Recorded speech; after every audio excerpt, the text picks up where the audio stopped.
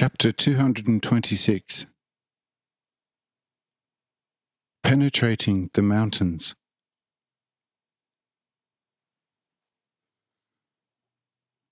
However, through this very cursed commandment, within a short time, the distant provinces of Hanoch got informed that the chief priests in Hanoch themselves were in trouble because they have been so badly cheated through the costly redemption of the slaves. Therefore, those provinces rebelled and completely disengaged from Hanoch.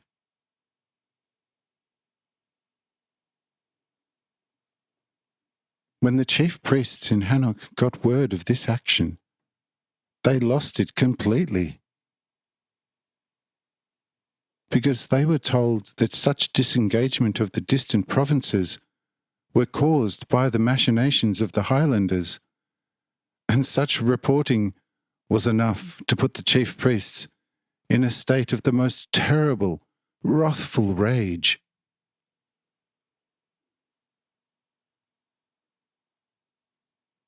For a whole day, they howled and roared through all the streets and alleys, and one could make out only one call from the otherwise howling, and this was, "Get up, all citizens of Hanoch, to 100-fold revenge against the Highlanders, and against all those countries who rebelled against us by the machinations of the Highlanders." The next day there was a recruitment, and every man, unless he was of the highest nobility, had to take up arms. Even the female gender was not exempt. In just a few days, a powerful army of 5 million warriors was equipped. The weapons consisted of spears, swords, bows, and fire tubes of the kind used by the ancient Turks in the time of their first wars, when they shot with stone bullets. For the powder was already invented under King Dronel, a son of Olad, and was quite refined under Kinkar. The women were given only light weapons. These consisted mostly in lightsabers and daggers.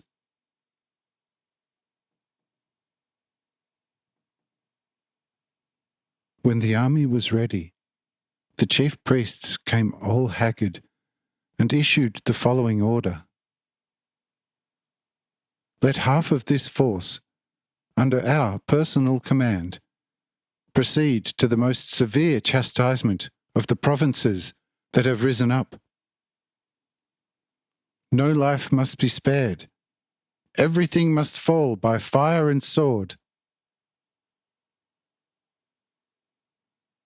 Upon this command, the immense army parted, and 2,500,000 warriors marched against the insurgent provinces.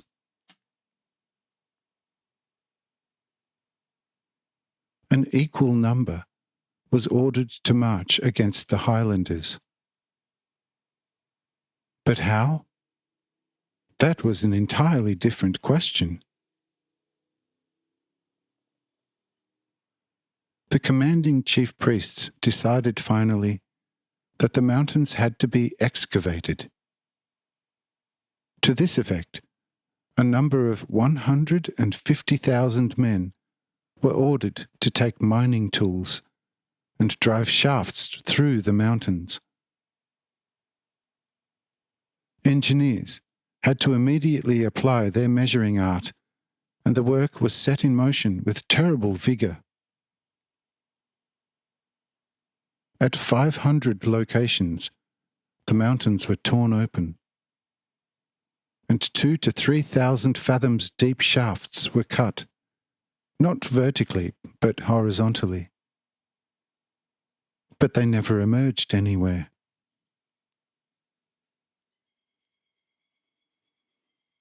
the engineers measured again and found that they had their shafts set much too low. They therefore dug new shafts on higher level entry points, which then reached the valley of the highlands.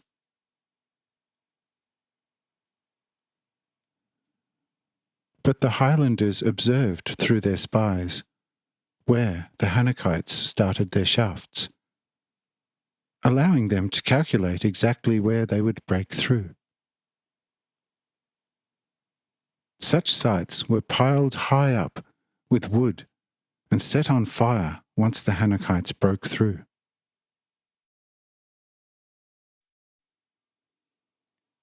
Smoke and fire vapour then filled the shafts and suffocated thousands and thousands of Hanochites. Even some chief priests acting as generals lost their lives during this expedition. 3 times an attack was launched on the main gate, but decisively defended, and the remaining part of the army had to leave empty-handed and with shame for home after a 2-year-long fruitless struggle.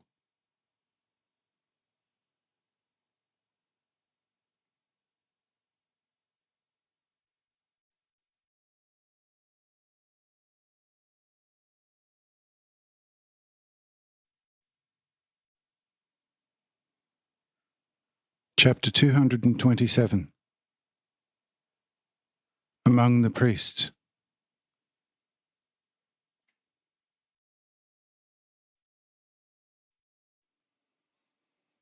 The few chief priests who returned from the Highland expedition reported, of course, to the few chief priests who remained at home, how their expedition has failed miserably to the highest degree. And when hearing such saddest news from the general priests, they almost tore their heads from their bodies because of the disappointing news. And they also began to revile over the imprudent attack.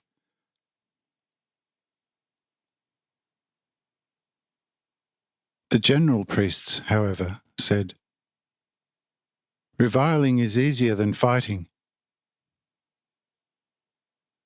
1/3 of the entire army is still available. Get up and fight yourself. And if you then, like us, will return unsuccessful, then you will be surprised how we can revile about your failed mission. Sitting here in the dry, it is easy to talk, to curse, to make very pernicious plans. But just go out there, and you will very quickly find out from which side the wind is blowing."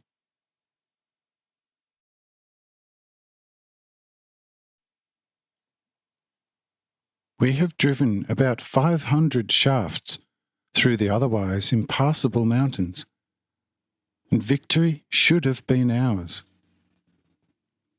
But can we help it if the Highland rogues were watching us from their damnable hiding places above what we are doing? Then calculate with devilish accuracy where we are going to break through, and then make large fires at those points, so that when breaking through, we were overcome by fire, smoke and vapour, killing us by the thousands and thousands in the long, dark shafts.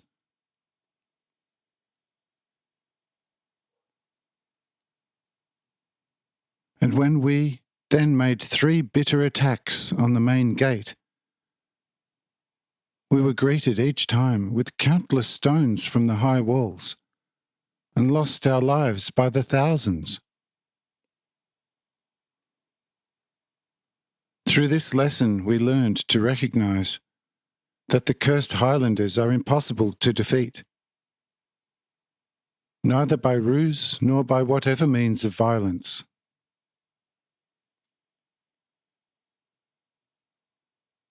If we had only listened to the counsellor whom we had flogged and stoned in front of the city gates. We would be much better off now. The only thing we need now is for the other part of our army to experience a similar fate, and we are done for.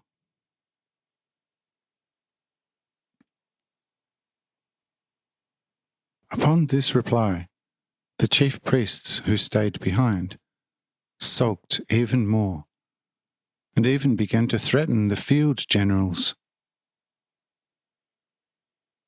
But the field generals said, "What are you talking about? We have the power in our hands. If you do not immediately fall silent like a wall in front of us, you will feel in your fat paunches our weapon-handling skills." Here, the two chief priestly parties attacked each other and tussled and dishevelled each other like dogs and cats. And from that moment on, the chief priests divided themselves into two hostile parties.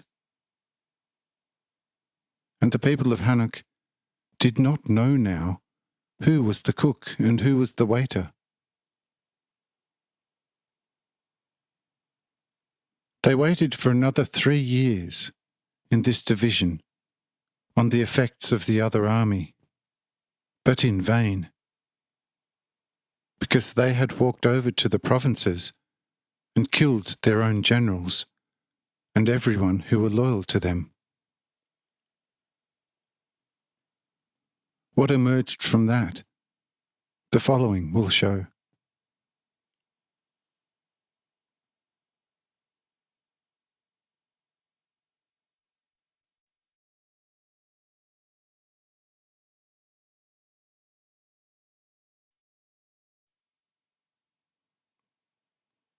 Chapter 228.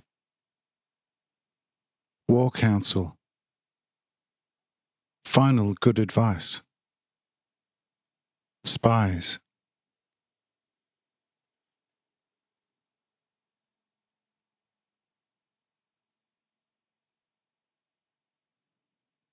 There was still one messenger from Noah present at the 10 in the highlands, and served them well as a good counsellor.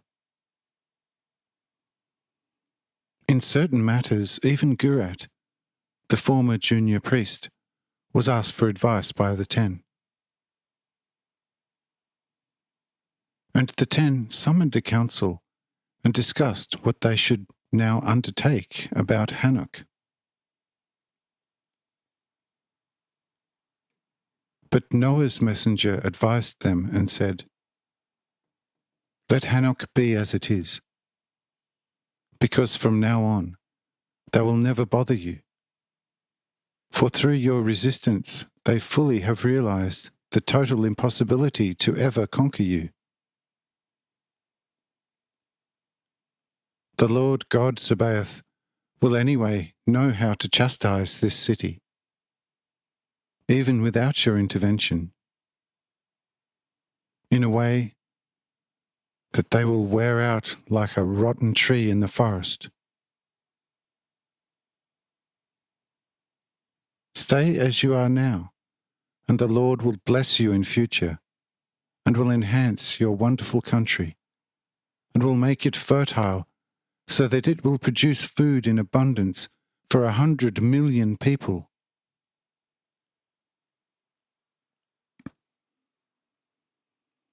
And even if he will judge and kill all evildoers of the whole earth, he will still spare you, if you shall remain in his order, according to this my advice.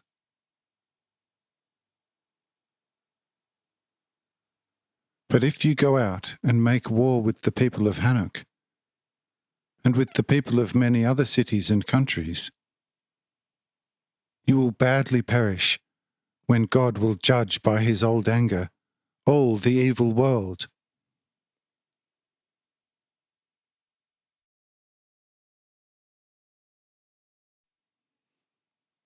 This was my last advice to you, since my time has come to an end, and I must go from where I came from.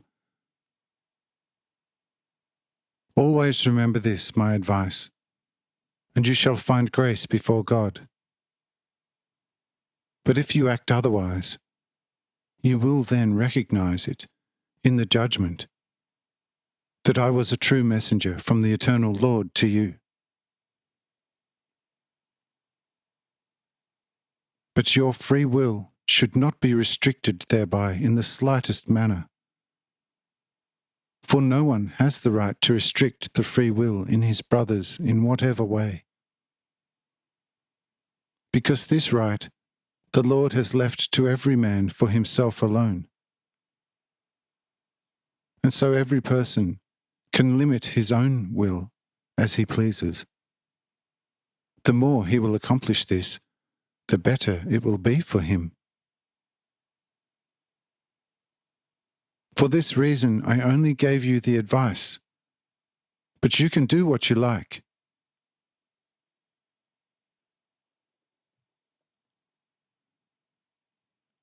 After this speech, the messenger was caught up by the power of God, and was quickly carried to Noah on the old heights.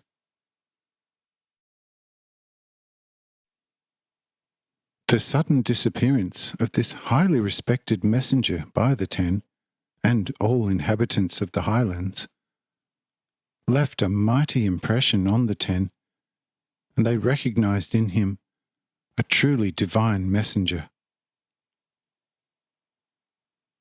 All his words, which he spoke unto them during the course of many years, were soon written on polished, pure gold plates, and was elevated to law status for all the highlands.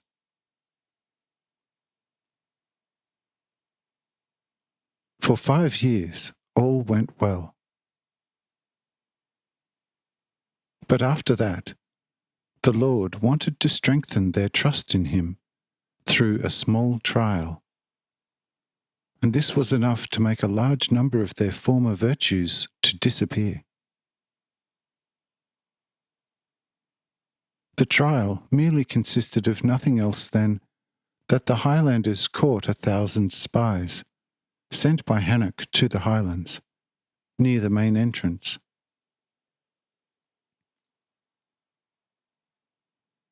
These spies were to initiate free negotiations with the 10, and bring about an exchange between Hanoch and the highlands. They were to do this openly, but secretly they were to investigate the balance of power in the highlands, and whether the Highlanders were to blame for the complete apostasy of the distant provinces and the army ordered there. But as the 10 were cunning and clever, they soon found out the secret reason for these spies in the easiest way in the world. For they said to the 1,000, "You have long since betrayed us. Therefore, do not conceal from us what you are secretly up to.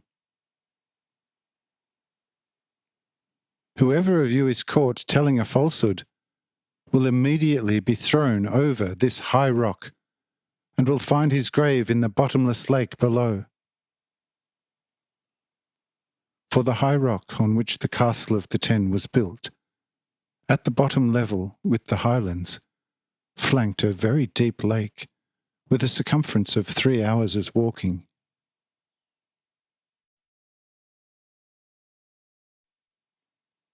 Ten of the main spies reported loyally and truthfully that they had no secret agenda. They were asked 3 times, and since they stuck to their first statement, they were taken to the edge of the rock, which was located above the lake, and asked again and sharply threatened. But they still reaffirmed their first statement in the safe opinion that this threat is merely a political stratagem on the part of the 10. But their assumption was wrong, and the first was thrown off the cliff. Now the other 9 were scared to death, and they began to confess the truth.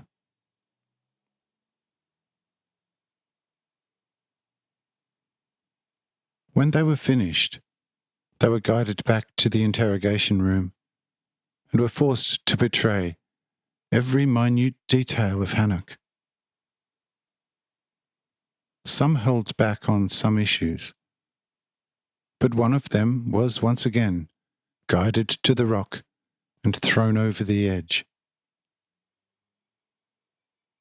This immediately opened the mouths of the rest.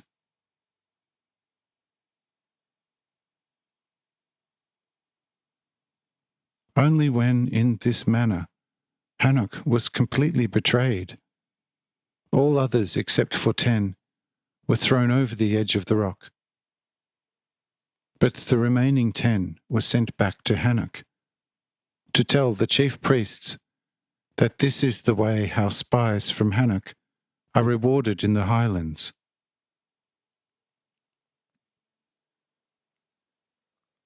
What happened further, the following will show.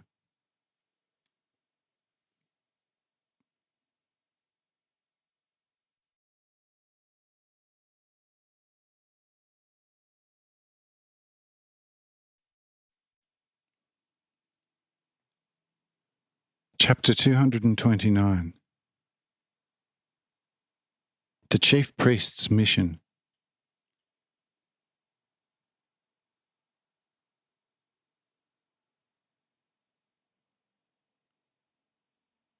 When the 10 arrived back in Hanoch and informed the chief priests of what had happened in the highlands to all the 1,000-strong mission, and what the 10 rulers of the highlands had said to them, the chief priests of one party became angry. But the chief priests of the counterparty, who themselves had the honours to taste the strategic wisdom of the Highlanders several years ago, cheered at the failure of this attempt.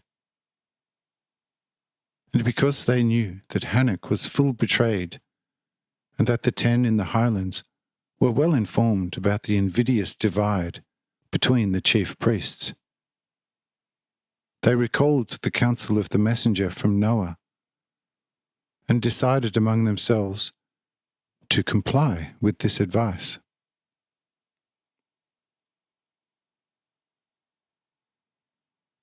They held a council among themselves and said, "What will it be? We still have the main power in our hands. We know what the thousands on the heights, who are our enemies, were really looking for. They wanted to explore the power of the highlands and other matters. But openly, they wanted to enter into an alliance with the Highlanders against us. They thought that firstly, they could outwit us by this move, and secondly, to weaken the Highlanders at the same time, and thus kill 2 birds with one blow. But the 10 in the Highlands were smarter than those mouldy chief priestly zealots, and made their effort end in shambles.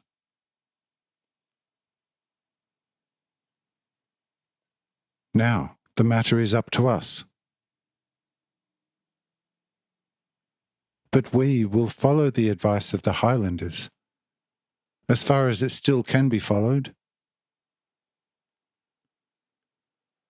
Even if we cannot make the messenger from the heights, who was stoned to death, king over all of Hanoch anymore, we nevertheless want to assign this supreme ruler dignity to any of the 10, or, for that matter, to someone they want to appoint. We will remain his generals as we are now, but the zealots will scratch their own faces with gall.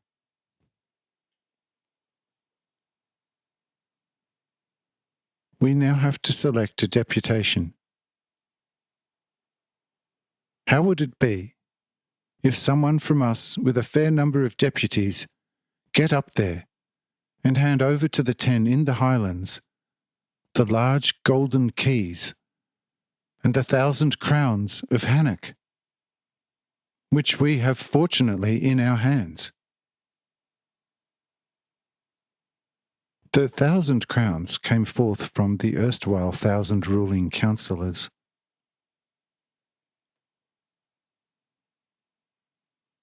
This proposal was generally accepted with approval, and a very eloquent high priest undertook this mission. 100 deputies from the remaining chief priests of the military party followed the one chief priest into the highlands, and immediately had the aforementioned imperial jewels carried on 100 camels.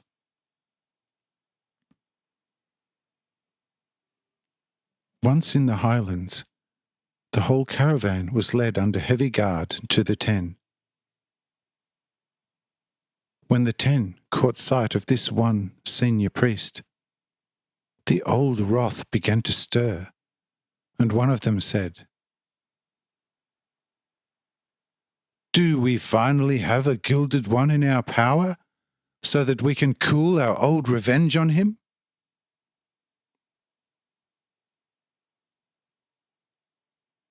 But the high priest said,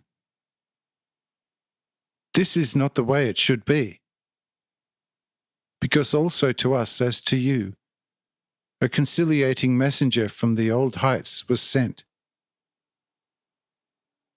He gave us some advice, and we are here now to follow his advice.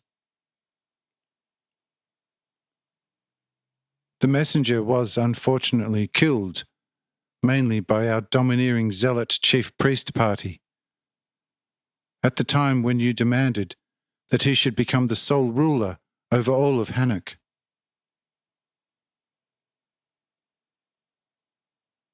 At that time we separated from the zealot chief priestly party, rallied all fighting forces, divided the great army to fight with one half the apostate provinces, and to satisfy the zealot priests, used the other half to launch a feigned attack against you, which of course ended in a disaster for us.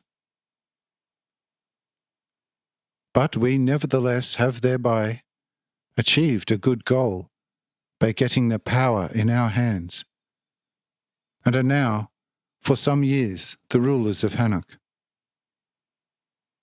But the actual chief priests are now our greatest enemies and are secretly recruiting forces to attack us.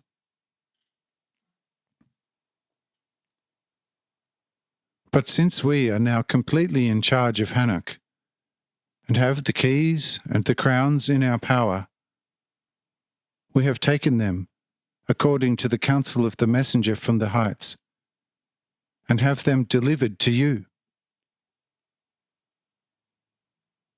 It is now up to you to appoint a king over Hanoch, who will be the sole ruler. But we want to be his most faithful servants.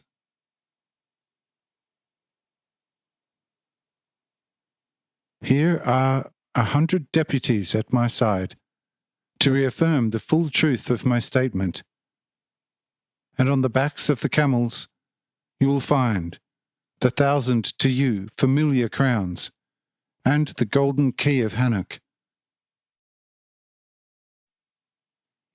But we are all standing in with our lives for the truth of it all.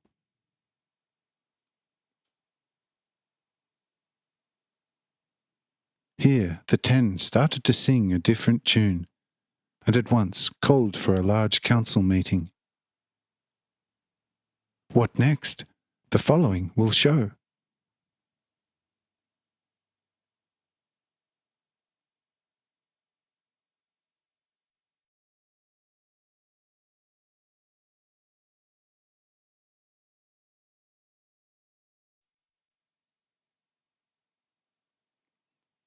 Chapter 230. Council meeting. Graz as king.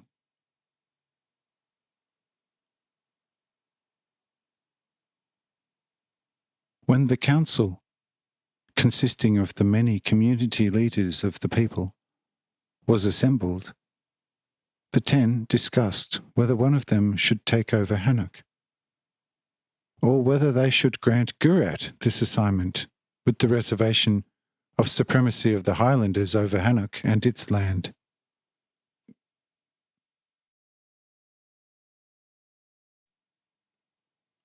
According to a general vote, the decision was taken that firstly, the 10 princes of the Highlands must stay together, inseparably for all times. And if one of them dies, his eldest son inherits his crown.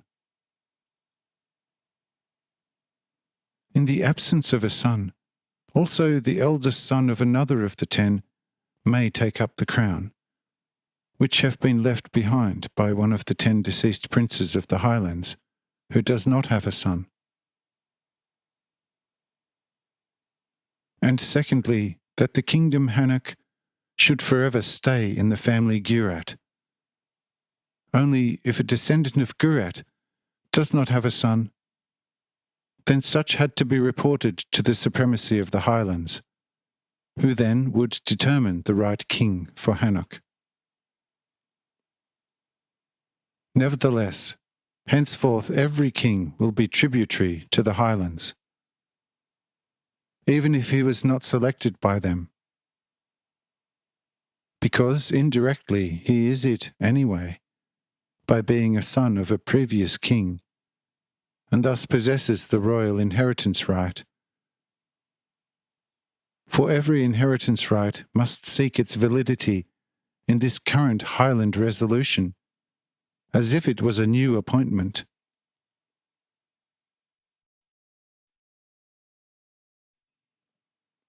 However, the King of Hanoch's recognition of the overlordship of the Highlands consisted in the fact that, with the exception of gold, he had to deliver the tithe of all other metals to the Highlands every year, as well as the tithing of sheep, cattle, donkeys and goats, and that he had to seek advice from the 10 princes of the Highlands for all important undertakings. For the correct delivery of the predetermined tithe, he must tolerate officials in Hanoch, who would nevertheless be remunerated by the Highlands because of the faithfulness. Above all, he has to regard it as the most imperative commitment to the Highlands that he will give to all the people of Hanoch and attached countries precisely the same constitution as it is commonplace in the Highlands, and always will be, so that thereby the nations of the earth would finally achieve the desired amicable unity.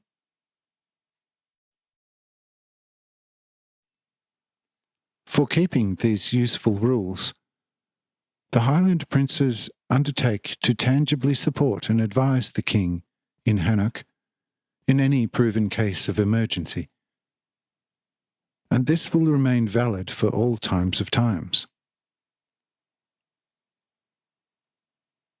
After this council resolution, Graz was asked whether he agreed to it. And Graz replied, "I totally agree with everything and everyone, and how should I not? For indeed, if you had not just made these conditions, I would have done it myself, and would have asked you to kindly accept it. For what is a king on his own in Hanoch without such support? I say, an empty name, which makes a person prisoner of the whole world, as it is at present the case with the figure of the miserable sham king in this very city. But a king under such wisest guardianship is a free, powerful lord, and can, in the firm belief that he is always acting correctly, control and govern as a true lord the nations entrusted to him. From this, my statement, you will hopefully deduct that I am exceedingly happy with your resolution. There is only one thing I want to add to the inheritance right, and that is in case of a king having a foolish son, or a sluggish, a spendthrift, or a tyrant, or a moron, or even an idiot. He, namely such a son, be forfeited the inheritance right, and there should be either a second son, or if his suitability is also in default, someone be appointed by you to take over the crown of Hanoch. Each heir should first attend your school before taking over the crown, so that you shall approve him as capable.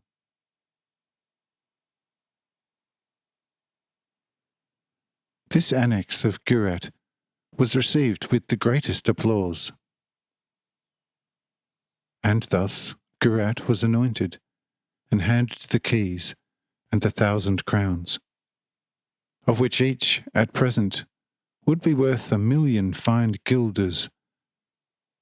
But just as valuable were also the keys. What further the following will show.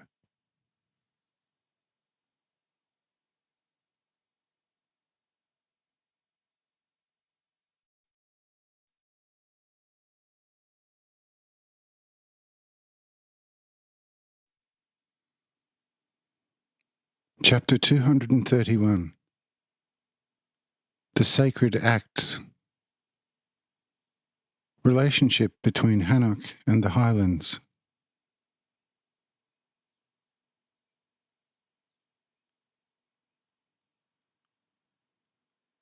All of these provisions were engraved on golden, 1-line and 2.195 millimeters thick pages, and then read also to the deputies of Hanoch.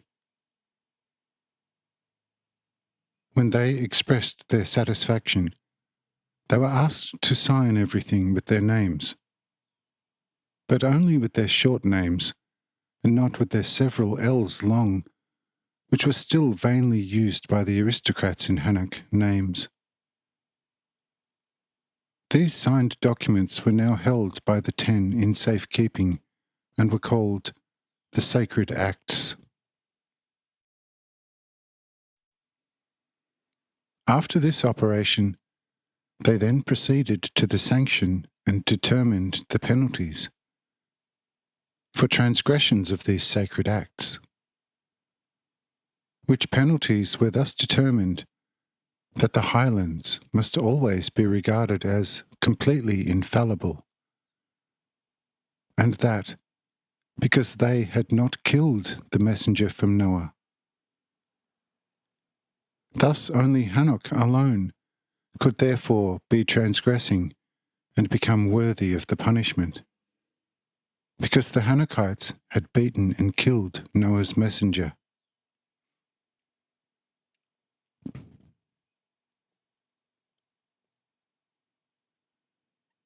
Graz said very secretly to one of the 10, "Friend, as long as you shall live, the Highlands will certainly remain infallible.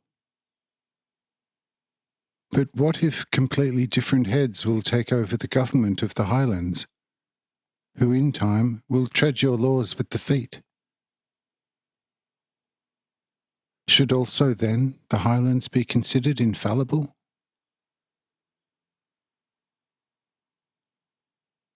And the asked prince of the 10 said, "See, we all know that even a father can err against his children, but he then errs only in his own sphere, but not in the sphere of his children. And the children never have the right to question their father and say to him, 'Father, why are you doing this? or why have you done this to us? Even less so do the children have a right to punish the erring father.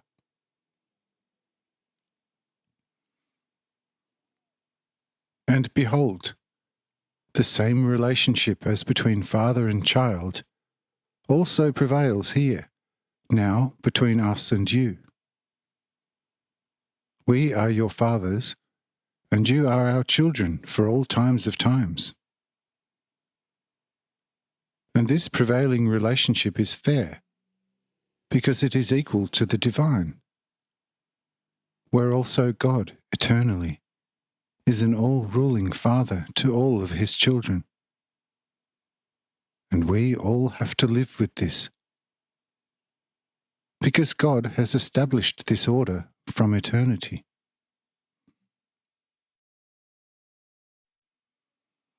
Moreover, with the 10 rulers who are completely one-minded, fallibility is anyway unthinkable, because in case of death, the new crown heir must, firstly, fully follow the footsteps of his predecessor, and secondly, he can never introduce a new order because he always have 9 old, or at least older, regents at his side, who will certainly not lend the newcomer an ear if he would consider reforms.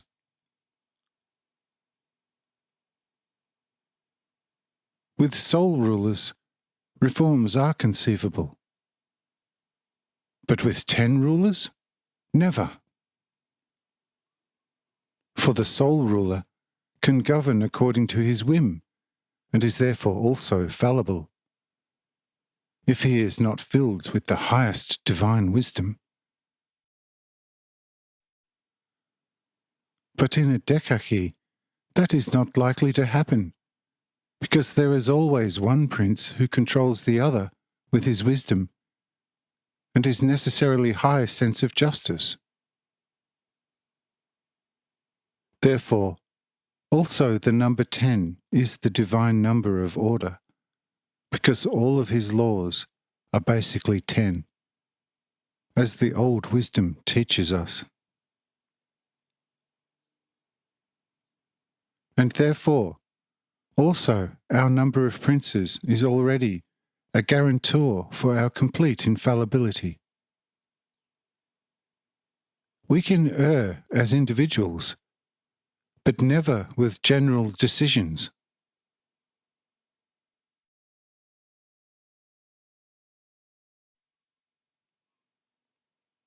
With this explanation, Graz had to be satisfied, took over the jewels, and went, as the confirmed king of Hanoch by the 10, with the 1 senior priest and the 100 deputies to Hanoch. What further? Next.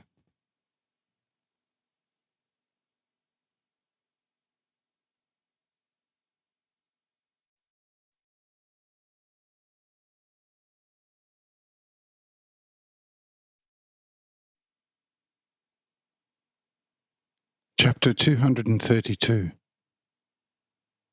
Graz as king. Wise advice.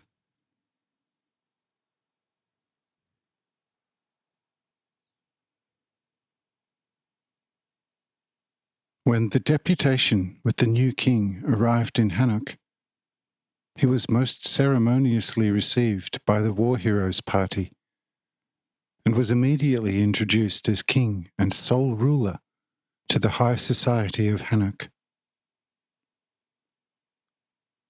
He at once accepted the homage and occupied the old throne of Lamech in the old castle, while the puppet king still resided in the new golden castle. He drew the hero chief priests with all the military power to him, and then immediately gave new laws that were very functional, of course, for the worldly citizenship.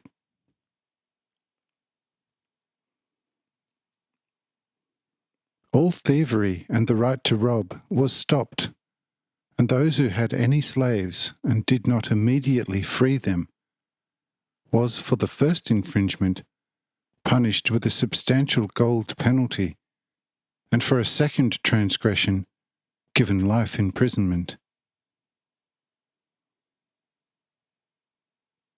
But what did the other senior priest party said to all this for them quite unexpected events? Among themselves, they started to shout about this atrocity. In all haste gathered their reserves, consisting of 30,000 men, and wanted to attack the wrongdoers.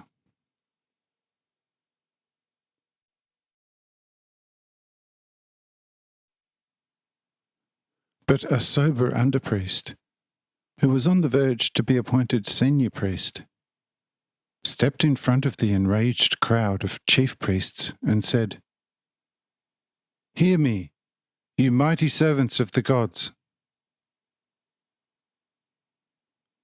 Before you take one step of revenge, calculate the relationship between 30,000 and 1 million.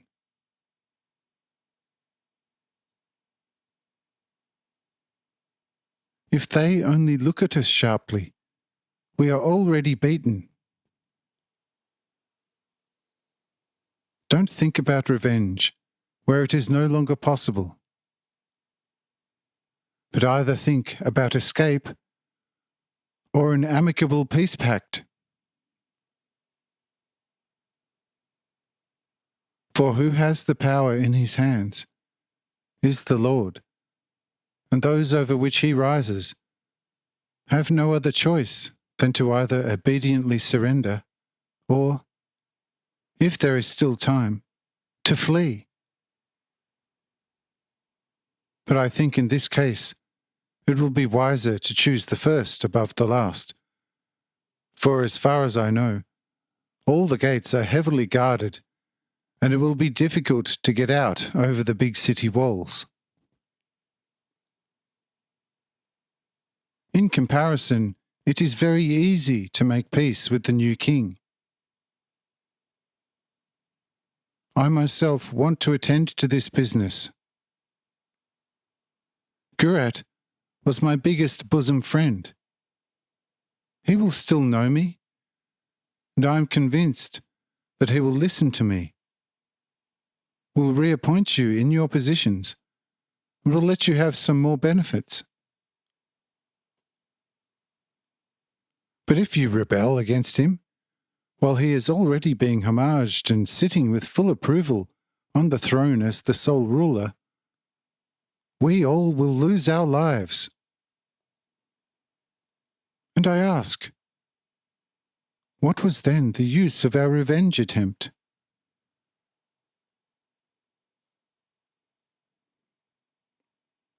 What good is it to flare up in wrath over a gushing torrent? If it has flooded its banks and devastated the land and its fruits, who will be so foolish and angrily plunges himself into its powerful waves and floods, thinking he could stop and chastise the current with his muscle strength? And see, it is the same here. How can we resist the great power of Graz? If we're going to do this, we will cause him to guide all his mighty current of power over us, and we will all perish. This is my advice and my justified opinion, but you can now do whatever you want.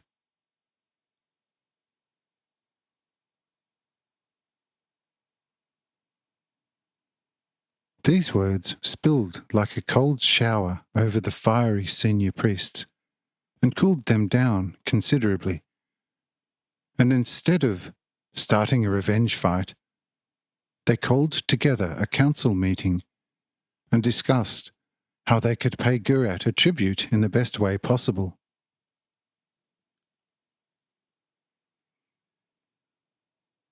And the one underpriest councillor said, "Do not worry about it, and let me handle this.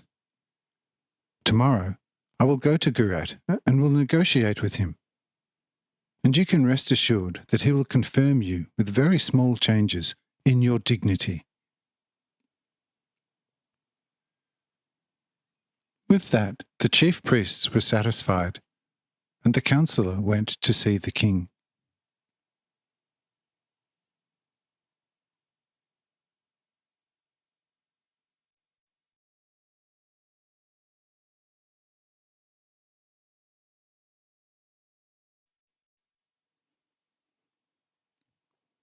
Chapter 233. Successful Negotiation.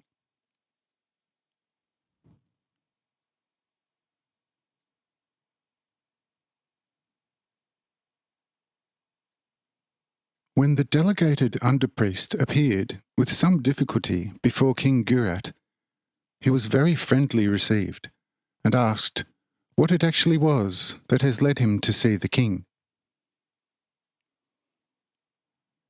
And the underpriest said, "You know that in Hanoch, since the unfavourable failed attempts to defeat the Highlanders, the upper priesthood has divided into two hostile groups, of which one party appointed you king, while the other party ignited in all anger against you. See, this party wanted to mobilize a force of 30,000 well-trained warriors, and with the greatest bitterness march against you and to destroy you if possible.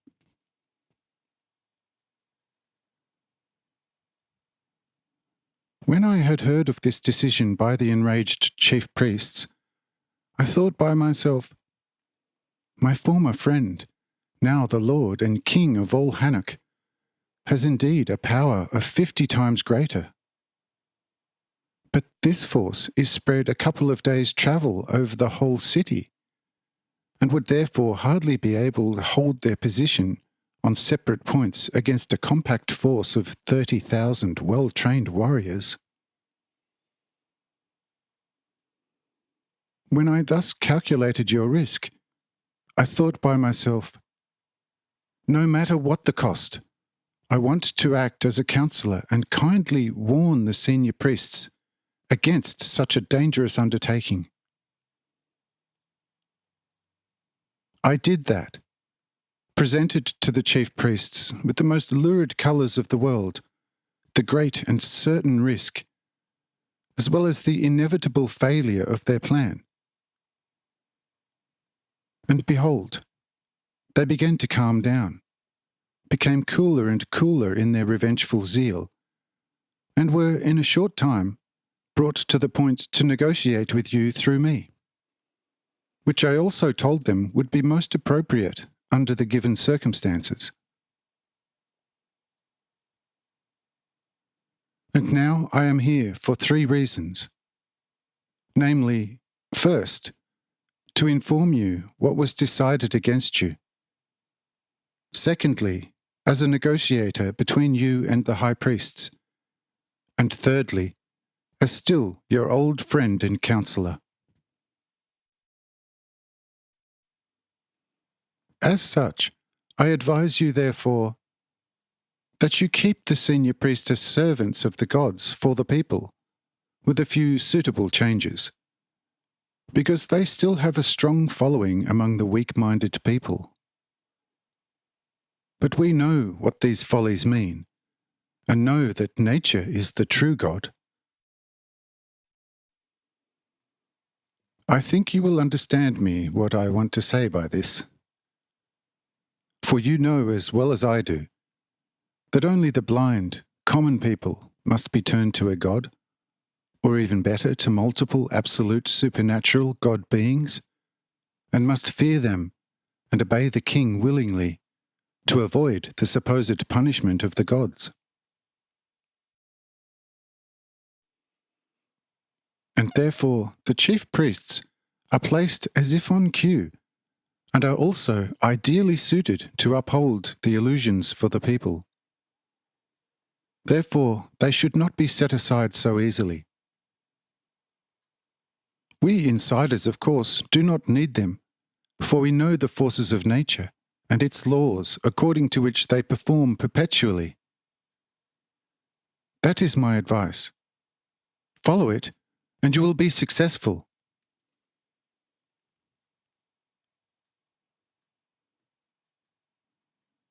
These negotiations were also heard by the royal chief priests, who were in full agreement with the advice.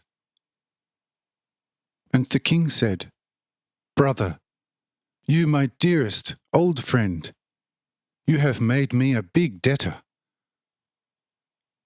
So it will be done according to your advice.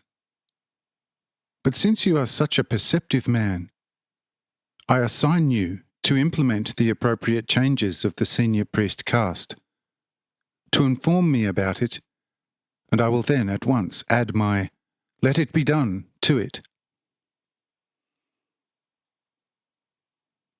And the councillor said, "Thus let me now go back and meet with the chief priests. That they will dance to my tune, I warrant with body and soul. But it must have the appearance as if they had made the amendments themselves, if they should become loyal to such a new constitution." With that, Graz was satisfied, and the councillor went back home.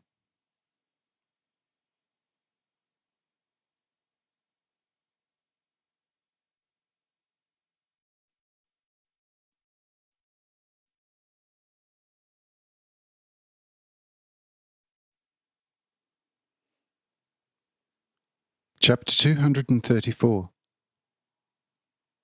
Cunning.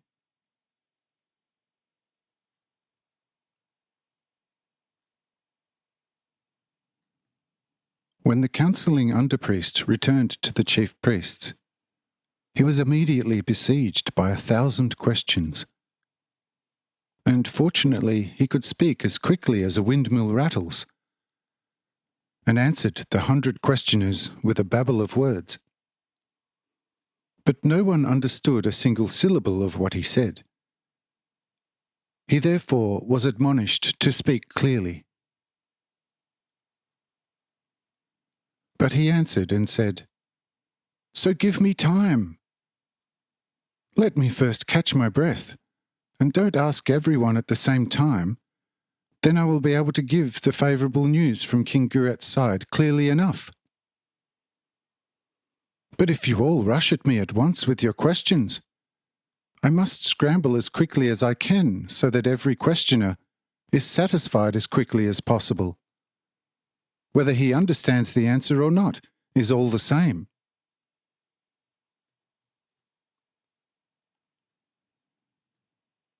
And the chief priests then calmed the underpriest and asked him very composedly that he should clearly convey the message from the king to them. Only then did the councillor address the main issue and said, "Thus listen to me, you servants of the gods. The peace offer was accepted in a most friendly manner by the king, and upon my recommendation, he has confirmed your dignity as high priests. You just naturally have to let go of your governing functions, for he is the sole ruler and king over all of Hanoch, over the whole great empire. This is therefore one condition which was determined by him. Then, the high priests of the puppet king must also become chief priests, or they, including the puppet king, will lose all their dignities. Because the king only confirmed the positions of the chief priests and the under-priests. Furthermore, it is the king's will and law that all caste classifications must end, and he alone appoints all the positions, the secular and the spiritual.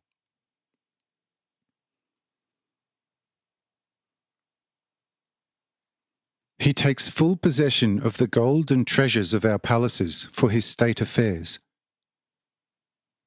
In exchange, he assures to each official of his empire a befitting remuneration, to the spiritual as well as the secular. But we, of course, have to bite the bullet now, because things can no longer be changed.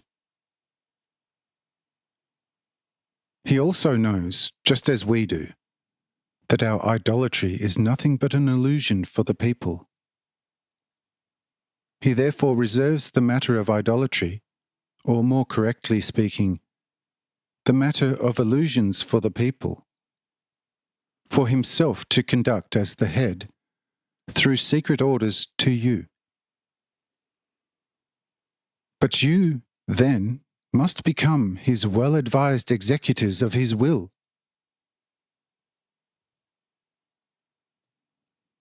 Finally, he will appoint a general senior priest, under whose leadership we all will reside. Now this is his firm will. Are you satisfied with that?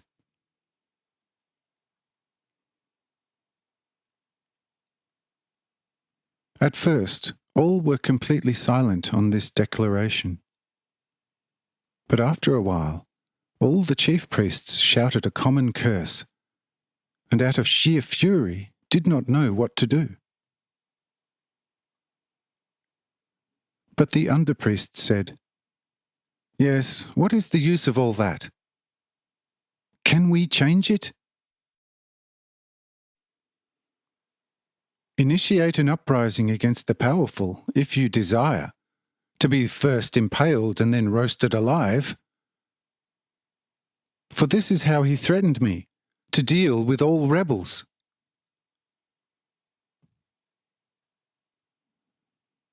When the senior priests heard this, they surrendered and had to write down point by point the conditions as if they had voluntarily chosen and determined them.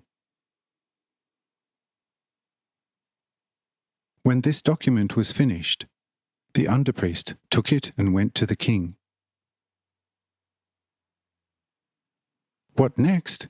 As follows.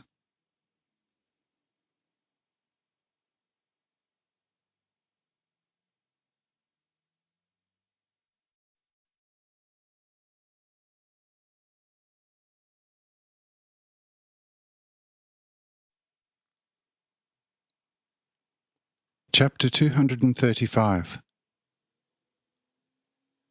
Satisfaction. Appointment.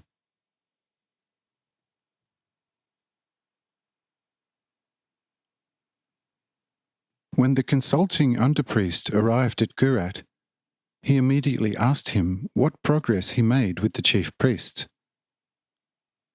And the underpriest said with a very happy face, "My king, my lord and my friend, I say, the best of the world. You are now completely their lord. All their treasures are yours. They consist, as you also know it, of the 1,000 palaces, wherein each is stocked at least 100,000 pounds of gold, twice that in silver, gemstones, and still many other priceless treasures and valuables, weapons and provisions. I ask you whether you are happy with that." And Graz said, "If the matter stands like that, and if you have brought it about by your eloquence, you are already now my chief counsellor. But keep on talking, and tell me openly what you have achieved with all the chief priests."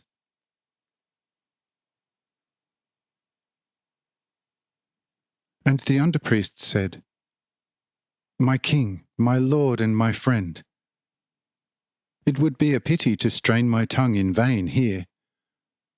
Behold, here I have all the negotiations on gold sheets in writing and signed by all the chief priests. This is certainly more than my own tongue. Take this very important document and read it, and you will find in it everything that I have discussed in your name with the chief priests. I think you will find sufficient cause therein to be pleased with me. Here, the underpriest handed Gurat the document, and he read it aloud in front of all the hero's senior chief priests. They clapped their hands for joy and laughed and cheered about it, for having achieved such an opulent victory over their enemies, and this by the sole wisdom of this sly underpriest.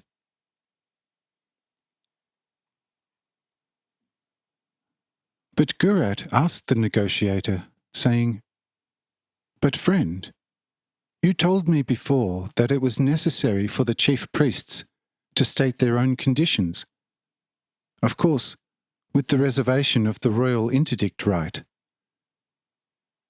if the conditions are not suitable for the king's plans. But from this document, I can see very clearly that in fact only you have dictated, and the chief priests were compelled to accept the conditions as set out by you. We now have, of course, the title in our hands. But what about the actual satisfaction of the chief priests?"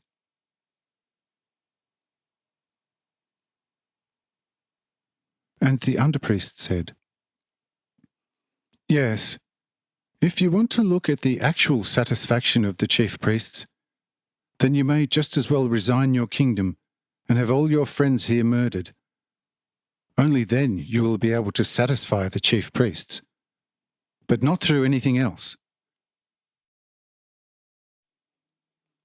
Friend, the winner may never ask the conquered, 'Are you satisfied with my victory over you?' Since the conquered will never be satisfied with the victory over him. Therefore, the winner must immediately dictate and say, 'This is the way it will be, and that is how I want it to be.' But for the conquered, only please should remain."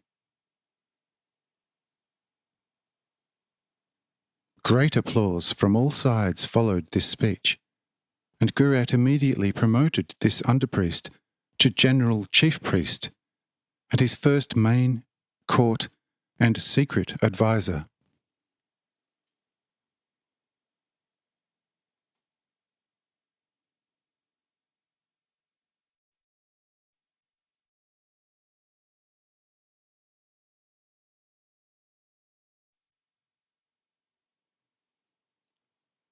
Chapter 236.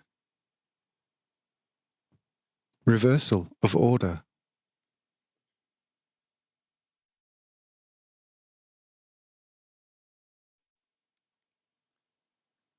The king had immediately a general senior priestly dress made for the underpriest, and provided him with royal power appointment, written on a golden plate by himself, and then signed by all the heroes who previously were chief priests.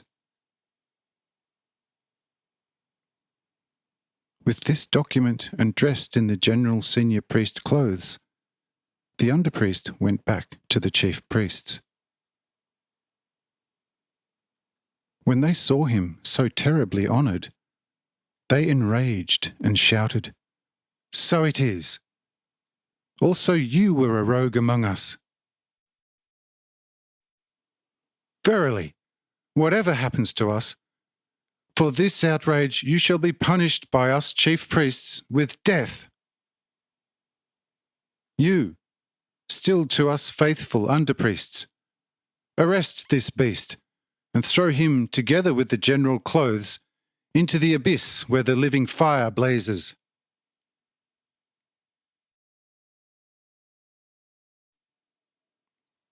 Upon this invocation, the general shouted with an imperious voice, "Stop! Back up, you devils!" This invocation and this judgment was still missing to your utter destruction. Behold, here is the title of the king, and the signatures of all your enemies and destroyers. According to this document, I am what I am, a fully empowered general over all of you.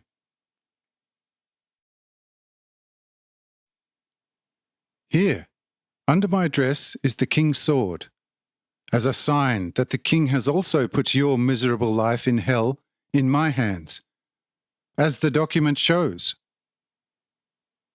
Do you, devils, understand me? But outside there are standing 4,000 armoured warriors. A sign from me, and you all lie within a few moments dismembered in this hole, where you have had so many abominations executed, and to many more have made the most hellish plans. As underpriest, I had to unfortunately look at your diabolical mischievousness for long enough. But this time has passed, and now you devils have finished playing your satanic scrolls and sheets. From now on, it will be different.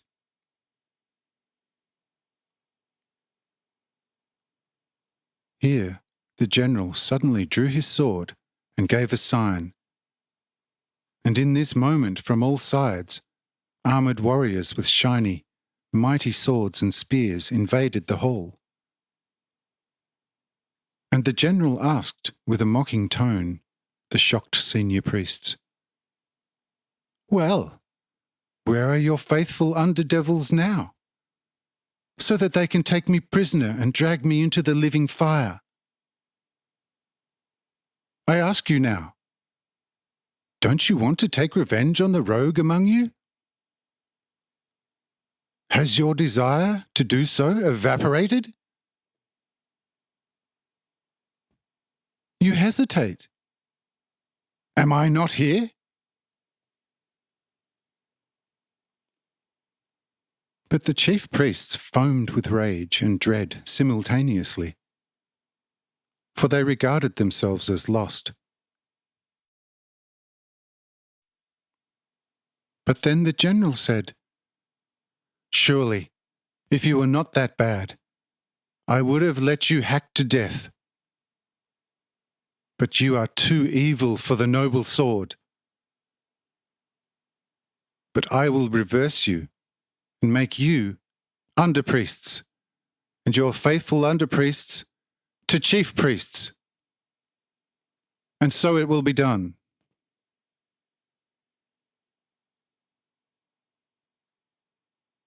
Here the chief priests began to howl, and the underpriests cheered and crowned the general.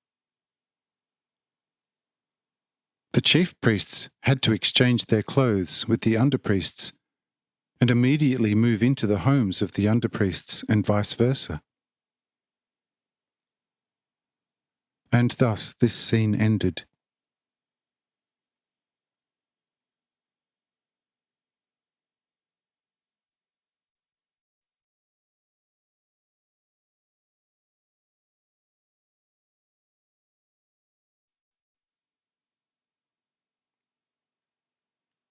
Chapter 237.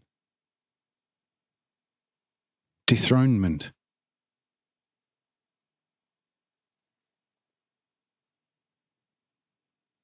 After this operation, the general and some of the warriors went at once to the castle of the puppet king, where also the omniscient high priests lived, but at this stage not knew, along with their god king, what was going to happen to them.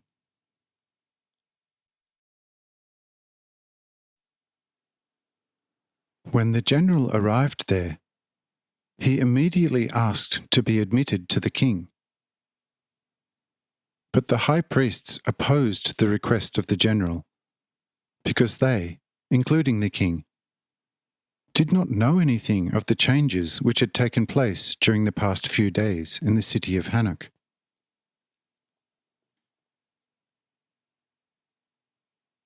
But the general shouted at them and said, "If you do not let me visit the king at this very instant, you will be hacked to small pieces by these warriors."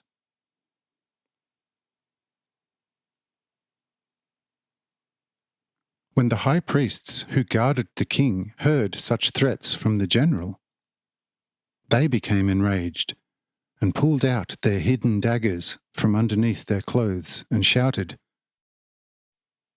"Revenge to the wicked at the divinity of the king!" On this call, they wanted to attack the general in all anger. Here, the general retreated and instructed the armoured sword fighters to hack the high priests to pieces. And the swordsmen immediately struck the small group of chief priests, cutting 3 in 2 from head to foot, and wounding 7 very badly. When the remaining 30 saw what this general was doing, they fell down and begged to be spared.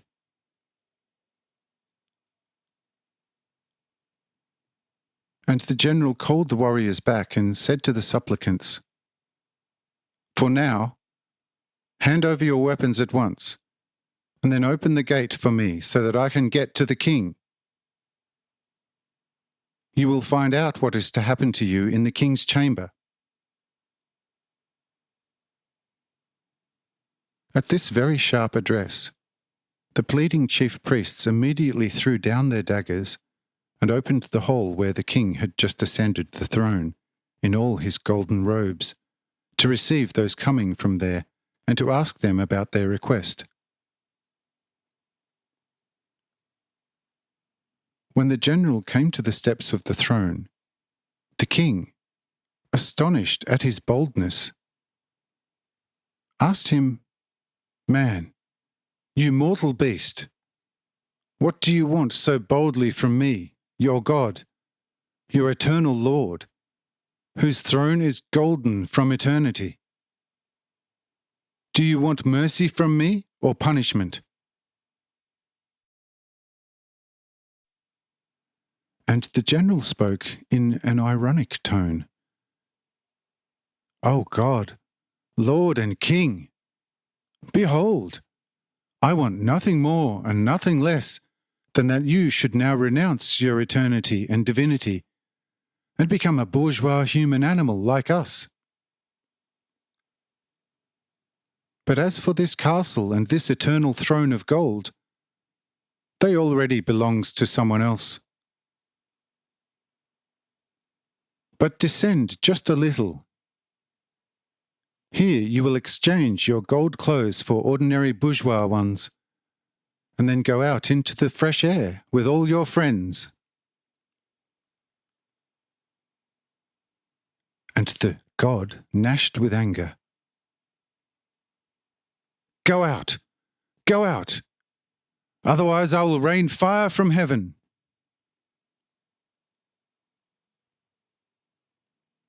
And the general said with a smile, Oh, you don't have to do that right away. For then you could set the sea on fire, and the earth too, and it would be an eternal pity for them. See, you little god, what bad things you want to do. Therefore, only descend very willingly, otherwise I would have to let these evil spirits carry you down."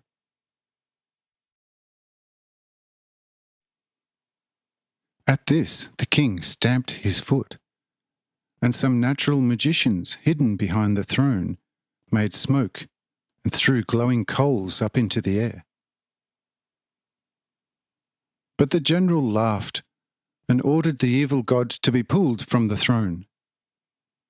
This was done immediately, and the evil pyrotechnicians fled with their pans of embers. This dethronement soon became the laughing stock of the town.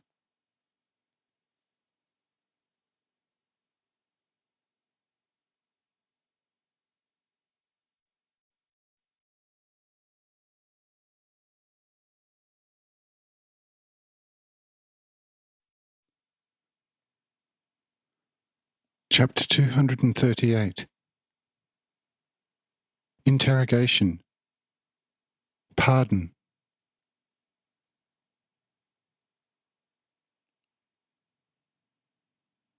When the king was taken care of in this manner, and dressed in middle-class clothes, the general turned to the 30 high priests and said, "Behold, your God is already taken care of, and your king has been crowned with a civic crown, which suits him much better than his sham and deceit crown, under which he believed to be a lot, but in fact was less than nothing. Now we need to take care of you, you old unscrupulous people scammers. What shall it be? I'm going to ask you a question. Its reply shall demonstrate what you can expect. And thus listen to me. This is the question. Were you knowingly or unknowingly deceivers of the people, as well as this of you created king? Do you believe that this weakling is in all parts a god for mankind? What you want the people and this king to believe? Do you in yourselves believe seriously in one or more gods? Or have you never believed such, and have just taken it as an old myth from the books of Kincar against your own faith? Have reworked and disfigured it, and used it to shamefully deceive the people? Answer me this question very conscientiously.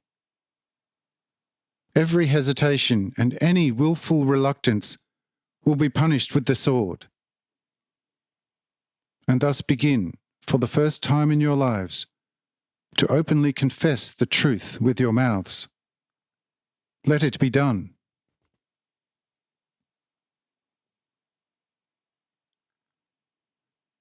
This question made the 30 turn all colours, and since any hesitation was punishable by death, one of them immediately began to speak and said, "Mighty Lord General, you, as a former underpriest, knows as well as we do who our masters were. Were we not compelled by force to entertain all these illusions? To what use is our conscience here?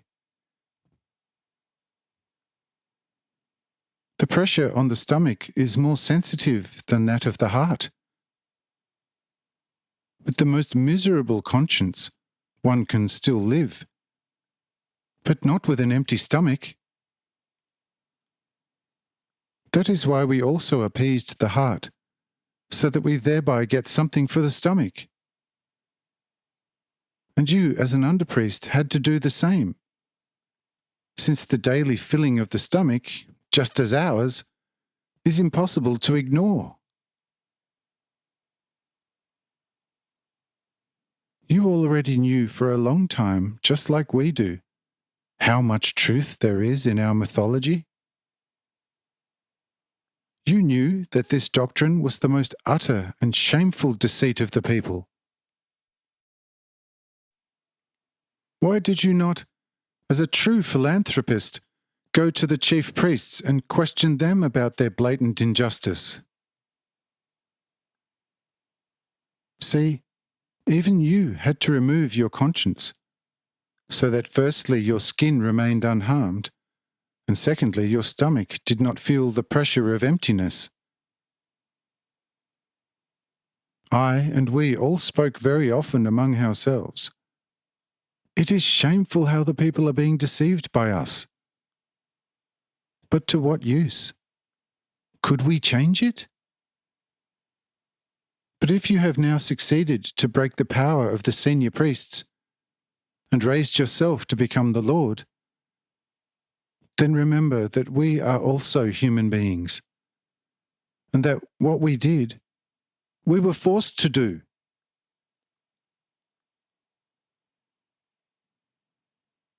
And the general was satisfied with this answer, and said, "Well, you have spoken the truth.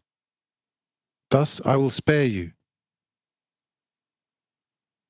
I have made the chief priests to under-priests, and the under-priests into chief priests by the powers vested in me by the new king Gurat.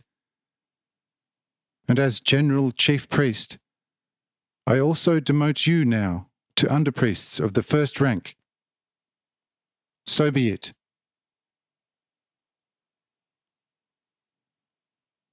With that, the death-expecting high priests were satisfied, and were immediately transported with bag and baggage to the under-priestly dwellings.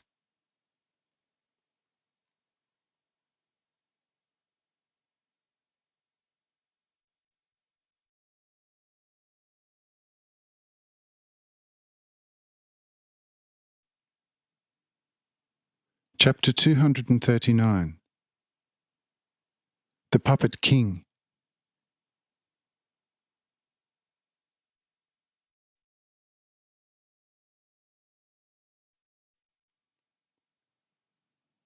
When the high priests were taken care of in this way, the general turned to the puppet king again and said to him, "Now, in these simple clothes you are a citizen, and thus for the first time in your life something real. For as king you are nothing but a most shameful, deceited human being, an idle sham tool in the hands of the priests, never ever had even the right to be allowed to go out into the fresh air. But since you have now become a real person, a free citizen of Hanoch, it depends on you where you want to have your own house, whether within the walls of this city or in one of the day-long journey alleys to the 10 suburbs. Or do you want to own a house with gardens and fields in the suburbs itself? Explain yourself in this regard in front of us."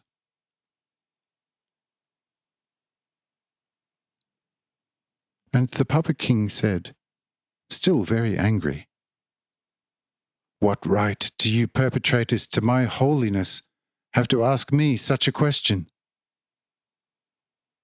Doesn't heaven and earth belong to me? And I should choose for myself only a shabby-looking citizen's house? I, for whom even this gold palace is a most disreputable dwelling.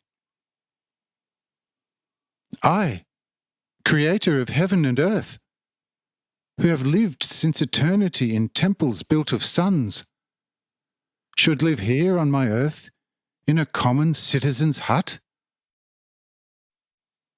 No, no. That a god will never do. He will leave you entirely, and will retreat back to his eternal sun castle, and from there launch a large judgment against you. You infernal evildoers. Only then you will recognize that the first deceit was better than the second.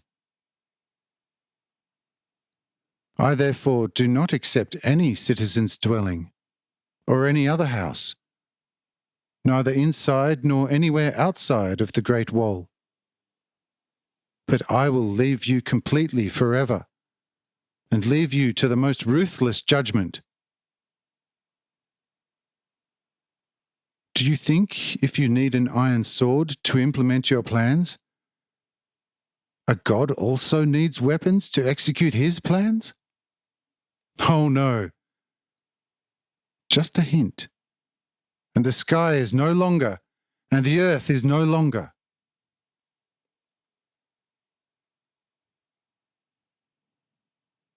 Now the God King had finished his laboriously learned speech.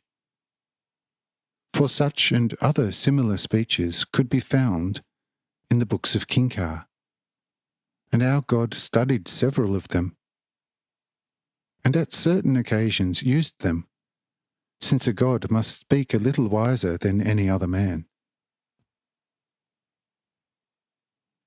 Although this speech was one of the best which he knew by heart, it did not help him this time. Firstly, the general only laughed at the divine orator in the face and said, "You should not be so wicked, because if you are so adamant and do not want to follow me, I would be forced to have you beaten on your bare buttocks, which would be very painful. Therefore, follow me willingly. For you see, things cannot be different as it is now." And secondly, the general ordered the warriors to grab the Almighty God and carry him away if he does not want to go willingly. The God King resisted terribly to leave the palace, but it did not help much. 3 warriors grabbed him and carried him out into the open to join the chief priests. But when he continued to rage and curse, the general, in all earnest, had him flogged on his bare buttocks. And this patch had a soothing effect on the God King, who then resigned himself to his fate. For 3 days, the general had the golden castle swept and cleaned, and then went to Graz and handed him the keys of the castle, and told him everything what he had done for him. That Graz was extremely satisfied with that need hardly be mentioned.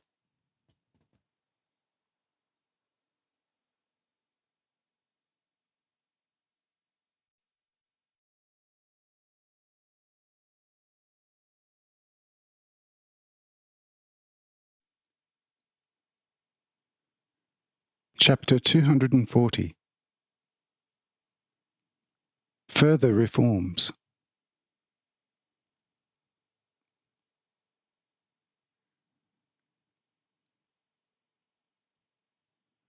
Then Graz determined one day to investigate all the priestly arrangements which the general had implemented. The 7th day was determined. As this day was approaching, Graz called all members of the court together and went, accompanied by the general, to the immense castle residence of the priests, which had so many rooms that it could comfortably accommodate 5 times 100,000 people.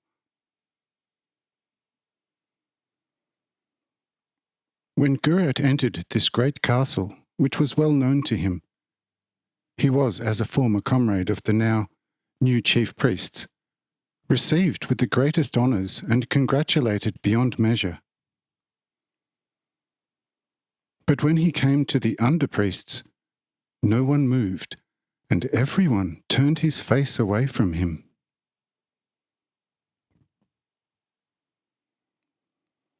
Graz noticed this, and he seriously asked the obstinate and defiant under-priesthood why they met him in this manner, since they knew that he was the sole ruler of all of Hanoch, as well as the whole great empire.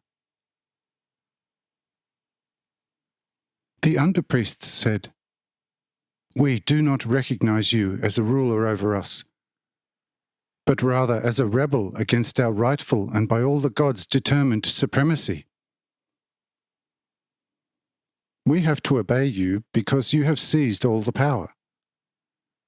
But we never ever can respect you, and even less so anoint and crown you. We will do what you are going to command us to do, but our faces will remain forever turned away from you, and our hearts will always be filled with contempt against you. But as we will conduct ourselves against you, in the same manner also the old chief god and the new gods, who are nothing else but his outwardly affecting forces, will act against you. We ruled the people in his own order. We took the gold away from them, which would have been a major poison for their inner life, and humiliated the arrogant with slave chains and tongue paralysis.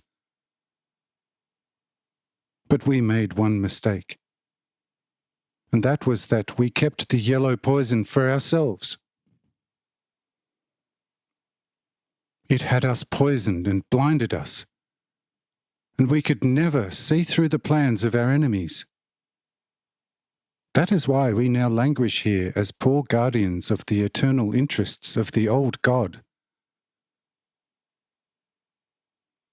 But this serves us right, and we are glad that God has afflicted us so graciously, and that we can recognize that God has afflicted us.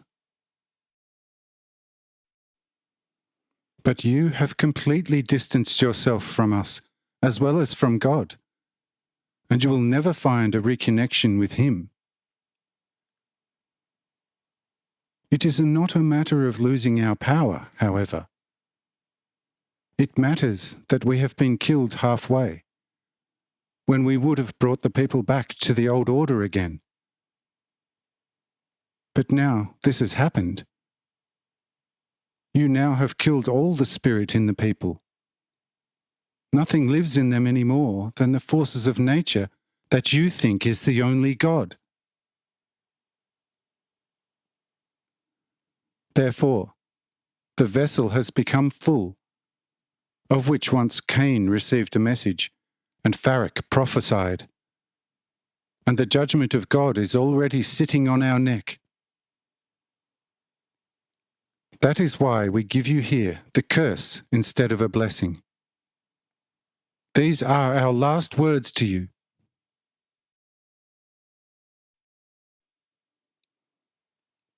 Gurat did not like the reception. He became angry and had all the underpriests flogged, and had them moved out to the shore of the wide sea, and then appointed completely different underpriests who were loyal to him.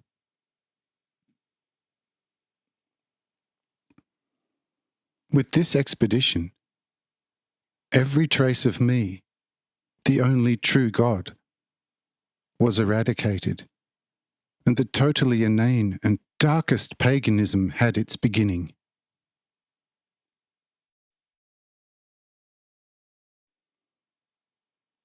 At least these old priests still knew me by themselves, but now no one knew me anymore. Because the hero chief priests were still novices and have not yet been initiated into the wisdom of the ancients, and knew little or nothing about me. But what further, the following will show.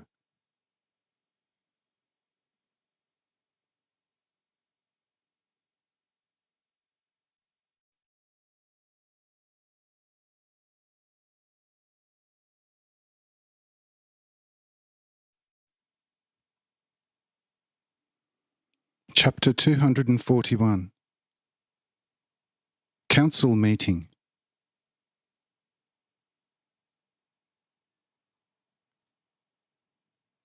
After this expedition, and after the new appointment of the lower priests, however, Gurat summoned a council of priests to determine what the new divine doctrine for the people should look like. When the council meeting in the castle of the king began, the general chief priest rose immediately and said, "My king and my lord, let me speak in this important matter, on which alone your and our common welfare depends.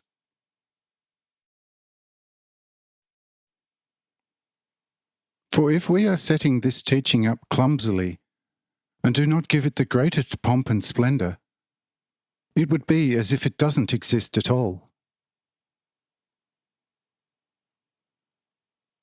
For this reason, the gods known to the people must be maintained, and still many be added, but with the important difference that we build them at different, sinister-looking places, great temples with a very mystical appearance, and in them display the divinity in the most colossal size possible.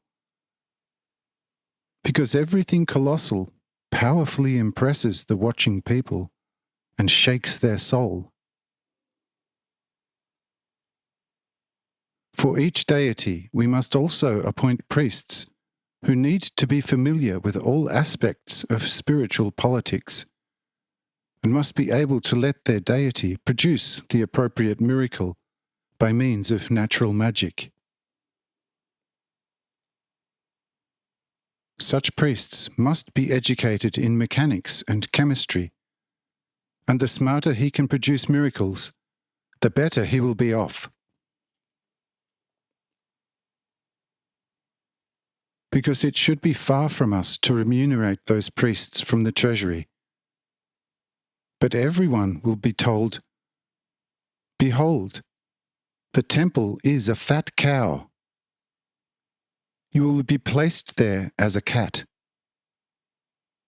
If you want to eat, you must know how to milk." And we can be assured in advance that within a few years, our kingdom will be bursting with the most profound miracles of every conceivable kind. And the people will be so full of devotion and surrender that they really won't know how to help themselves.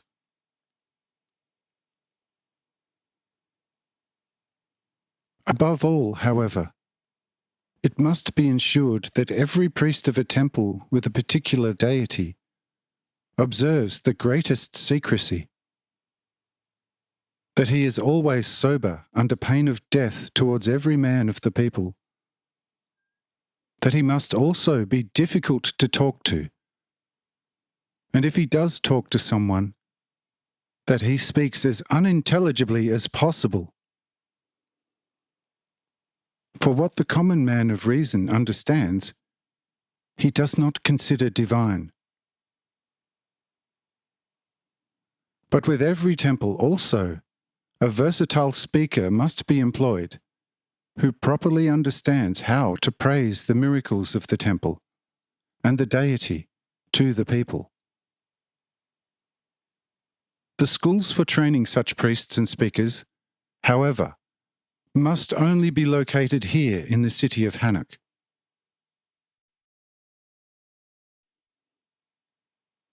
I think that if this my suggestion is implemented, we are thus provided for all times of times, and do not even need to impose direct taxes on the people.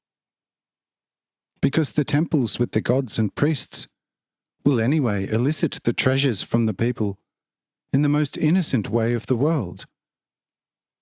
And the government will seem to be a government for doves and lambs.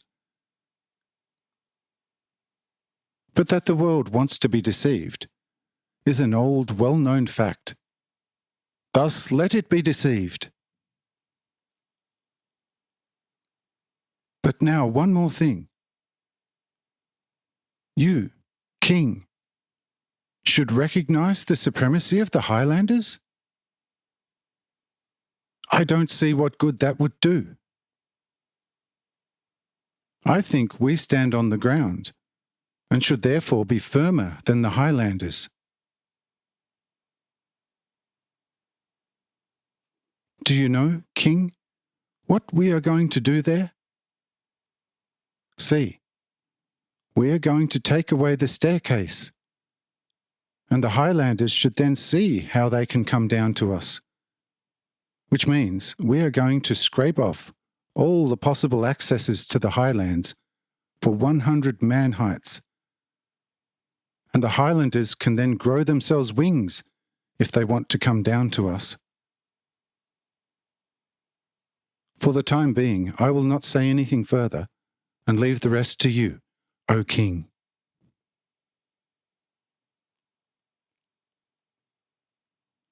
The king and everyone were more than satisfied with this advice, and it was put into action as quickly and actively as possible.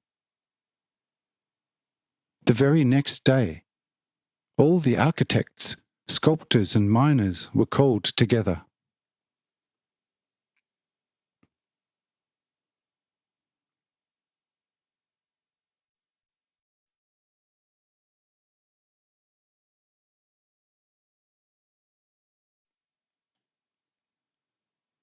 Chapter 242. Diligent Work.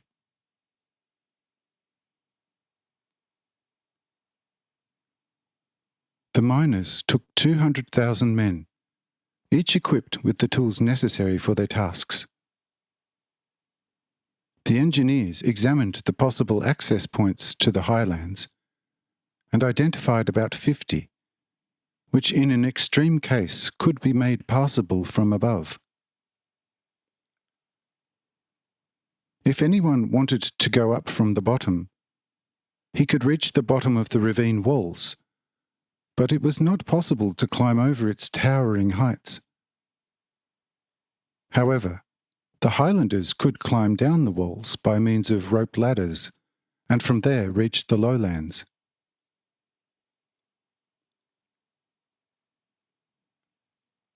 On the heights there were indeed more than 50 walled passes, but the canyons and ravines joined each other further downwards, and 20 canyons and ravines formed only one main trench. If this would be made impassable, also all the other ravines higher up became inaccessible.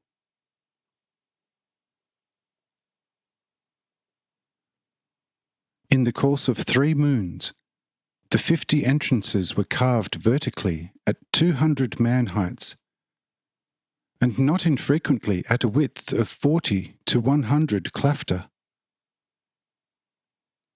This made it absolutely impossible for the inhabitants of the highlands ever to reach the plains of Hanoch.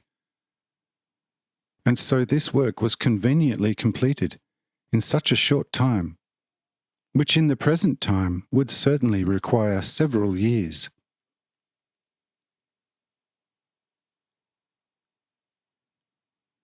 These primitive peoples had the peculiarity of calculating a job well beforehand. But then they suddenly applied so much force that such a job was finished in the shortest possible time. For they argued, it costs one and the same whether we use a few workers for a long time on a project, or whether we use many workers for a short time on the same project. With the latter, however, we are gaining time and thus profit from the earlier usefulness of the completed project, which is then a major advantage.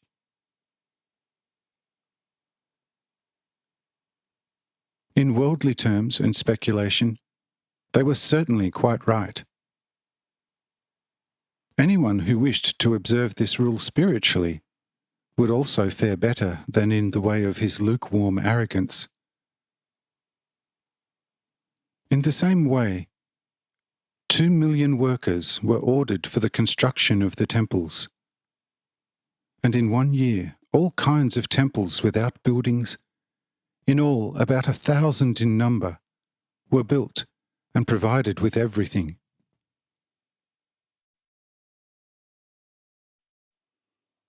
But how the deities were distributed in them and miraculously erected is shown in the following sketches.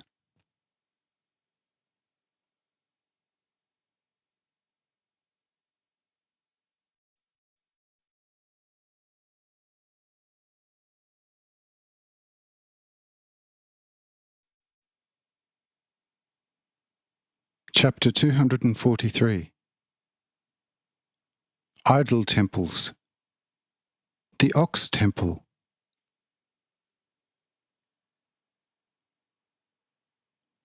Here are some sketches of the strange idols in the temples. In a deep mountain gorge, where a wild mountain stream raged and sprayed over high rock faces in sudden falls, a large semicircular temple was built in a fairly spacious rock cauldron.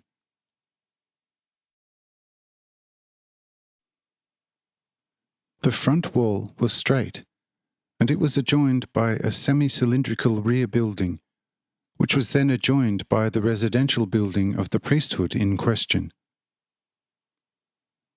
At the top of the front wall of this temple were two large egg-shaped windows, shaped like the eyes of an ox.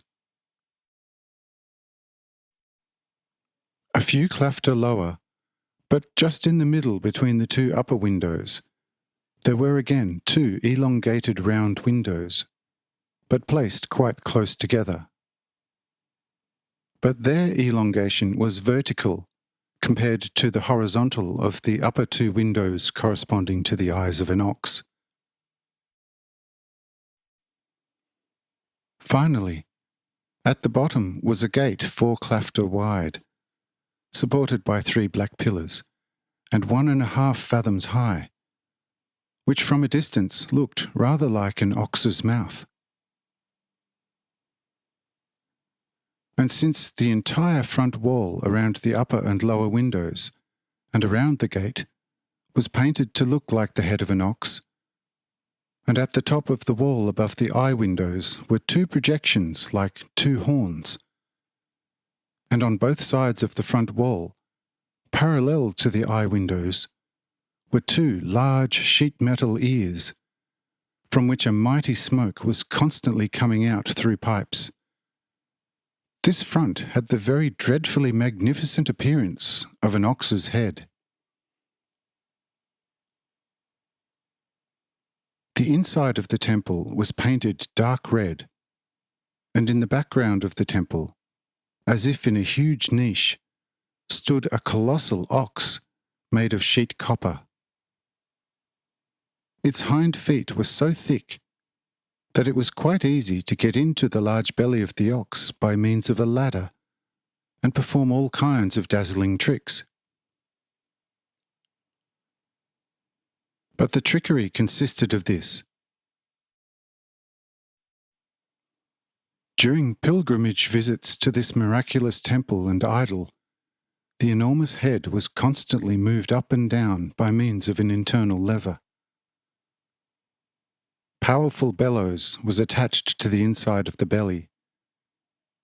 Smoke and often flames were blown out through the bellows into the throat of the ox, whereupon the ox began to thunder violently.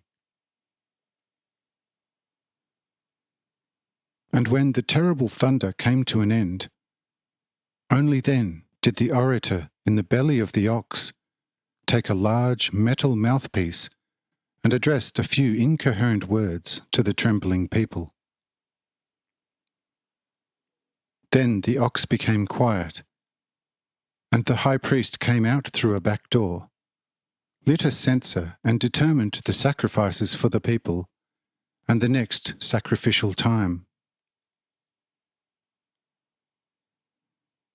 Anyone who had cattle had to sacrifice here. Otherwise, the cattle would soon fall ill and die, which of course was brought about by the ministering spirits of this temple. More sketches next.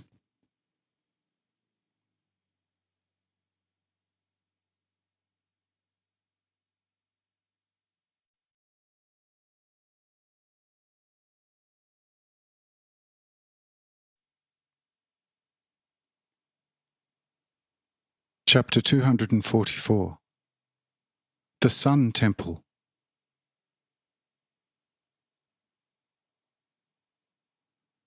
A good day's journey from Hanoch towards the south, on a completely bare rocky mountain, one of the most suspicious temples was erected, in which the sun was worshipped. But why was this temple so suspicious? A closer look at it will make this clear. The temple was completely round.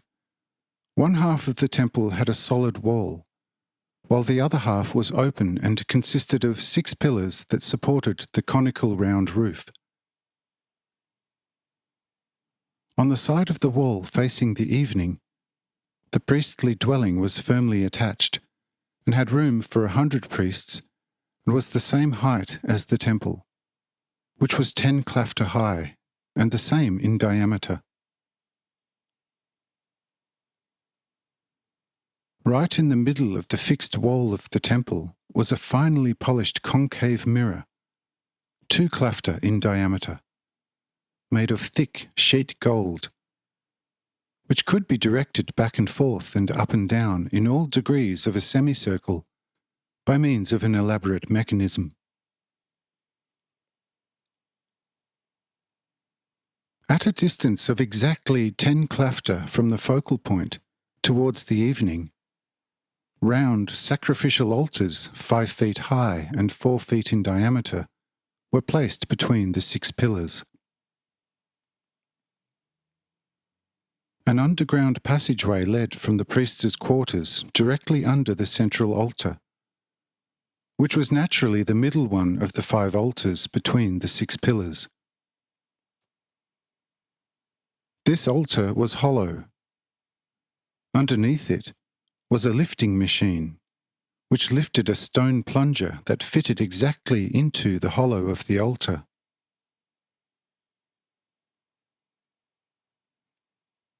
When the sacrificing priest in his gold robe wanted to enter the temple, which was surrounded by the people, he stood on the stone plunger and was lifted up by a machine.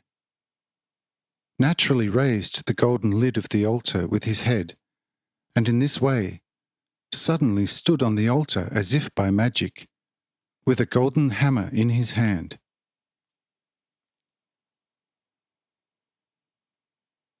When the people went up and saw for themselves that the altar was made of solid stone, through which no natural man could penetrate, they regarded the priest as a superior being.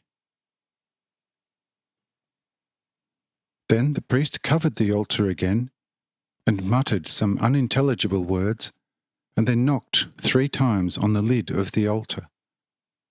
And immediately the lid was lifted again, and a second priest, provided with incense, came out. The operation was repeated 3 more times. Then the middle altar was firmly closed. The 4 other altars were covered, and the 4 sacrificial priests placed their incense on the white stone slabs. When the incense had been laid, the priests worshipped the concave mirror, which had the shape of the sun. The high priest, however, tapped on another plate with a hammer, and immediately the otherwise concealed concave mirror was uncovered and turned by an internal mechanism controlled by an artisan. The powerful focal point now fell on one of the 4 sacrificial altars and instantly consumed the easily ignitable incense. When the incense on all 4 altars had been consumed, a speaker stood on the middle altar and gave a terrible speech to the people, showing that the sun was completely under the control of this temple. Therefore, the people had to sacrifice mightily if they wanted to have good days and a good year.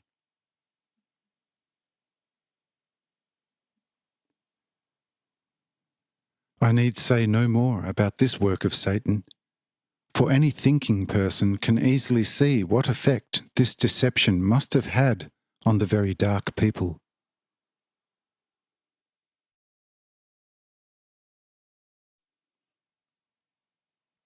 More in this vein next time.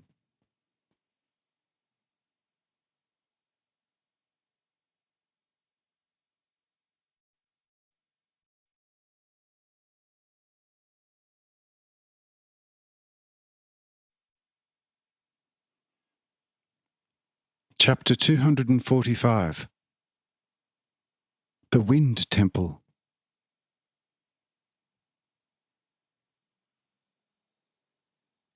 To the east of Hanoch, at a distance of 3 days' journey, was a moderate mountain range. The highest part of this mountain range consisted of 4 equally high hills, which were all rather regularly cone-shaped, But these 4 hills were not standing in a row, but in such a way that the tips formed the corners of a slightly shifted quadrangle. On the fairly significant plateau between these 4 hills was a not insignificant lake, which had a circumference of about 3 hours. This lake had 4 pretty strong outflows, located, of course, in the 4 valleys between the 4 hills.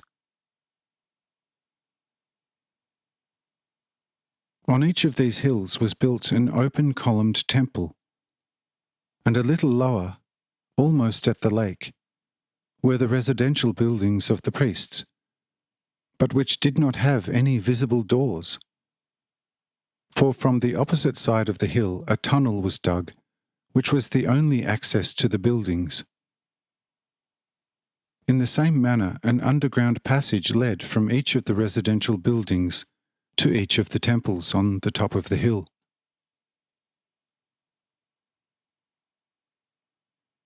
In the centre of each temple, a mighty pillar was built. Into each of the 4 walls of the pillar, a clumsily built, colossal hollow metal head was immured. Each of these heads had an open mouth, like someone blowing at a piece of coal or anything else. The mouth opening, of course, had a diameter of about 2 feet. From the pillar, a tube over 2 feet in diameter descended underground at 200 klafter into a completely hidden man-made grotto. In this cave, as large as a modern-day prayer house, was a powerful fan installed, which was driven by a water wheel, and had the capacity to blow 10,000 cubic feet air per second through the said tube into one of the temples. Naturally, had each temple its own fan constructed in the valley gorge. 4 times a year, a great sacrificial feast was held in this miraculous place, which of course was dedicated to the 4 winds. Everyone had to sacrifice everything they had to these 4 winds. Otherwise, they had to fear terrible storms. On the appointed days of the sacrificial feast, thousands and thousands of pilgrims swarmed around, all of them laden with sacrifices of all kinds.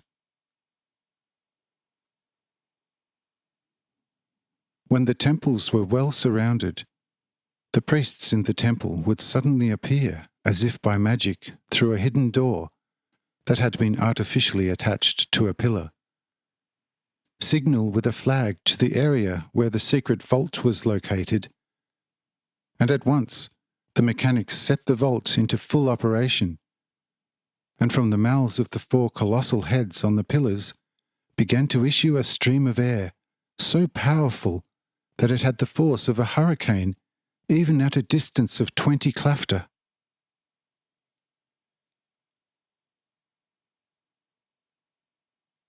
Thus the people recognized the masters of the winds, and sometimes had to make great sacrifices to them if they wanted to win them over. But they could never count too firmly on their loyalty, for the masters of the winds must be very loose.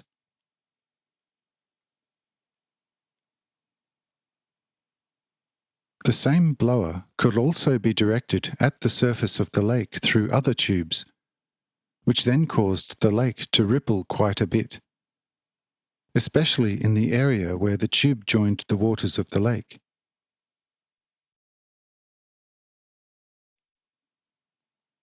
Everyone can easily imagine what effects such magnificent illusions had on the stupid people.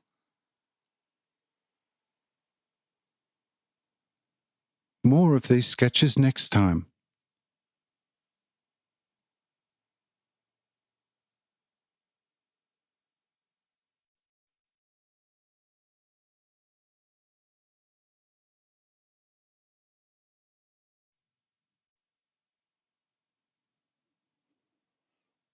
Chapter 246. The Water Temple.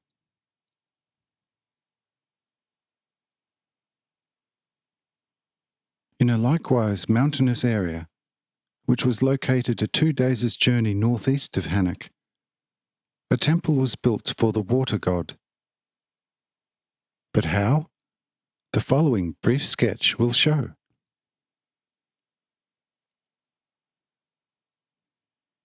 In the said area, which was enclosed by steep mountains all around, there was a very large lake, which had a circumference of 30 miles or 60 hours' journey.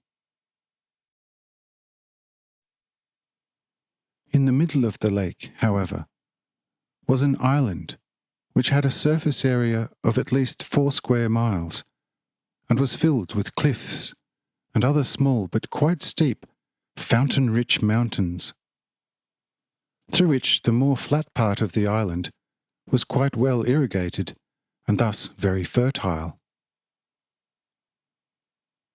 This island was chosen by the water gods, and they built in the centre of it a very attractive castle around which a broad moat was drawn, which received its water from 100 artificially spouting fountains.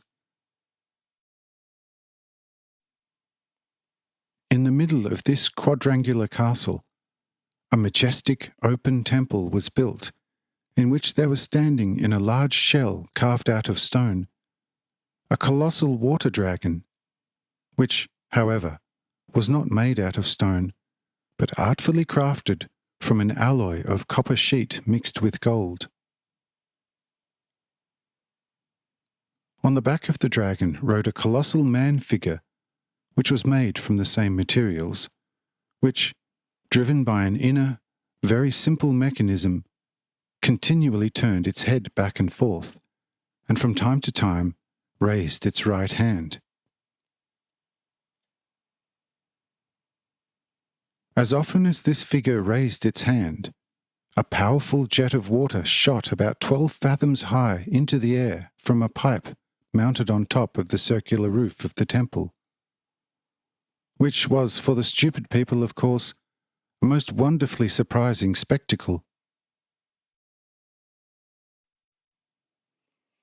There were still a lot of other artistic waterworks built here, and the whole island was in time littered with all kinds of spouting fountains. To describe them all in detail would require an entire book. So let's move on to the main issue. Annually, 12 festivals were dedicated to the water god, and whoever wanted to dig a well anywhere in the kingdom of Hanoch had to first sacrifice to the water god. Whenever one washed himself, he had to think of the water god and set aside a small offer every 7 days. Whoever bathed had to make a significant sacrifice and had to hand it over to the water guardian appointed by the water god. Otherwise, he could not count on any luck in the water.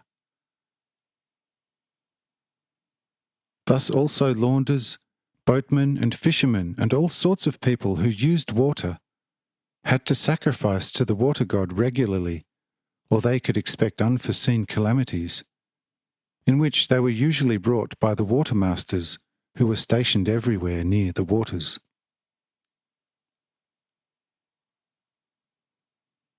To ensure that all the people of the Hanoch kingdom were willing to make such sacrifices, 12 festivals were held on this island, as already mentioned. During these festivals, the lake was teeming with all kinds of watercraft. The pilgrims sailed back and forth. On the island there were also a lot of inns where the guests were milked and deceived as much as possible, and also the priestly fishermen and boatmen of this lake had a good income. Although everyone was transported to the island for free, he had to pay substantially more for the return trip.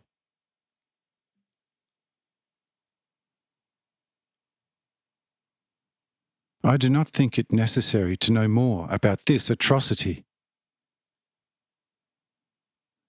Therefore, we want to move on to an even more laudable situation.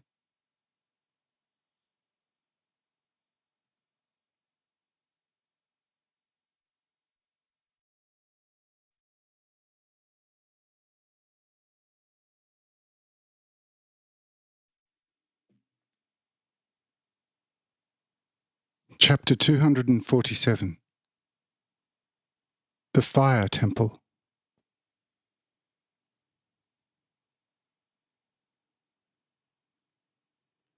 In another area between mountains, where there were many rich naphtha fountains, another large temple was built. The temple was completely without windows and thus entirely closed, and one could only enter it through a winding underground passage with a spiral staircase at the end. The temple was very spacious, and its galleries and level space could hold comfortably about 20,000 people, without causing any crowding. The roofs, which consisted of many round domes, were supported by many massive pillars, and in each dome was a slanted opening to allow the generated vapours in the temple to escape.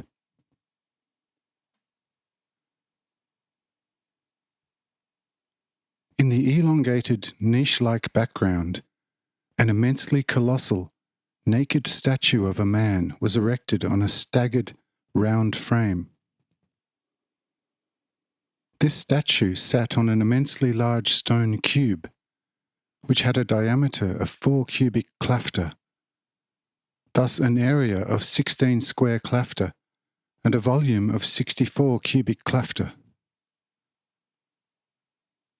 However, the statue was only made of sheet copper, was therefore hollow, and could hold 500 people in its interior, who performed all kinds of spectacles at the festivals, of which there were only 2 a year.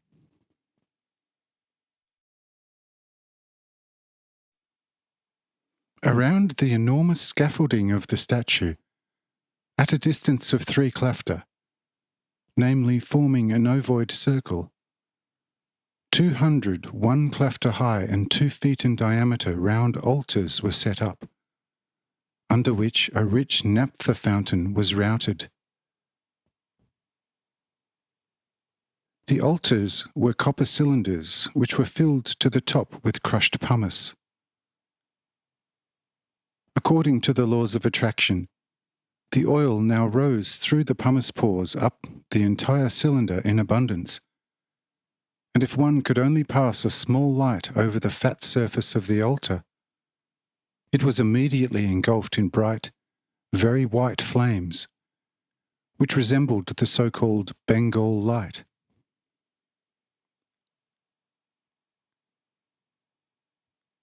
These thus burning altars illuminated the interior of the temple to such an extent that it was more brightly lit than daylight. These altars were burning day and night continuously and were never extinguished.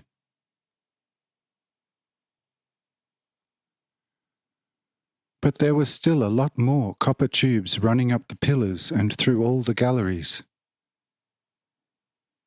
Wherever the tube had an opening, should you go there with a small light, the very ethereal oil of the earth immediately ignited.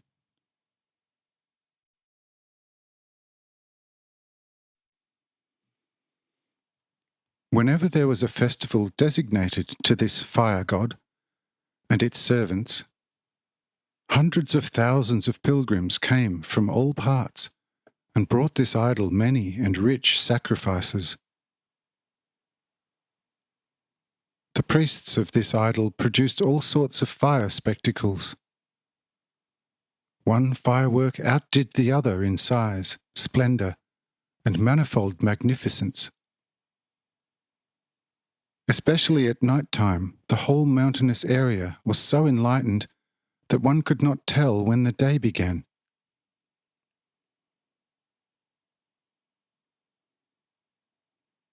In the temple, the idol spoke to the people as if with 1,000 voices of his power, and boasted of himself beyond all proportions. And on the outside, the priests preached. What an effect this had on the stupid people need not be described in greater detail. Only this can still be added, that the highest aristocracy always attended these festivals because of all the main spectacles. Even Gurat and his general and their entourage never missed these occasions. Nothing more is needed to recognize the highest level of idolatry that was performed here.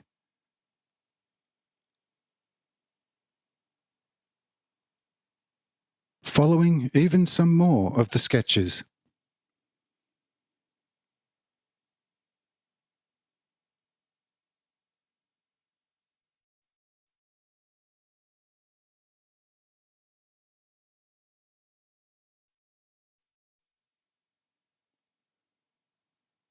Chapter 248.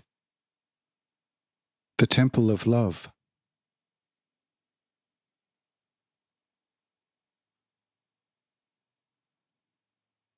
A temple of wonders was built in Hanoch itself, but it was open at all times of the day.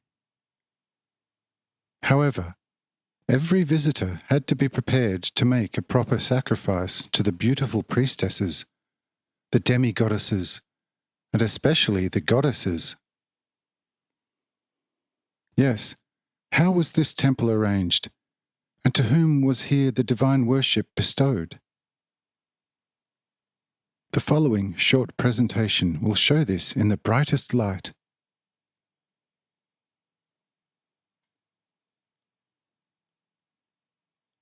The temple was built outside the gate that led to the children of God, and behind which the mountains began. In the books of Kinkar, a fiery description of Naomi was found, who was, according to the description, so beautiful that even the stones would have run after her. For this Naomi, thus a most glorious temple was built, which was round and open, and consisted of 30 external columns and 10 pillars within the 30 columns in a good order, so that behind each 3 columns 1 pillar stood to carry the round roof, with a spacing of 3 klafter.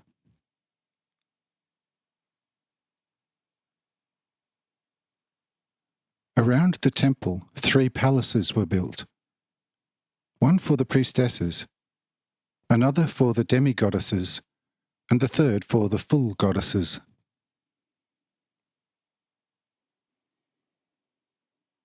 In the middle of the temple itself, on a heavily gilded pedestal, Naomi was artfully presented in white marble, completely naked, in a somewhat colossal size, and on the pillars, naked statues of men in full excitement, on lower frames, and their faces directed towards the naked Naomi, were featured.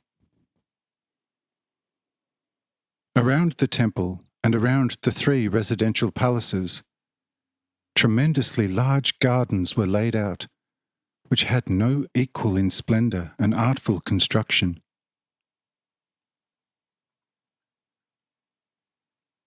It consisted of 3 sections. The one, and the most excellent, was an elaborate maze.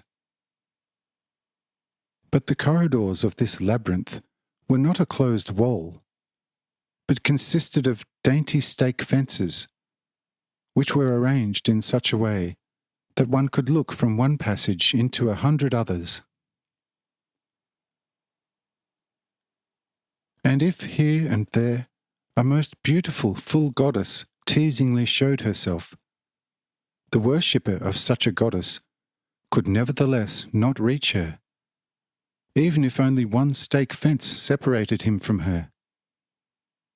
he still had to make the biggest detours to get to her.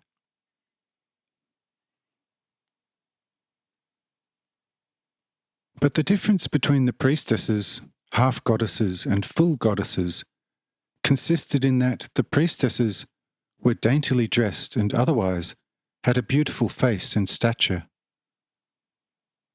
The demi-goddesses wore only a span-long golden apron over the private parts and bracelets with gems and golden sandals on their feet. But otherwise they were completely naked. But the full goddesses were completely naked, except for the golden sandals on their feet, and had to be of the greatest beauty. Their hair had to be golden blonde. The whole body was not allowed to have one single spot, and had to be white throughout, and absolutely immaculate. Except for the head, no other parts of the body was allowed to have any natural hair. For its removal, however, Hanoch's art had many means. When the full goddesses strolled in the covered labyrinths, they always were accompanied by a priestess and a half-goddess. The priestess had to walk in front to clean the path for the full goddess, and the half-goddess had to wear off flies, gnats and wasps from the full goddess's body with a wolf or fox tail.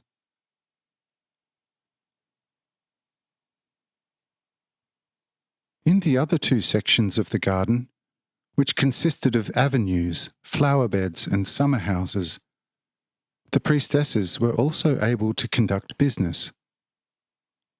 But in the labyrinth, which was also provided with a lot of closed little temples, only the full and sometimes also the half-goddesses were allowed to do business.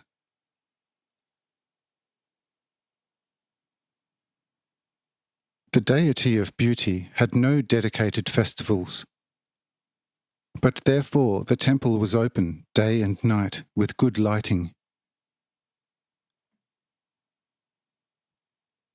Initially, the temple was only provided with 3,000 females, but within only 3 years, the priestesses, demi and full priestesses, had to be increased tenfold,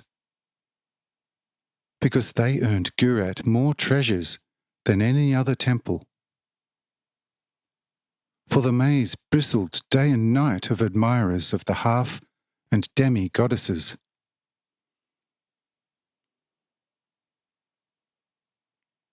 To say more about it is not necessary, because the obvious vice is clearly visible to everyone.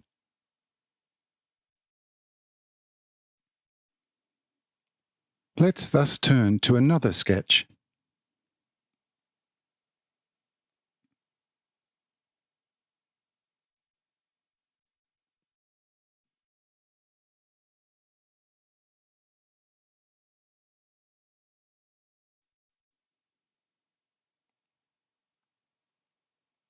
Chapter 249.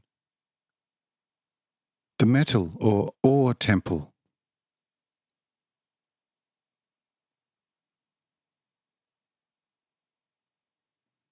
Not far from Hanoch, where the metalworks were located during the times of Lamech, of which Tubal-Cain was the inventor, also a particularly rich and glorious temple was built. This temple was also open, and a large circular roof was carried by many metal pillars, of which this temple had several hundreds.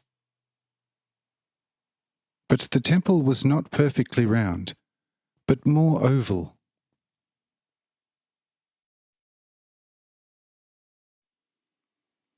In the narrower background was erected a massive tripod.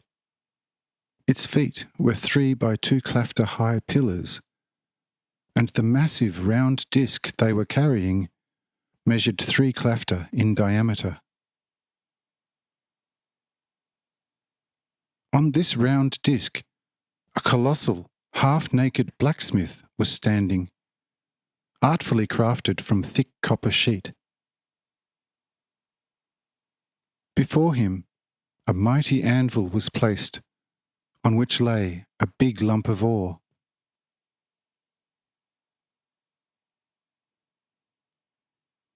The colossal blacksmith had an enormous hammer in his right hand, which, however, was also hollow like the blacksmith himself. In his left hand he held a big pair of pliers, with which he held the lump of ore on the anvil.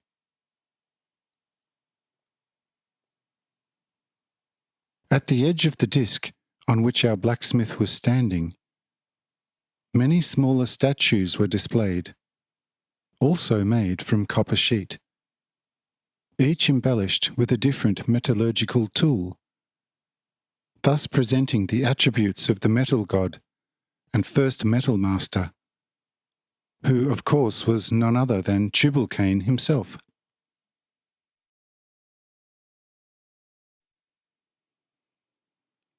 Behind the large temple, towards the mountain, a large priestly castle was built, in which lived 100 priests, and who lived from the opulent sacrifices offered to this god.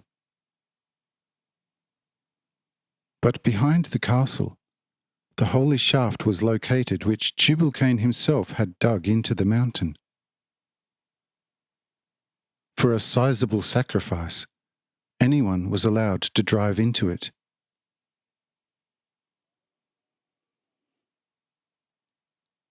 At a depth of 100 klafter was a large cave, which Tubal-Cain had constructed. Here the priests displayed many old holy artifacts, which all stemmed from Tubal-Cain. Of course, just like everywhere else, there existed a lot of lies and deceptions.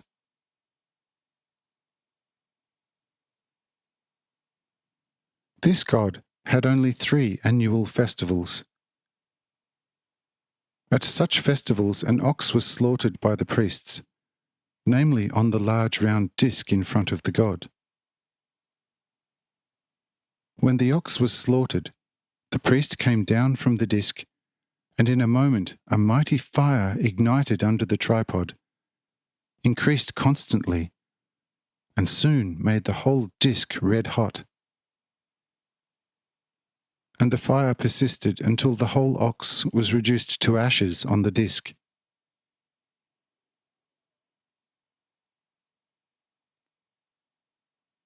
During the course of the fire, the god started to hammer diligently, which action was of course accomplished by a hidden water transmission system, as was by the same means set in motion a strong bellow, through which the coal fire was fanned mightily under the tripod.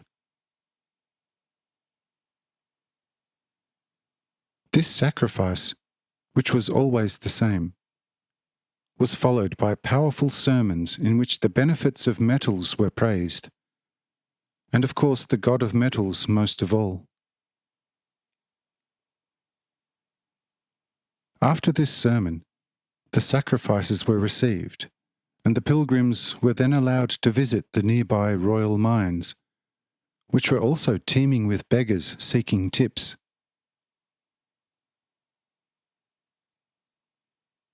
The fact that this temple was also heavily frequented hardly needs to be mentioned.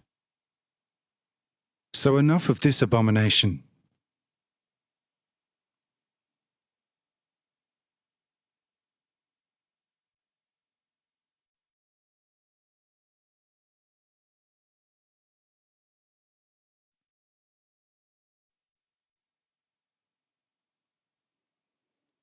Chapter 250.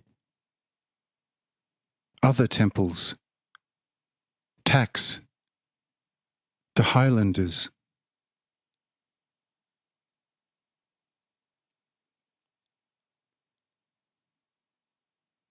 In similar fashion, there were many gods and temples.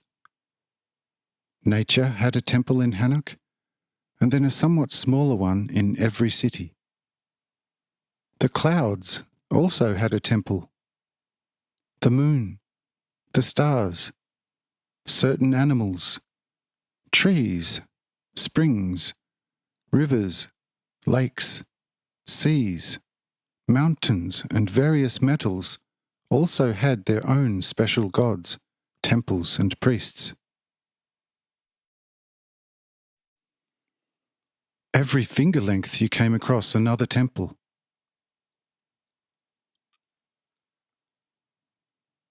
But all these temples were subordinated to the ones already described. Only in Hanoch there still existed, for the sake of traditional use and wrapped in secrecy, the Temple of Lamech according to the books of Kinkar. But except for the king, the general chief priest, and the other high priests, no one was allowed to come near this temple, punishable by death, which was dedicated to the old god of lightning and thunder.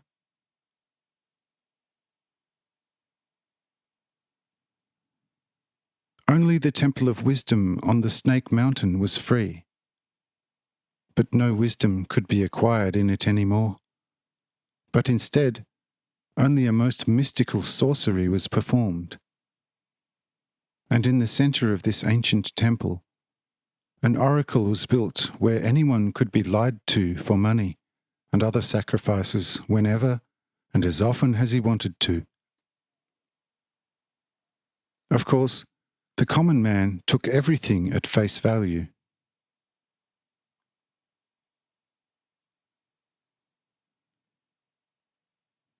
In this way, the government of Graz has grown within 5 years to such an extent that he was able to exempt the people from all taxes, because these temple works contributed enormous sums and caused even many previously seceded provinces to again ask for the protection of Hanoch, and most joyously sacrificed to the gods.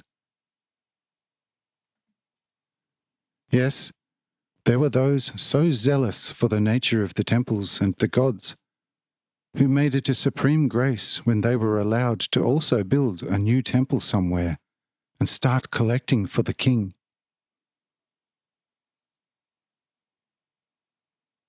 In the course of 10 years, each village had almost as many temples as houses, and one house competed with another house, a village with another village, and a town with another town, to bring the king the richest sacrifices, because the king, in a certain way, represented all the gods, and therefore was also called the servant of all the gods. This was thus the status of the kingdom Hanoch.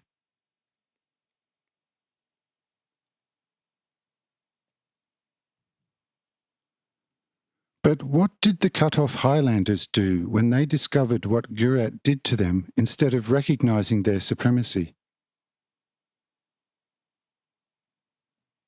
The 10 princes had the whole wide mountainous area investigated in great detail for a possible way down.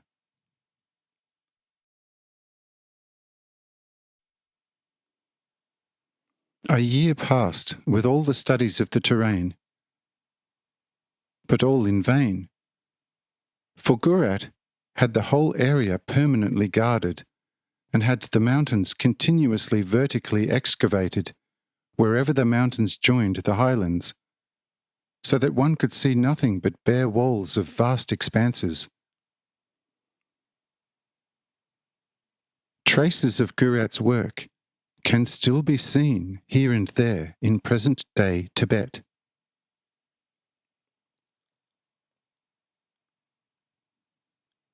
But the 10 counselled what should be done.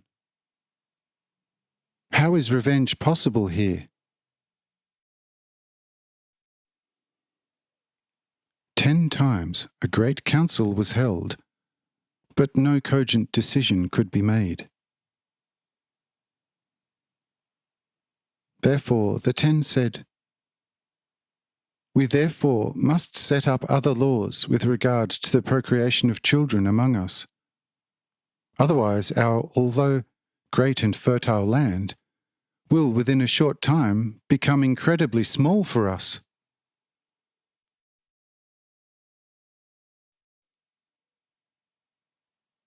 But when they wanted to proclaim such laws, behold, another messenger came from Noah, and prevented the 10 from this legislation. But how? The following will show.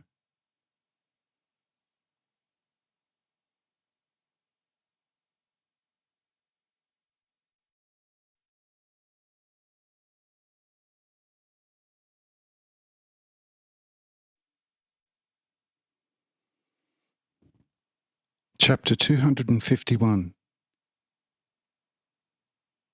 Judgment announced.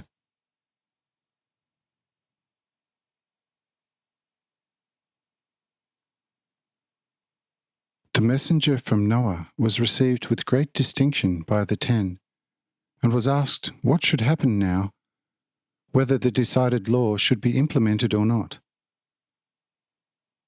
But the messenger of Noah said, "No, this you should not do. For not all roads out of this country are cut off. I am also of flesh and blood, and still could find a way to you. How should you not also find this eternally indestructible way out of this land, if it would become necessary? But this country is anyway so large that it can feed you, and even if you would be 100 times more than your population is now. Who of you knows all its boundaries? You've sent some scouts out here and there, and everyone has seen a part, but no one has yet seen and measured with his own eyes the vastness of this country. But it has been shown to me, and I found it about 50 days' journey long towards the morning, and about 10 days' journey wide towards midnight.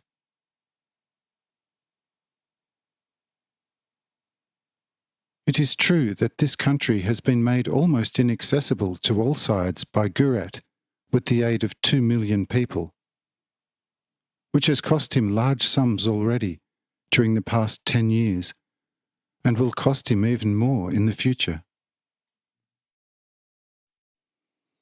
But notwithstanding, this country still has a free exit, namely through the heights of Noah, my Lord. From there, large pieces of land stretch towards evening with only a few or no inhabitants at all. Thus there is plenty of land and enough exits, even if you should multiply many times over.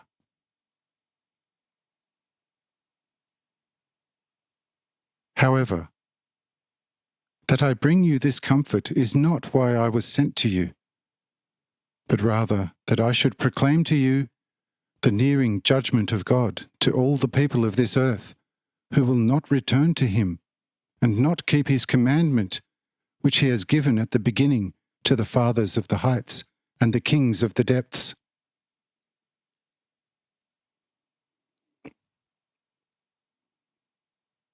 These are the words of God, and thus the Lord has spoken to my Lord 100 years ago. The people no longer want to be led by my Spirit, for they have become pure flesh. But I nevertheless want to give them a deadline of 120 years.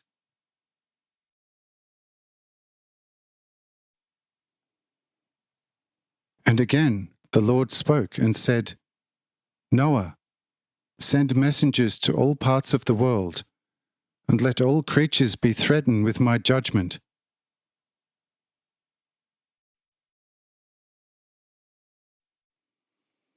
This my Lord Noah did from year to year.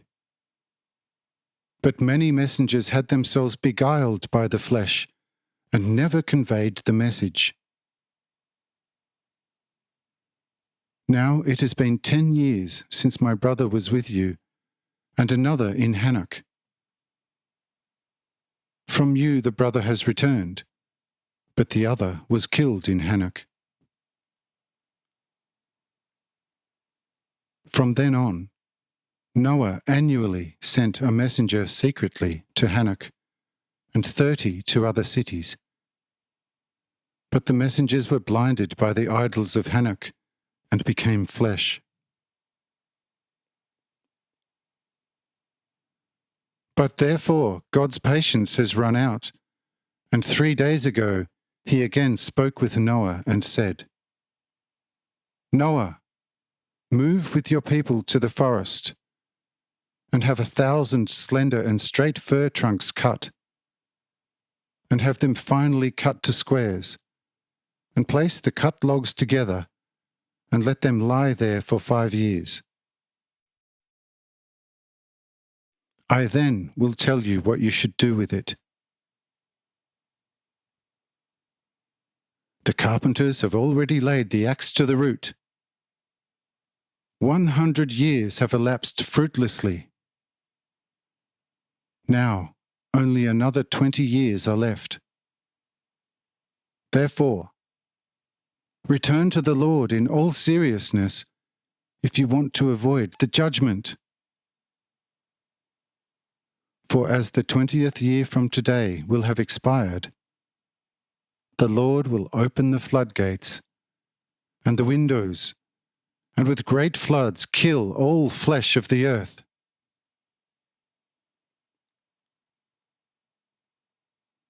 Such I have spoken unto you, and such my brother is speaking now in Hanoch. Blessed is he who will take note. Amen.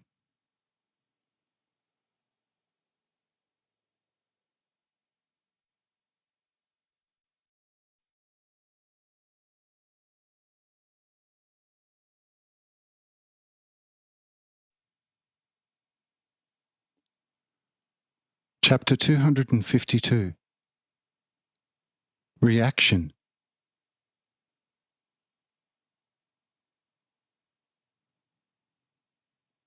When the 10 princes of the highlands heard this from the messenger of Noah, they were surprised and said, Friend, your words sound terrible.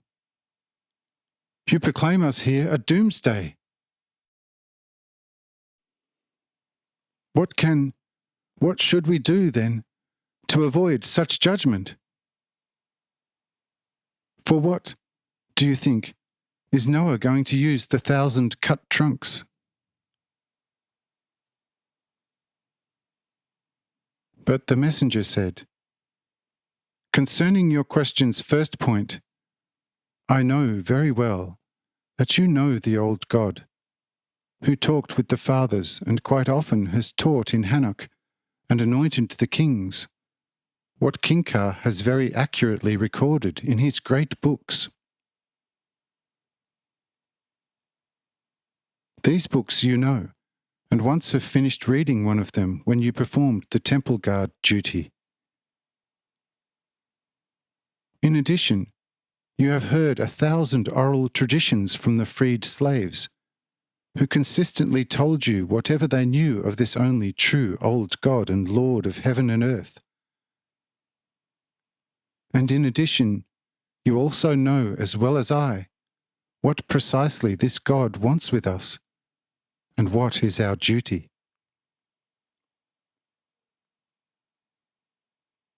About all that, my predecessor had anyway a decade ago made known to you everything there is to do for you. Thus I say, act accordingly, and you will not be afflicted by the judgment of God. But if you do not comply, and instead will only give inhumane laws to the people against all divine love and eternal order, you shall unavoidably fall prey to the judgment.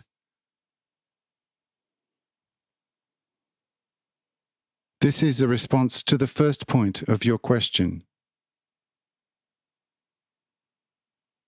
But regarding the second point of your question, you have indeed heard it from my statement that God will make known to Noah the use of the wood at the appointed time. Therefore, I cannot give you any other answer. Now you know everything. But when Noah will get the instructions from God for the use of the wood, I will visit you again and tell you the reason. But now I must leave you again.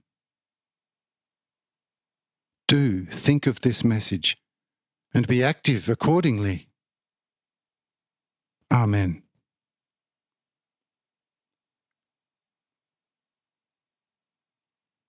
After these words, the messenger left so quickly that no one noticed how and when he vanished.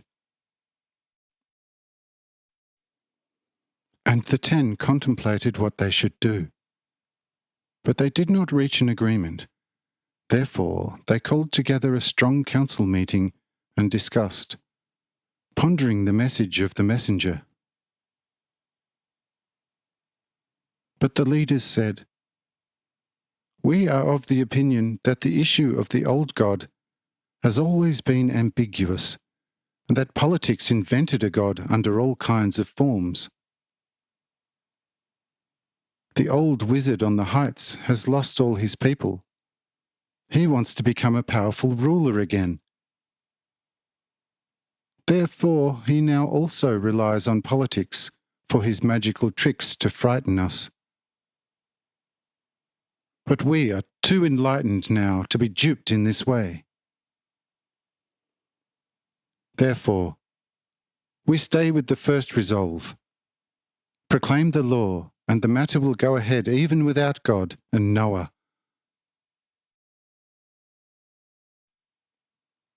But regarding this rapid disappearance of the messenger, we know the magical powers of the swallowwort.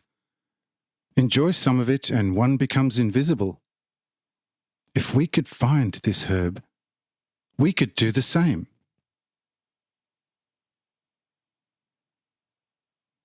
The 10 liked the opinion of the leaders, and the law was proclaimed, and they had the swallowwort searched for by 1,000 herbalists.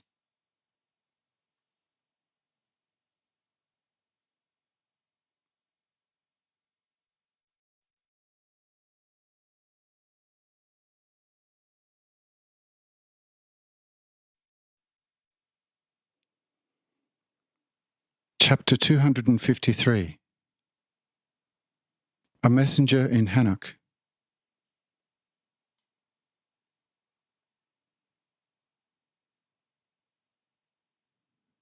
This was then the effect the messenger had on the Highlanders. But what progress did the messenger make in Hanoch? This will be shown immediately.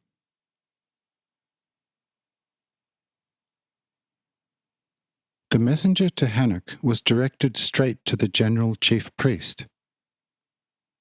Thus he went to him, and as a messenger from the heights, he was at once admitted. But when he arrived at the general, he was immediately received with great courtesy and politely asked what his mission entails. And the messenger conveyed without reservation the same message as his companion told the Highlanders. But the general said to the messenger, "My valued friend, you are probably still very naive in your wisdom, and you do not seem to own a deeper way of thinking. See, you're talking here about God and a judgment and a total destruction of the world, and say that God had spoken to Noah 100 years ago and had now again spoken to him. How stupid you must be that you may believe such things. Just think for yourself. Behold, you tell me that you, according to your mission, are in a certain way a judgment messenger of God. And you speak as if God himself has spoken to Noah, your master. Now think for yourself. If there was a God who was exceedingly wise and omnipotent and omniscient, it would have been an utter shame for such a God to be able to realize that such a messenger like you is to us what a dewdrop is to the endless sea. In addition, a wise God must certainly have had a greater interest in a tremendously great nation than any single man who lives somewhere in some rock fissure. But your God comes only to him who has no power and no reputation in the eyes of the world, and therefore cannot achieve anything. Therefore, what a silly God is this, who does not even know the rulers of his people, and comes himself to them and teaches them better ways, so that they then give to the people a different direction. But I tell you, my estimable friend, your old Noah has seen or heard any God, just as little as I have never seen or heard any God. But being in the possession of some old magic tricks, he wants, just like his ancestors, gain some supremacy over the people of the earth again, and therefore takes refuge to the old politics. But the old politics does not work any longer where the mature and new politics has taken root.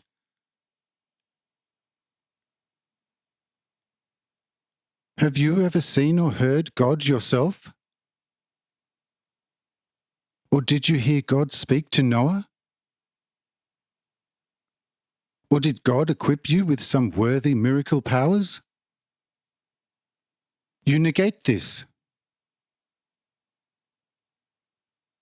Now, behold, would a wise God send such a poor messenger like you to the people of Hanoch and threaten them with a doomsday? Would a God not know 1,000 years in advance that such a messenger will only be laughed at most compassionately by 500 million enlightened people? Does your God seriously not know that a fly can never overturn a mountain? See, my dear friend, how stupid your message is.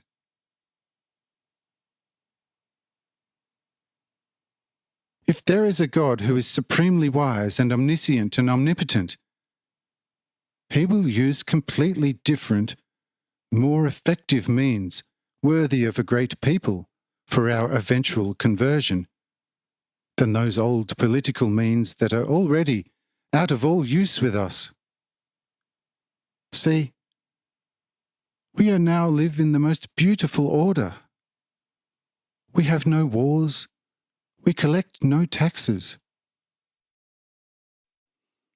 Throughout the empire there are no slaves. Our laws are as soft as wool. We live happily, as if the millions of people had only one body and one soul. This is the result of our laws. Tell me, can a God impose a better order? All our laws are derived from the best of human nature, and therefore the people conform to them, and everyone is happy and very cheerful under such laws. Nobody is pressed by distress and poverty.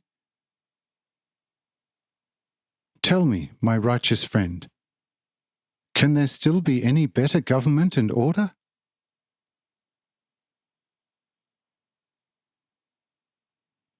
Here, the messenger was taken aback and did not know what to say. But the general said to the messenger, "Behold, you are quite a good young man, and seem to be not without talent. Therefore, I'll make you a proposal to remain here. I myself will take care of your education and will help you to earn a substantial piece of bread. This you can expect. But I do not want to force you. If you rather want to go back to your mountains, you can also do that. But at first, you should convince yourself more thoroughly how excellent our government is organized. And thus follow me to the king.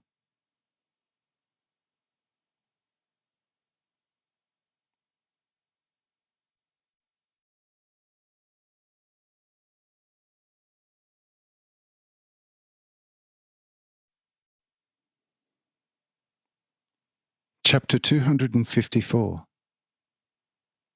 The Messenger Beguiled.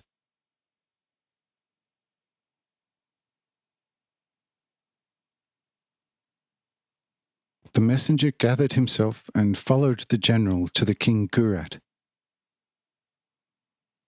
When both arrived at the king, the messenger was also received by the king with the greatest distinction, and only then asked very politely what his mission was. And the messenger bowed deeply before the king and said, "Great king and lord, I only had a mandate to speak to the general. I have shown him the content of my mission. But with amazing wisdom he showed me the voidness of my mission, and therefore I do not want to repeat it again."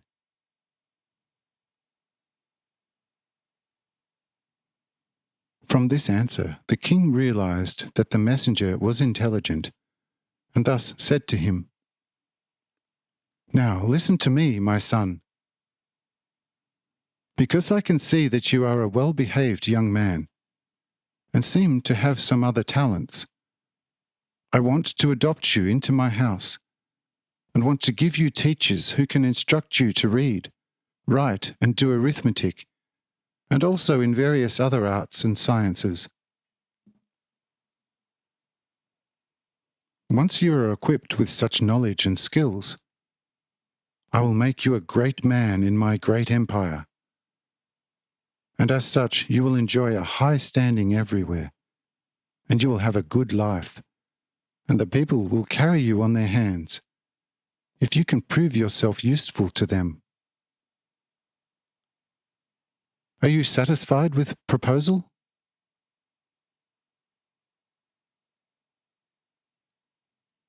The messenger replied in the affirmative with obvious joy and said, "O great king, because you are so good, so gentle and wise, I would like to bring another request to your ears."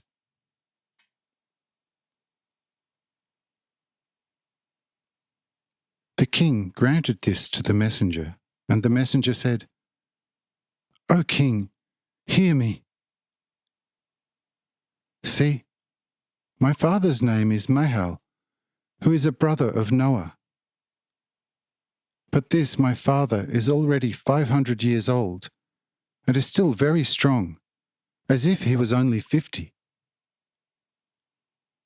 I am his youngest son, and I am also already 70 years old, and have many brothers and sisters.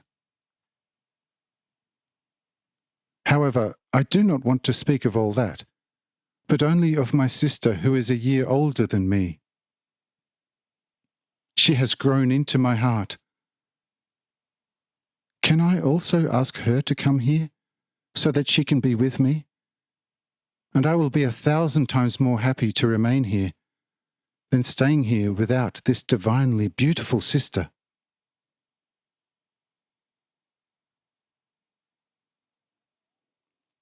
And the king smiled and said, "What? You are already 70 years old, and still seem to be more of a youth than a man. Tell me, is this also the case with your sister?" And the messenger said, "O king, She is still so delicate and beautiful, as if she count barely 16 years. And the king said to the general, Verily, the matter interests me. Arrange, therefore, that this sister comes here to her brother, and the brother should assist you in this. That there will be no lack of a reward, you know already.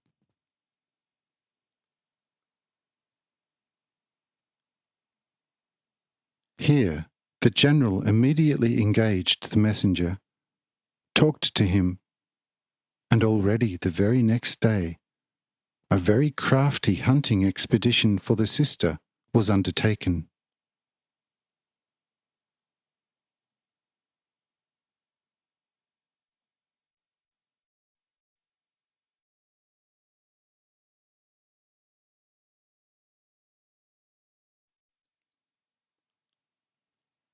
Chapter 255.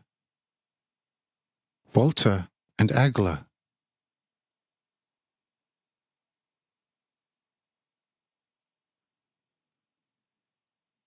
But how was this hunt arranged?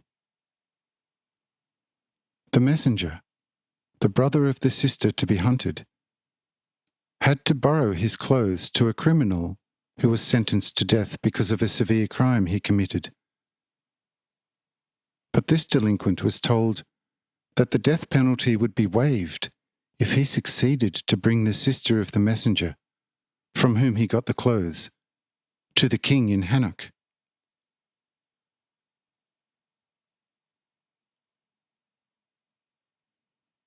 But this delinquent was a cunning scoundrel, and received the death penalty because he had the audacity to lay his hands on the royal treasures with his slick schemes, when he was caught and immediately sentenced to death. But when the death penalty for this delinquent was waived under such conditions, he was exceedingly glad and said, Not only one, but if there would be 1,000, I would trust myself to bring them here all by myself, and as such I will easily manage the one. How far is it from here to the dwelling of the old wizard at the heights? And he was told, For a strong walker it is a 2 days' journey up, but back the distance could be covered in 1.5 days.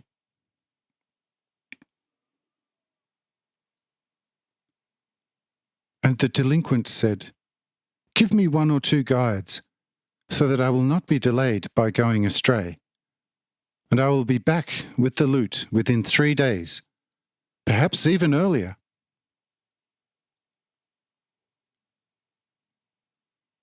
This request of the delinquent was immediately warranted.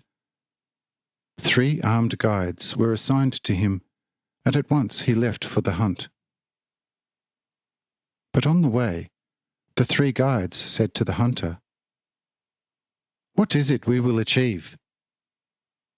If we get in the vicinity of the dwelling of the old wizard, will he not soon notice us and destroy us?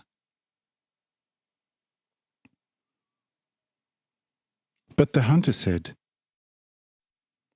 Just leave that to me. I will lead the Satan astray when it matters.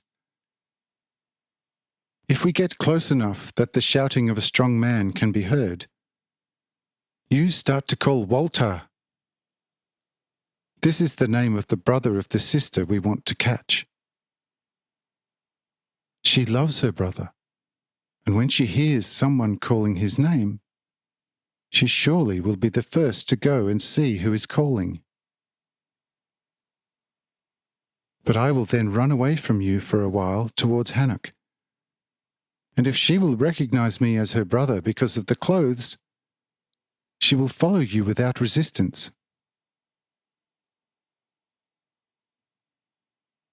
But then she already belongs to us, and the old wizard cannot touch us because the sister is not forced, but followed us voluntarily to go and see her brother. For this I know, that no magician has any power, where the free will of one of his blood relatives is involved.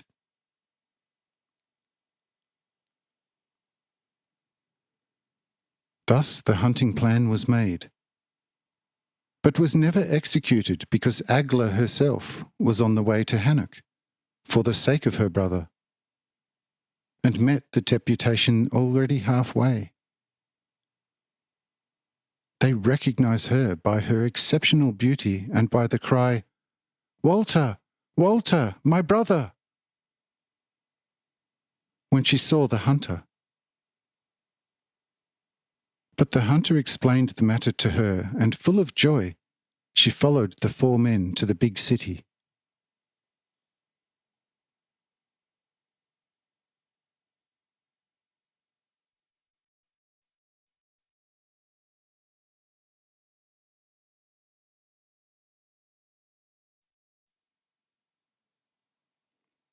Chapter 256. Agla.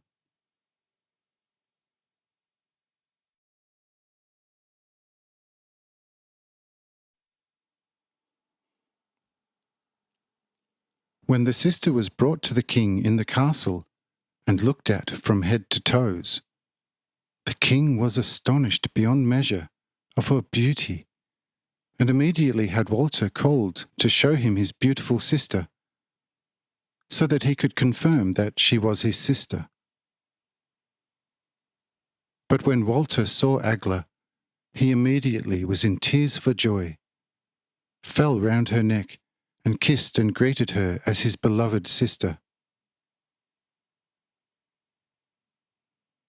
When the king by this scene realized that this was Walter's true sister, he went to him and said, "Listen to me, you, my dear Walter. Your sister is a wonder of the world. Her beauty surpasses all my previous notions. And when I think that this girl is 71 years old, she is not standing before me like a human being, but as a purest heavenly goddess who never ages, but is of eternal youth. You know what? Until now, I have not taken a steady wife, and I have put no maid a royal crown on her head. But this your sister I immediately want to take as my abiding wife, and want to give her royal clothes and put a most beautiful crown on her head. Tell me, Walter, are you satisfied with this proposal, and do you realize the great benefits becoming yours if your sister becomes the queen of the immense empire of Hanoch?"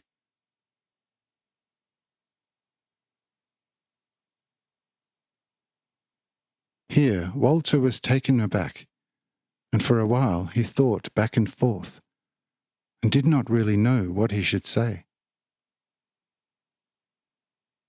But Agla, who on the spot liked this proposal more than her brother, said at once to him, "What are you going to do in the house of him who commands millions? Bless me for the king, and do not tread your benefits with your feet."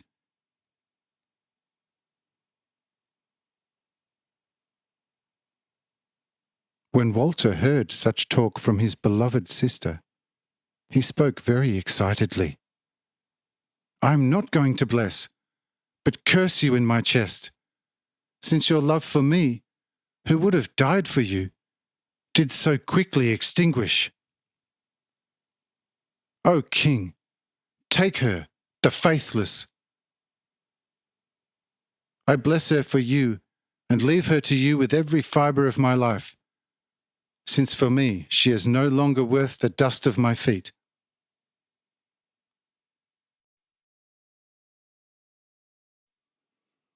Truly, if she held on to me and would have been glowing for my love, I would not have withheld her from you, and would have found great joy therein to have brought you such a great sacrifice. But in this way Agla has cheated me out of everything, and as such, O king, I cannot give you anything, since the faithless has given herself to you. I therefore bless her for you. But in my chest, she is accursed. But let me now move back to the heights and cry out of grief.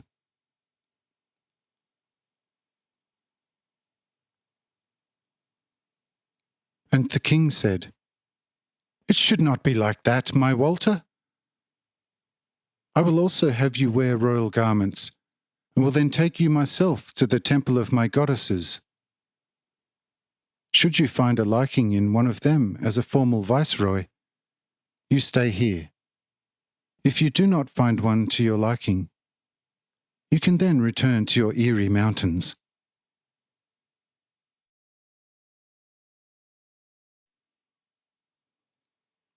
That gave Walter a new idea. He agreed to the proposal of the king, which Agla was not too happy about, for her love for Walter was still quite strong, and her hasty earlier approval was more of a female love trial trick than an actual particular commitment. But Walter welcomed this even more so, because he could now take revenge on Agla.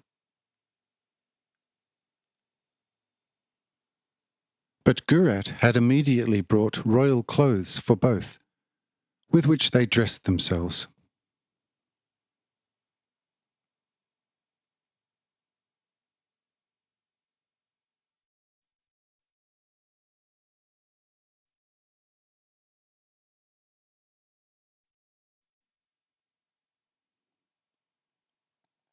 Chapter 257. Walter.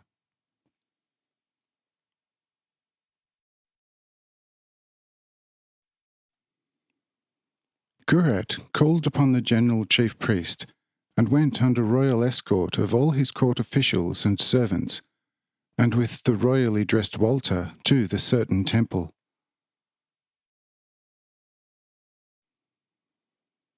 Since a harbinger was sent to the temple of the goddesses through a sign to the general for the predetermined purpose, on arrival of the king, everything was ready in the most seductive and luscious order in the large maze garden of the goddesses of female beauty.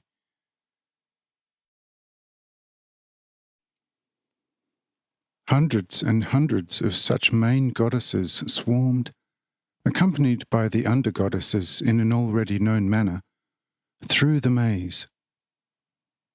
Some danced, some posed in other suggesting positions, some were singing, and some just walked calmly their way. When the warm-blooded Walter saw this seductive spectacle, he was totally confused and did not know what to say or what he should covet.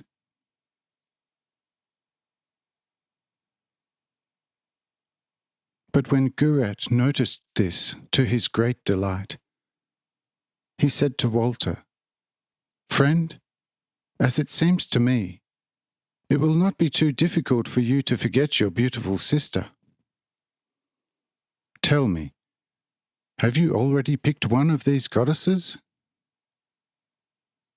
Show me one soon, and I will at once give her to you as a wife, together with her demi-goddesses.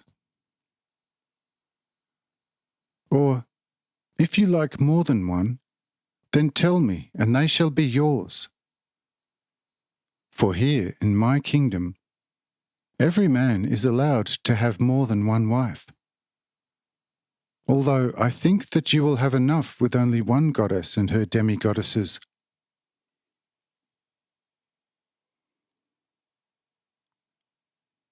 Here, Walter looked carefully at the goddesses swarming by in front of him, which pleased him exceedingly.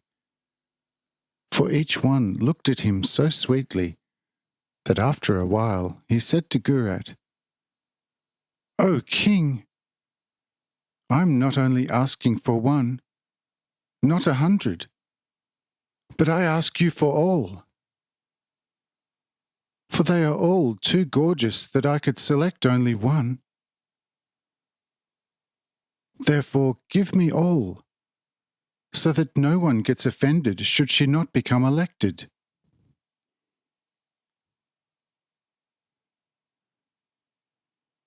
But the king smiled and said to Walter, "My most valued friend, listen to me what I will tell you now, which for the time being will be final. See, for the time being, I will give you only 7 women, with whom you should live for a year in my palace. Should you, after a year, find it necessary to have more, you can have others as many as you like.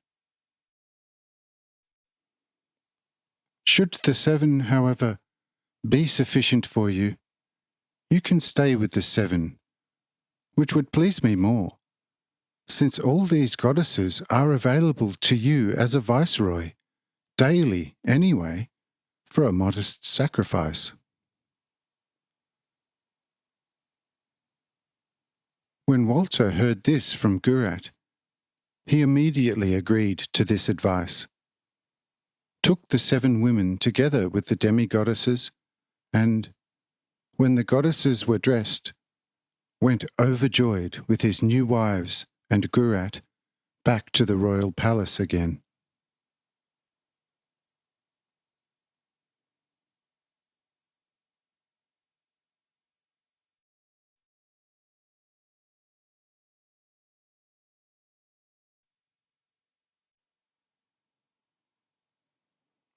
Chapter 258. Power, revenge, death.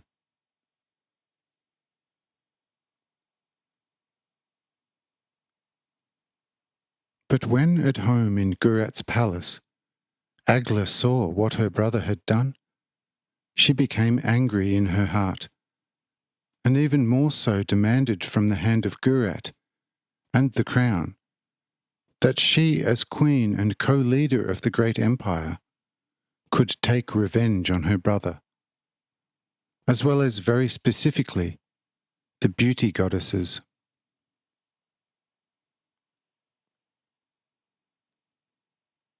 Graz, however, who liked Agla above all, complied very willingly because he thereby wished to put himself as early as possible in his imagined most happy state. And as such Agla, after the 3rd day, already when her brother received the 7 women, became the queen of Hanoch.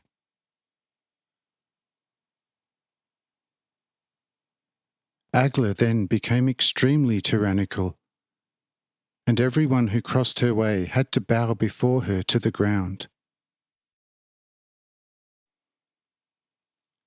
This, however, displeased her brother Walter, so that he therefore demanded from the king to be dismissed, in order to settle somewhere in the mountains, where he never would hear anything from his appalling sister.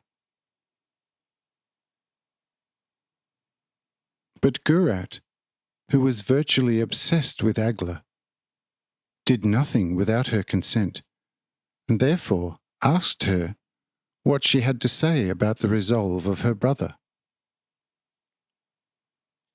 When Agla learned this, she was incensed with her brother, separated him immediately from his wives, and had him brought to a deep prison. And when this happened, she was far from being queen for 1 year, and equally so did her brother enjoy for the same period of time his marital happiness with his 7 goddesses.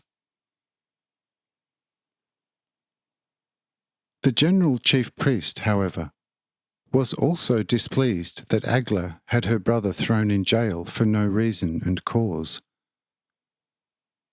For Walter could be quite valuable to the upper priestly general because of his very awakened spirit. Therefore, he lobbied secretly with the king for Walter's liberation. However, under the seal of the strictest secrecy before Agla, because she otherwise could inflict harm on her brother.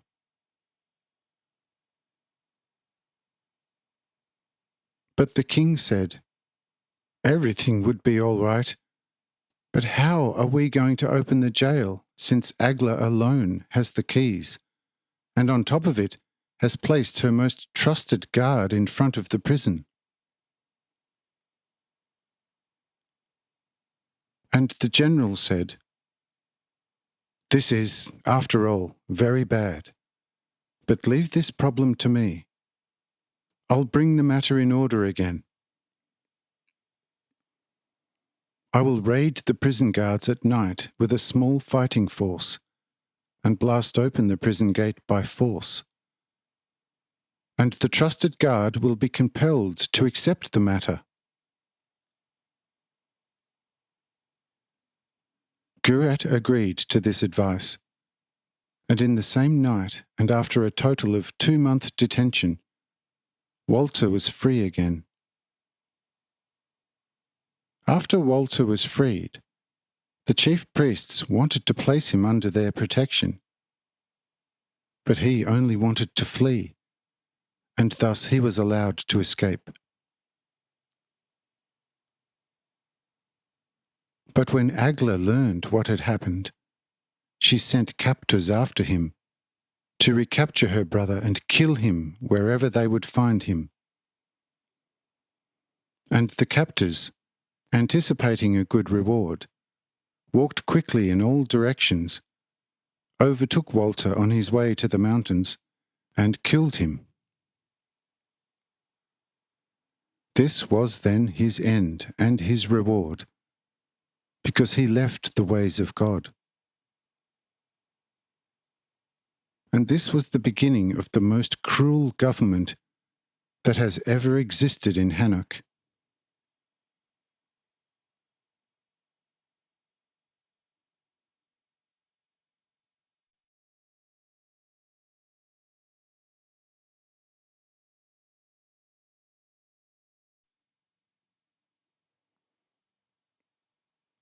Chapter 259. Cruelties.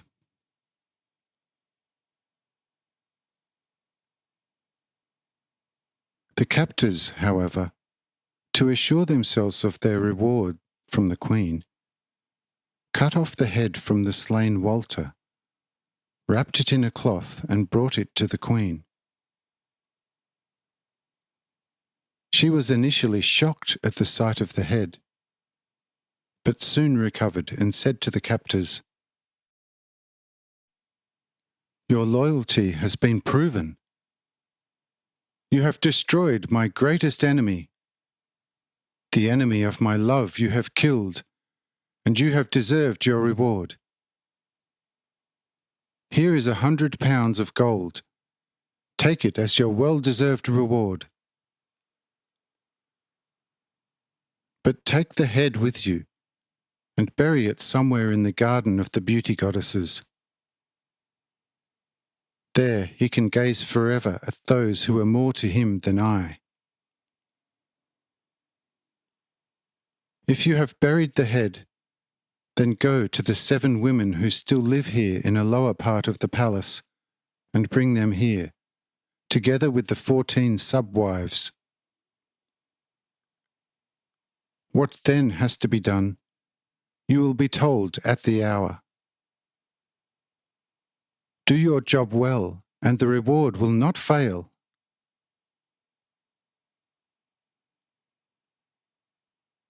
Here the captors took the head and did with it according to the commandment of the queen. But the beauty goddesses who saw the burial of the head were mightily terrified and said among themselves, "This is a bad omen for all of us. It will be better to quickly escape from this place, rather than following this head and be buried under the ground."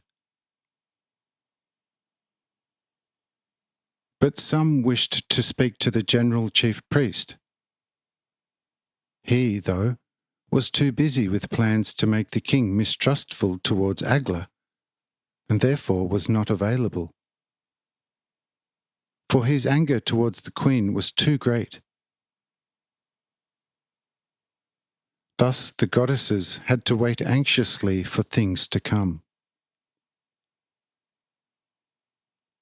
Already, the very next day, the captors went and brought the 7 women of Walter, together with the 14 subwives, to the queen.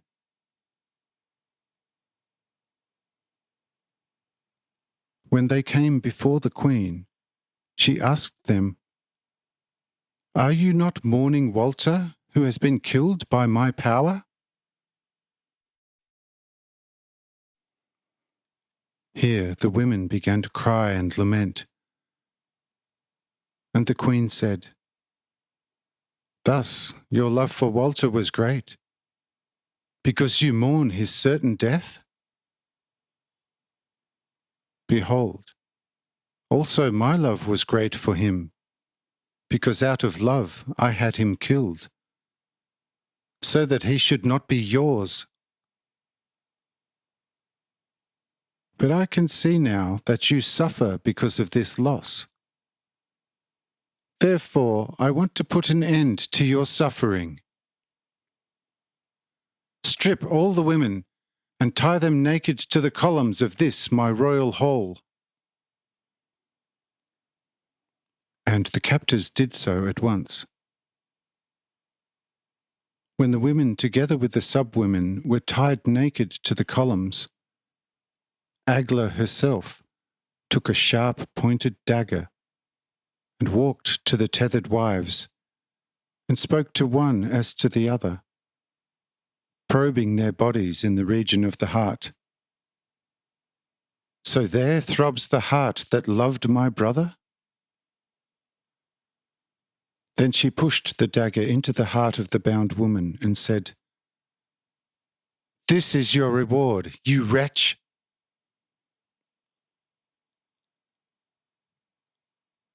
Thus Agla herself killed with her own hand the wives of her brother out of revenge.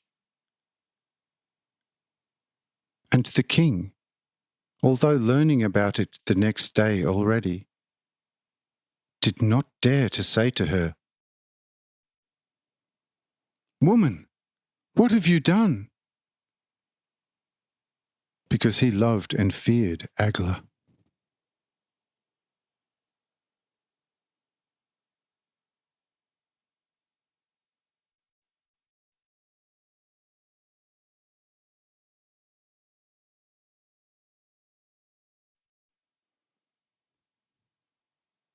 Chapter 260. Horrors.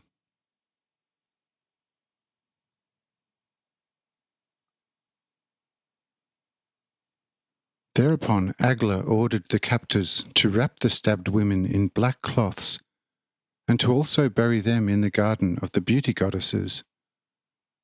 But prior to burial, they should display the stabbed women fully exposed for 1 day in the temple of these goddesses, so that the goddesses could revel at them. The captors said to the queen, "Great, mighty ruler, we cannot quite dare to do this, for the people regard these goddesses as very important, and if we frighten and offend them too much, and they then complain to the people about it, it could have dire consequences for us, as well as for your majesty, the great, mighty ruler. For who wants to be cruel must take the political route, so that his cruelty is not noticed. Otherwise, he soon runs into great danger, and his actions will certainly encounter resistance. Your Majesty should follow this time our advice and allow the corpses to be buried secretly somewhere, and the matter will vanish without a trace for the people." At this well-intentioned plea from the executioners, Agla sprang up like a thunderbolt and drew her dagger at anyone who would not obey her promptly. And the executioners had to do what the Queen wanted.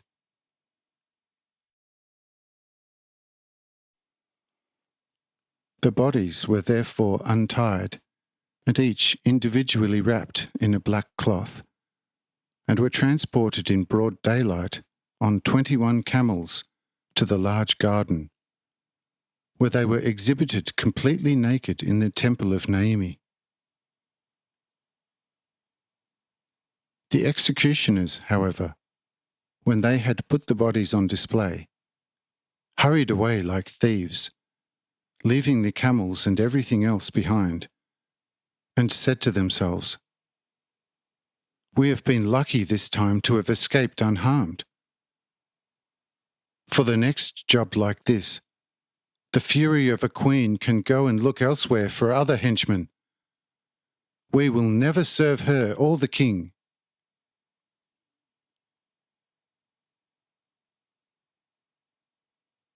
But the general chief priest has learned about everything already Agla did through secret informants, and ordered immediately a strong troop out to the goddesses. However, the fleeing executioners ran straight into the arms of the soldiers and were immediately arrested. As prisoners, they had to turn back at once and lead the troops to where they had placed the corpses. When the soldiers, together with the captors, arrived in the temple and saw the dead bodies of the goddesses, which were not yet seen by any other goddess, the captain asked the executioners whether they had stabbed these gorgeous women. But the captors told the matter as it happened. And the leader of soldiers exclaimed, "By all the gods and the primordial God himself! This queen is the incarnate Satana herself, which is mentioned in the books of Kinkar. For such cruelty is unheard of.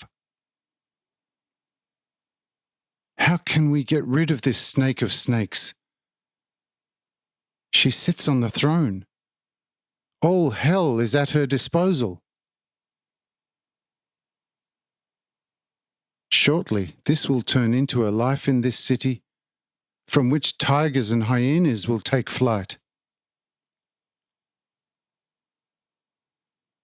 Thereupon the leader turned to one of his troops and said, "An example will be performed here. Call the embalmers. I want the bodies to be embalmed to preserve them, and will put them in glass coffins here in the temple for display with the inscription, 'The Queen's Hellish Work.' And you captors, go at once and unbury Walter's head, which will also be embalmed, and I will then put it in a separate glass urn above the coffins of his wives, with a suitable inscription."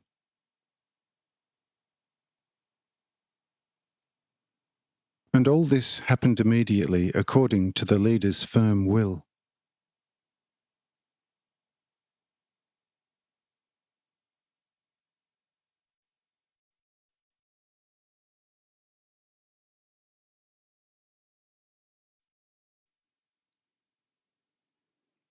Chapter 261. Flight.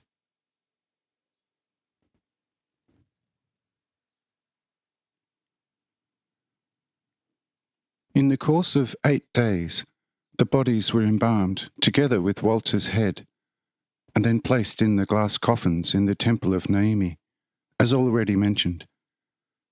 And in the middle of the coffins, on a heavily gilded stand, was Walter's head in the glass urn, which was of course well sealed.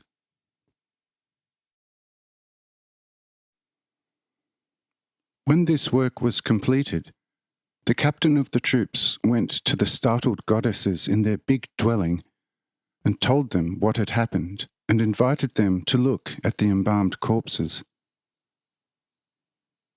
And the goddesses, this time not naked but dressed in mourning clothes, went into the Naomi temple and were not a little horrified on seeing the corpses.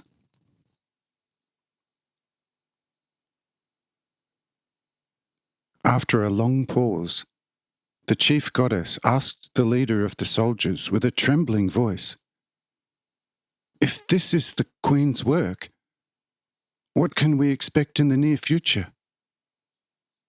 What will this fury do to us?" And one of the arrested executioners replied unasked and said, "Allow me to speak, my beautiful goddesses. In these coffins also your fate is written, for we have heard from the Queen's lips what she contemplates. Nothing can save you from the Queen's rage but to flee. Just don't believe that the general chief priest will be able to thwart these plans of hers, for the Queen has surreptitious ways and thinks that no one knows except her, and knows everything that gets in the way of her satanic plans. She certainly knows already for several days what has taken place here with the corpses against her bidding. And I advise anyone not to wait too long, who values and loves your own life."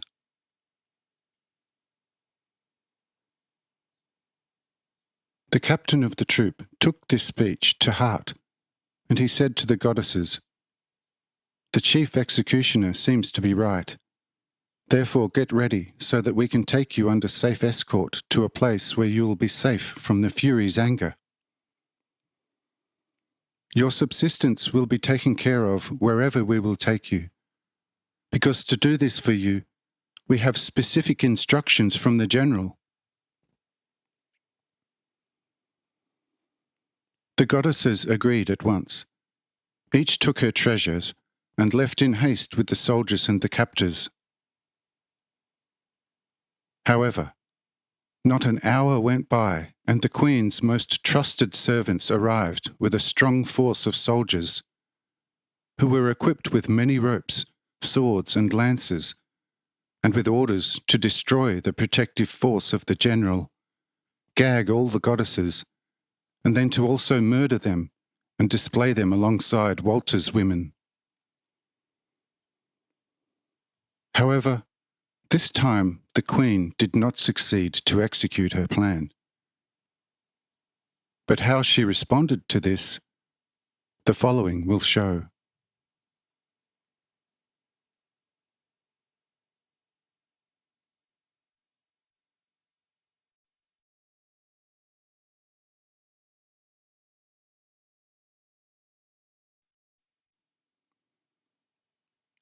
Chapter 262. Rage. Appeasement.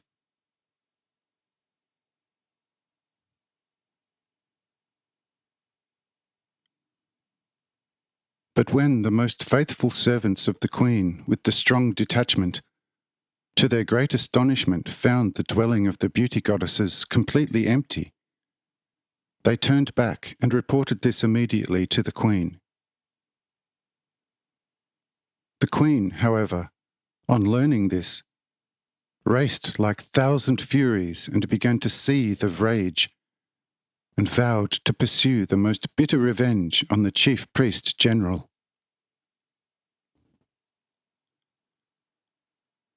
The captain of the Queen's servants, however, since he was a very handsome man and secretly admired by the Queen, asked for the grace to speak a few words with her in private. The Queen welcomed this request of her darling and asked him to follow her into a small side room. Exceedingly happy, the captain followed the Queen, and when he was alone with her, she immediately wanted to know his intention, why he wanted to speak with her alone. The captain, however, instead of answering, quickly removed his clothes, and completely naked, said to the queen, "Most highest mistress over my life and over my death, only in this state can I talk to you in all truth. For as naked as I now stand before you, just as naked is also the truth I am going to say to you now. And thus listen to me in my infinite love for you, loveliest queen. O queen, you 1,000 times victorious over my heart. You, O queen, only to die by your hand would already be the greatest pleasure. You who are everything to me, I beg you for everything that is most pleasant and most dear to you in the world, for your and my salvation. Do not continue any longer with revenge plans against the general of the priesthood. For there you can do what you want, and everywhere you will always be too late.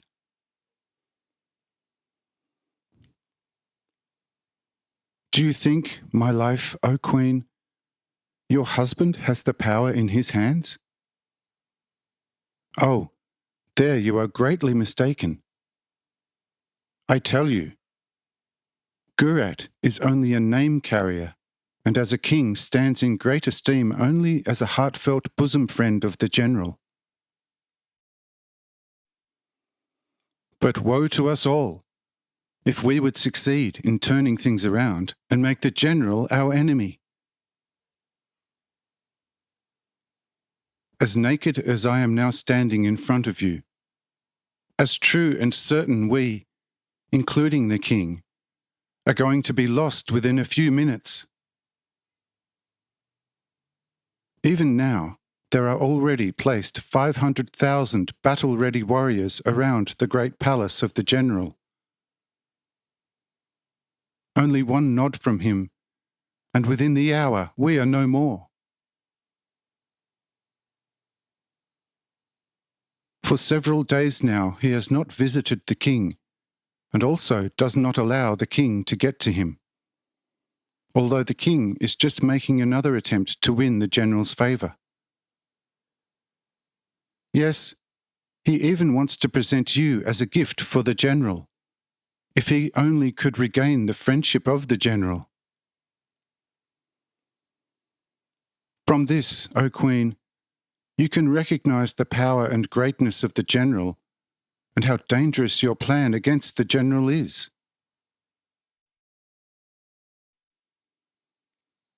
O Queen, kill me if I have offended you by this my naked truth.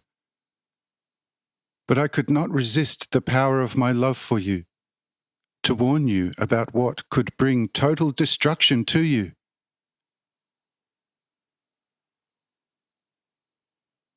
For the first time, the Queen was terrified and said, "My dear Captain, I thank you for this warning. But now I also ask for your advice. What should be done, so that I should not fall under the general's violence?" And the captain said, "Oh, Queen, allow me the time today to take care of you, and tomorrow I will show you a way out." Thereupon he hugged the Queen, got dressed again, and then went back to the great hall. But the Queen remained in the room and asked for her maids.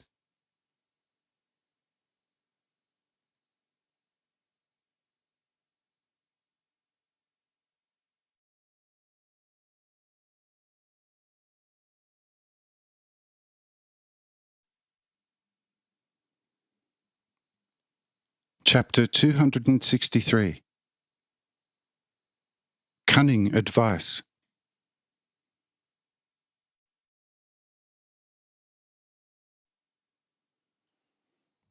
But the captain of the faithful servants of the Queen went to the king and presented to him the circumstances of the Queen quite categorically, and what the General Funga Helen contemplates to undertake against the king and against the queen, and how it will become a pure impossibility to oppose the mighty Funga Helen, since all the power resides in his hands.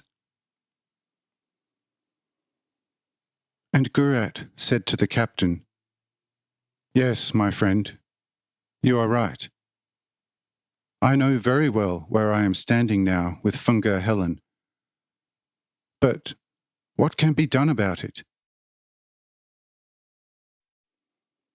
For 10 days now he is strictly inaccessible, and this for no other reason than my refusal to deliver Agla to him to cool his revenge on her, because of her committed atrocities against her brother and his women. His last exclamation in front of me was, 'Well, then, what you do not want to give to me with a free hand as a friend to a friend, your most bitter enemy will know how to obtain by force.' Thereupon he left me, running away in a hurry, and I have not been able to hear a word from him to this hour as to what he is actually up to. In the end, there will be no other way to make him friendly to me again than to hand over Agla, the most beautiful woman in the world, to him.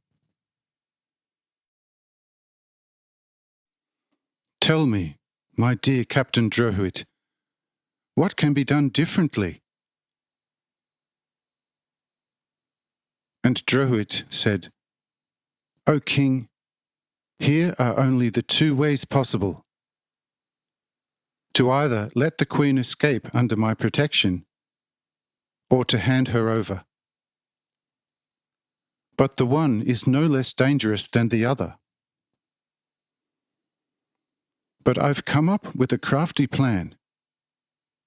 If it succeeds, Funga Helen will be your friend again, and you remain king as before. But if I do not succeed, then no other means is conceivable but to flee in order to save Agla, as well as your kingship. The plan is this. Let Agla dress as charming as possible, and I myself will go to talk to Funga Helen and say to him, 'The most beautiful Agla, on which you have thrown so many looks already, has received news that you, as her most dearest friend, has become angry with her.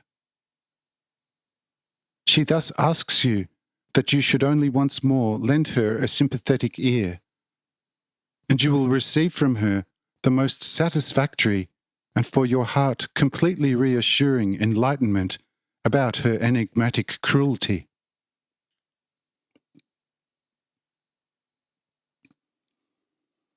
Upon this invitation, he certainly will come, though under heavy protection. But what Agla then will have to say to him, I will instruct her duly. You only have to allow me to carry a letter of accreditation with me, so that Funga Helen fully believes my mission to him.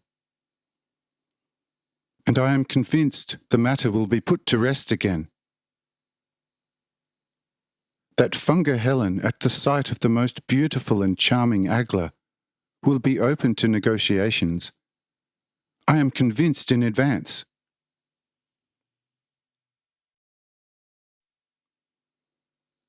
When Gurat heard this from Drohuit, he at once gave him the mandate, and Drohuit went to Agla to inform her of everything, and she accepted everything he said, and consented to everything.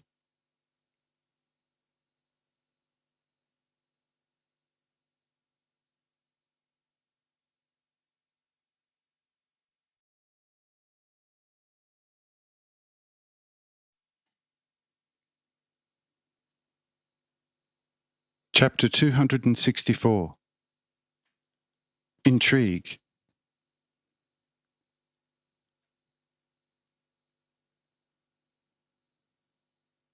But after Drohuit had properly instructed Agla as to what she should say if Funga Helen should come, he immediately went to his palace, but had no little trouble getting before the general.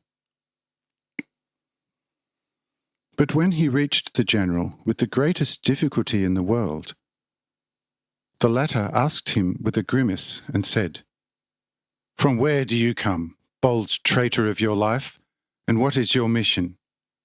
Speak quickly, if you do not want to be dead before you have opened your mouth."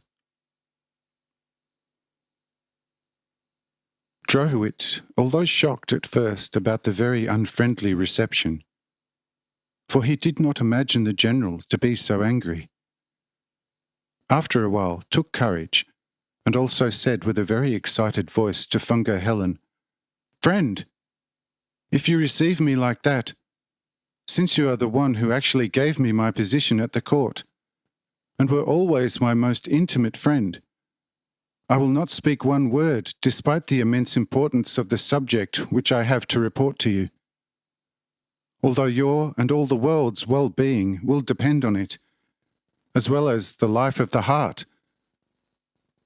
But take your sword and kill me right away, together with my most important secret, which no mortal being in the world knows except me."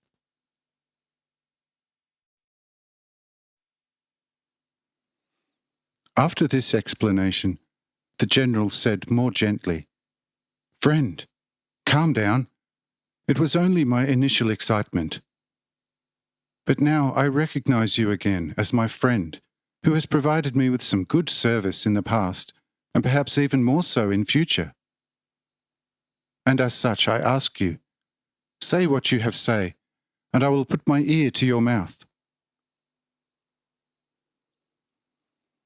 Then Drohuit straightened up and said, "Well, then, so hear me out. See, you are now very angry about Gurat, your first friend, and even pursue the life of the Queen. But listen what I am going to reveal to you now. For as long this earth is inhabited by humans and animals, never has there existed a greater injustice and ingratitude than your current conduct towards the Queen and against the King. Tell me, what does a rescued person owes his lifesaver? For now, I do not ask anything else. Only tell me this."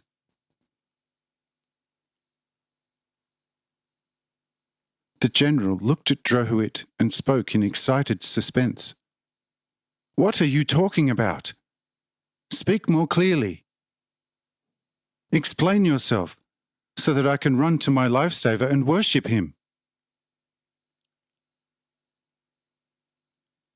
And Drohuit, shouting victoriously inside himself, straightened up again and said, "For now, I tell you nothing else than this.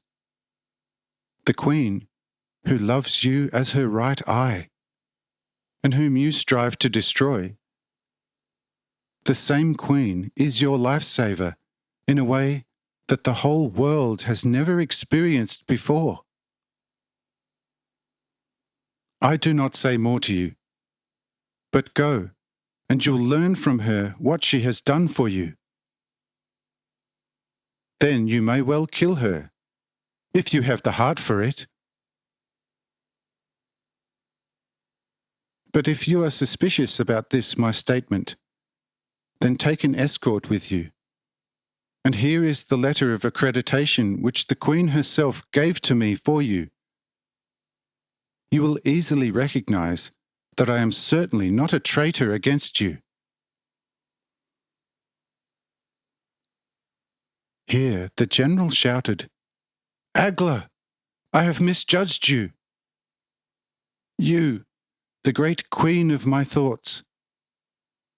Through your incomprehensible cruelty, you have saved my life?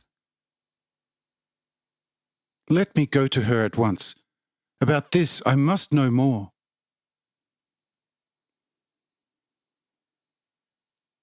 Here the general left everything standing, took his guard of honour, and hastened to the Queen.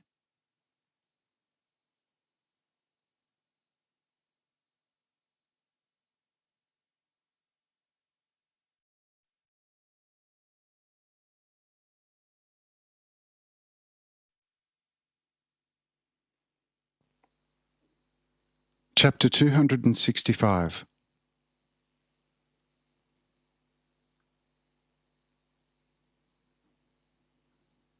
But the king and queen were in the most intense expectation, and looked through the windows whether Funga Helen was coming or not.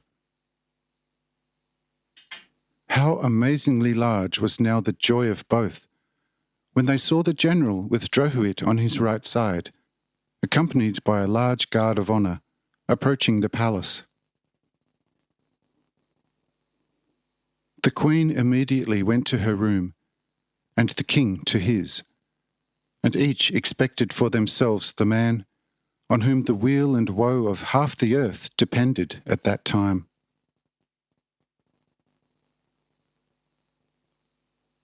On reaching the gates of the palace, the general said to Drohuit, "Now I am here, but let me tell you this. If I have the slightest suspicion, the living hell is your lot."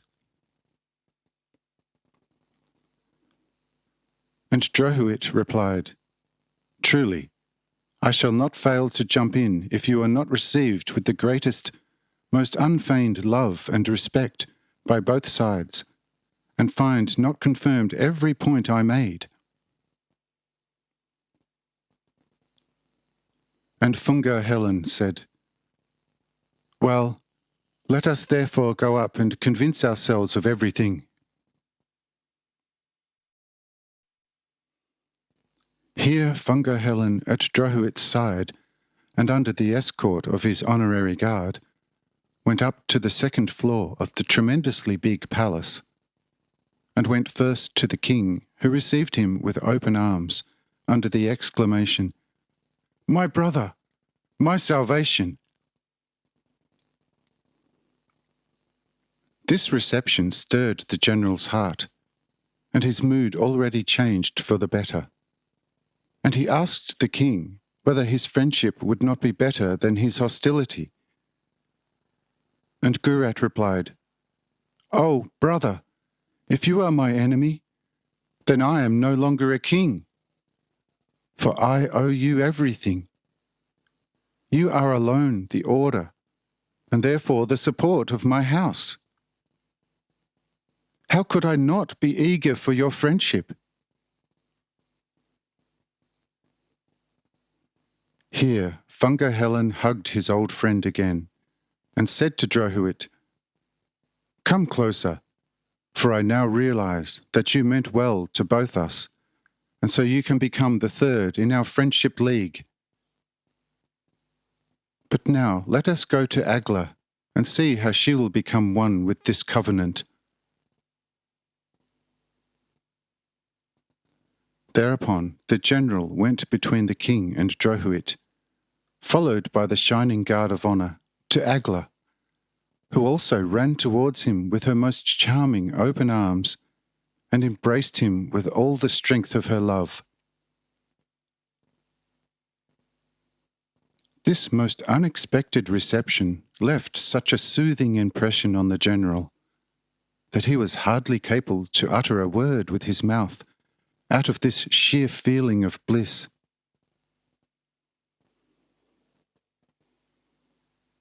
Only Agla said after a while, also trembling with love, "Funga Helen, how could you go after my life, when my love for you brought your life sacrifices which I would have never sacrificed to a god? It is true, I had to appear to you inhumanly cruel, for my actions were of such nature for which the earth until now can show no example.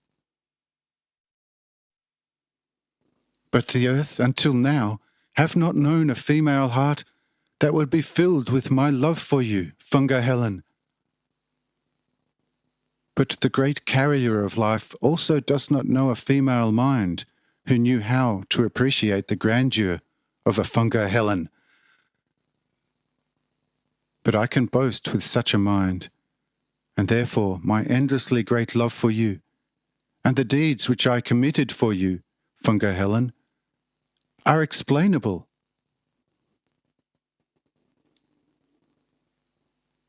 This explanation made the general quite soft, and he said, "Oh, Agla, what do you ask as a reward for such love?" And Agla said, "Your heart, your love is my reward. But listen to me first, so that it can become clear to you why I did what I have done. Then you will realize that I love you more than my life."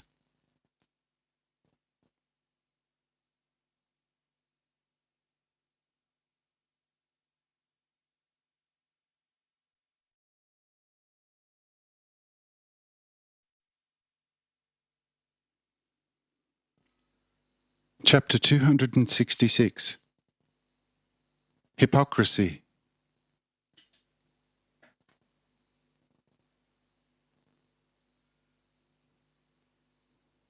Gurat was not too overly excited by this declaration of love of his heavenly Agla to Funga Helen, but of course only very secretly within.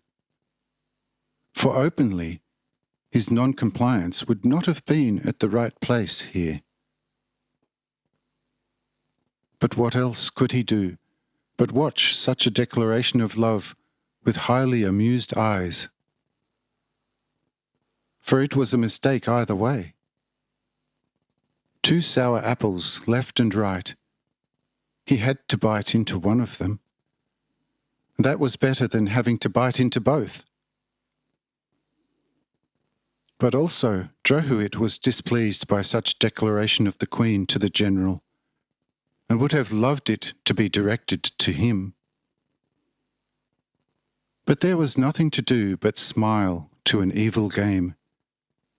For here, only one wry look could mean the loss of life. And as such, both Gurat and Drohuit made very friendly faces, and vainly wished Funga Helen all the best, and also to Agla. However, she at once began to present the reasons of her cruelty, as she formerly mentioned, so that the general would clearly see how endlessly dear he was to her, and why. And she therefore said, "You, my most beloved Funga Helen, you know that I loved my brother more than my own life. That's why I left the heights and went, not heeding my own life, to look for my brother in this still completely unknown city. But I found him much easier than I thought. How? That you all know. I was brought here, and the king immediately began to negotiate for my heart, and persuaded my brother to sacrifice me to him, for which the king offered him the beauty goddesses as compensation, plus the title of a viceroy.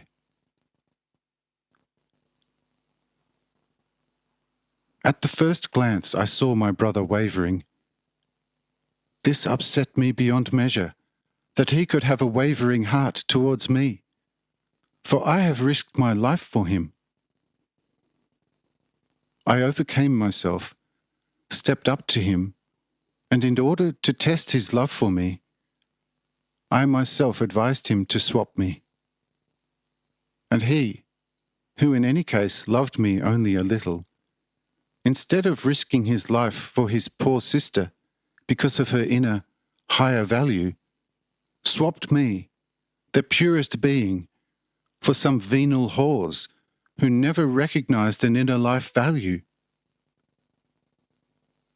This despicable act of revenge of my brother was heavy for my heart.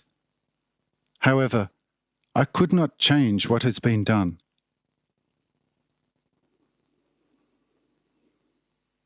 In such my inside afflictions I met you, Funga Helen, and soon recognized in you a great spirit, for whom it is possible to lead millions with his insight, one way or another. Only too soon I realized that only you, and not the king, has been the lord of Hanoch and the whole great empire.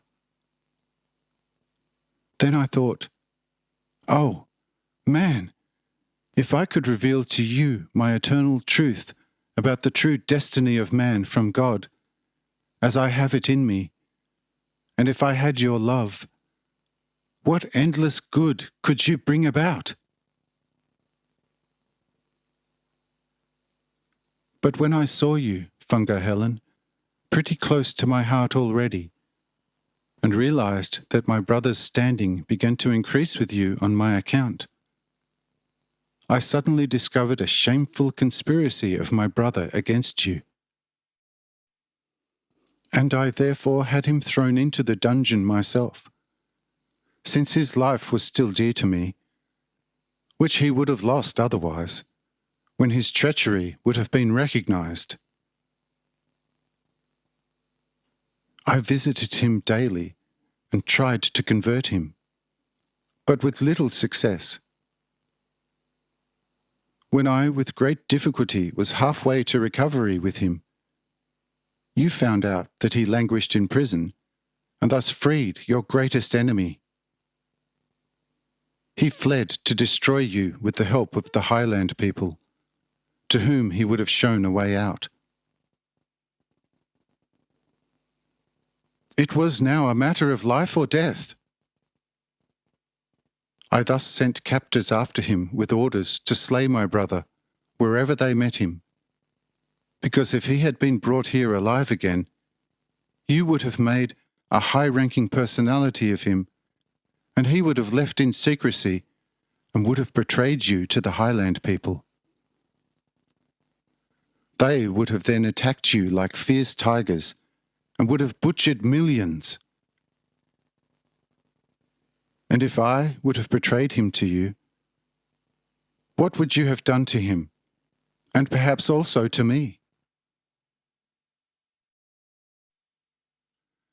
To avoid such great evil, I made the heavy sacrifice.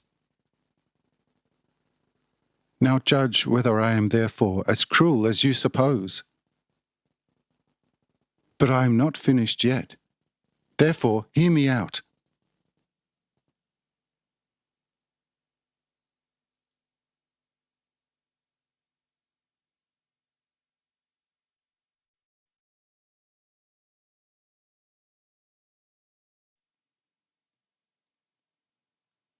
Chapter 267. More Lies.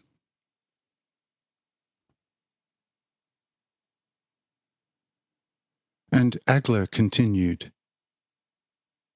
My brother, however, when he fled, had secretly instructed his wives that they should turn the whole temple of beauty goddesses against you, and if possible, even try to kill you and King Gurat, so that Walter, if he would have come back with great power, could get on the royal throne of this city without any resistance. For Walter, this evil path was cut off, as you well know. But what were the women up to when they temptingly, through my intervention, learned about the death of their husband? Listen. They made a hideous oath to destroy without grace or mercy you, Gurat, and myself. But when and how, though? Follow me to the secret room where the 7 main wives dwelled, and convince yourself of everything. Here, Agler led the whole assembly to the secret but quite large room, had a hidden closet opened, and then said, pointing with her hand to a crystal cup, There, you see this terrible goblet, It is full of highly poisoned needles. Bring me an animal. Very carefully take one of the needles and just scratch the animal's skin a little and convince yourself how it will perish.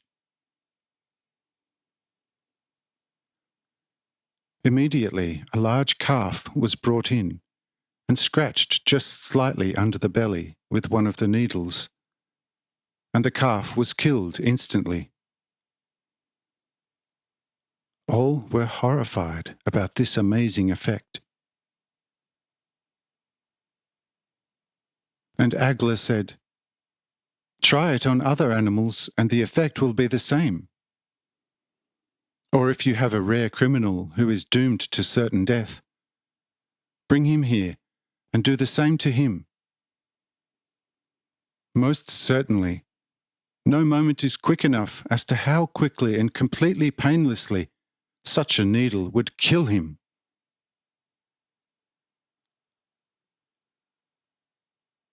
But Funga Helen said, "Agla, how did you know this, and how did you get behind all this? How did you obtain the exact information about the terrible effect of this completely unknown poison?"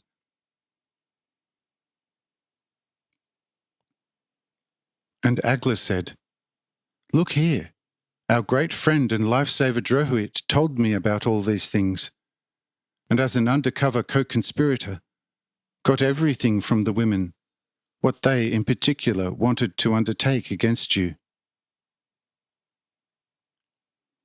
But when he revealed this to me, and I soon convinced myself of their great wickedness, my whole soul was overcome by a mighty vengeance. As a friend of all these women, I had brought them here to my room by my dressed-up servants, where they had to undress immediately. And I then had them tied to the columns, and as queen and mistress over life and death of the subjects, I cooled my most ardent vengeance on them. But when were you destined to fall? Your next friendly visit to these snakes would have cost you your life, just as you have seen here on this calf. But just go out to the dwelling of the goddesses, and you will surely find also the little murder weapons, and recognize from this how far this conspiracy has spread already, as well as the reason why I pursued these goddesses.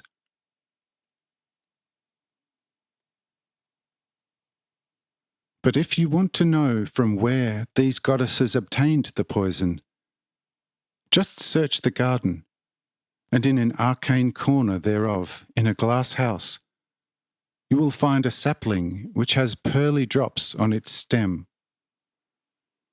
These drops are precisely this terrible poison. I think that will be enough to see why I, as your greatest friend, acted with the mobilization of all cunningness and caution against these women.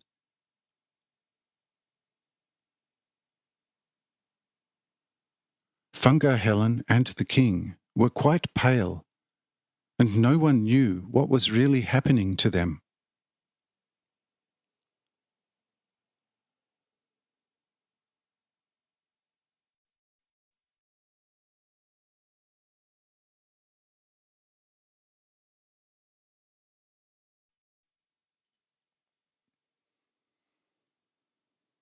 Chapter 268. Question and answer time.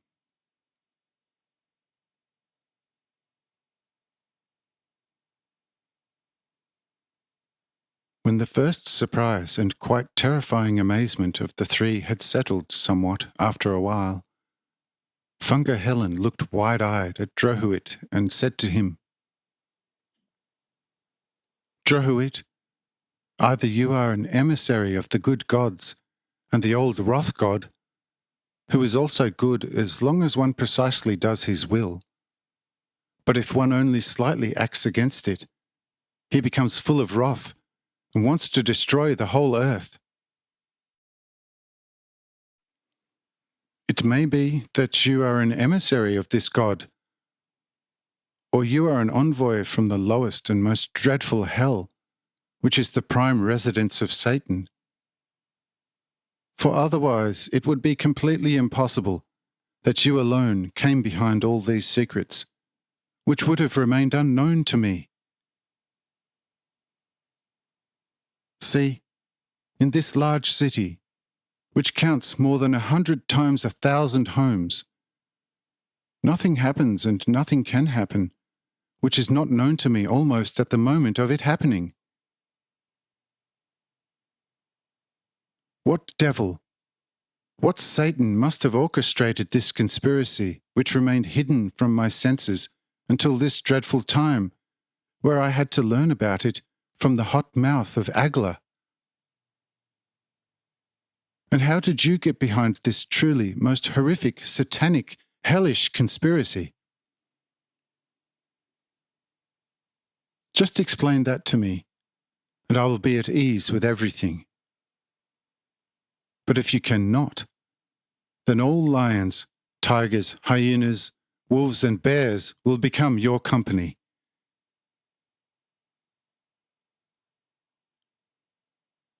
But Drohuit said, "Friend, what are you talking about, as if you know everything that is going on day to day in this large city?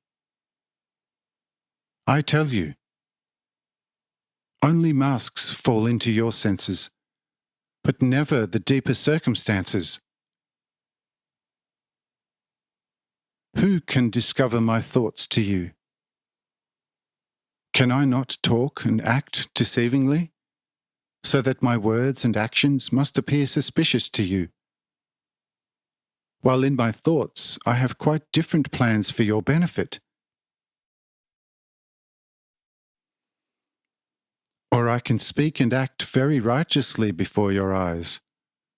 But can you look also into the secret chamber of my thoughts, whether there does not lie a finely thought through betrayal for your downfall, because of your tenacity to trust your exaggerated omniscience? As such, you did not notice from the talk and actions of your beauty goddesses that they grow poisonous trees in covert corners for your downfall, and how they prepared a lot of the most inconspicuous but the more effective murder tools for you. But why? Think of the new tax imposed on them, and the order that none of them, sanctioned by the death penalty, may ever become pregnant. And you very soon are going to recognize the reason for such a conspiracy. However, as Agla told you, so I say too. Go and convince yourself of everything, and only then tell me if I am ripe for the company of lions and the like."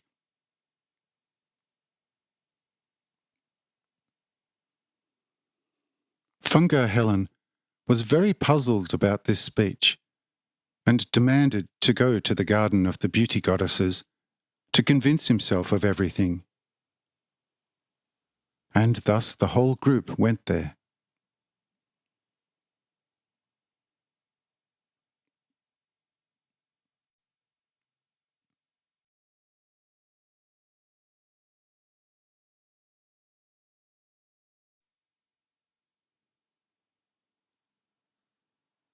Chapter 269. Agla's Victory.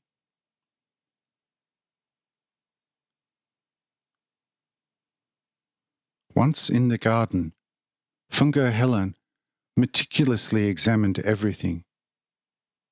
The abandoned large home of the beauty goddesses, the temple and the garden, and found the statements confirmed everywhere.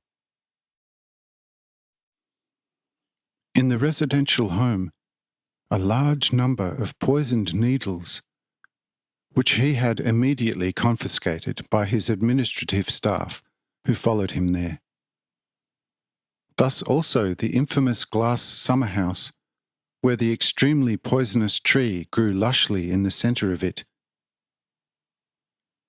The tree had the designated shape, and its trunk was covered with drops of poison. Fungar Helen immediately wanted the tree to be exterminated, and therefore ordered his men to destroy the glass house along with the tree at once. But Agla seized Fungar Helen's hand and screamed, "My most dearest friend, I beg you in the name of everything that you value and is most dear to you in the whole world, under no circumstances let this house be open by breaking it down or in any other way, and do not in the least touch it. For the nature of this plant is so highly active that its exposure would not only kill us and all the workers, but everything in a radius of at least 3 hours walking, which has life, would have been killed.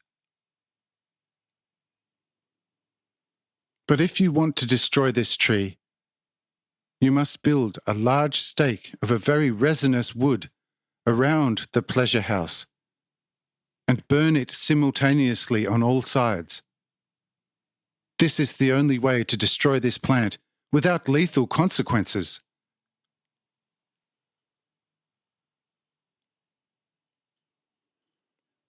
This explanatory prevention of the destruction of this poisonous tree by Agla made Fungar Helen enormously suspicious. He looked Agla sharply in the eyes and said, "Woman, what are you talking about? Explain to me, how do you know the effect of this tree so well, as if you yourself had created it? Truly, despite wanting to protect me if this is the nature of this plant, your explanation also makes me suspicious about you. Who knows whether you yourself have not been the planter of this plant from hell? I give you therefore a short period of time. Use it and try to roll off my head this very well-founded suspicion. Otherwise there will not be a good outcome for you. Therefore undress yourself, so that you can confess nakedly the naked truth to me. For henceforth you should not deceive me, for my suspicion about you is only too well established. Therefore, you will have to work hard to turn Fungar Helen around your little finger."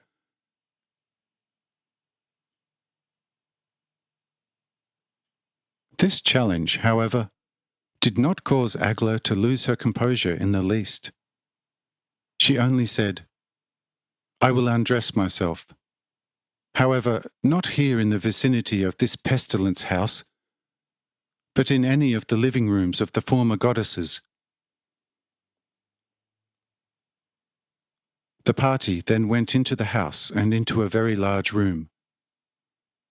Once there, Agla immediately undressed, as Fungar Helen had ordered her to do. But this undressing was most dangerous for the strongly sensual general. For only now all the hidden charms of this most beautiful woman came to light, which this woman possessed to such a high degree that some of the men present, when seeing her naked, started to rage and became insane. But 5 instantly fell dead to the ground. And Fungar Helen forgot about all his suspicions. For as the rising sun consumes the fog in the valleys, was the effect of the great beauty of the naked Agla on Fungar Helen. He now demanded of her nothing but her love, and promised her to do and grant her everything to increase her love for him. That this victory was for nobody more pleasant than Agla herself is easily conceived, because she otherwise would have been caught here. Gurat and Drohuit looked at this scene like losing players. But there was nothing else to do than to congratulate Funga Helen. With this event, however, the examination came to an end, and Funga Helen led Agla to his palace as his wife, with all honours. But Drohuit and Gurat both left for home with long faces.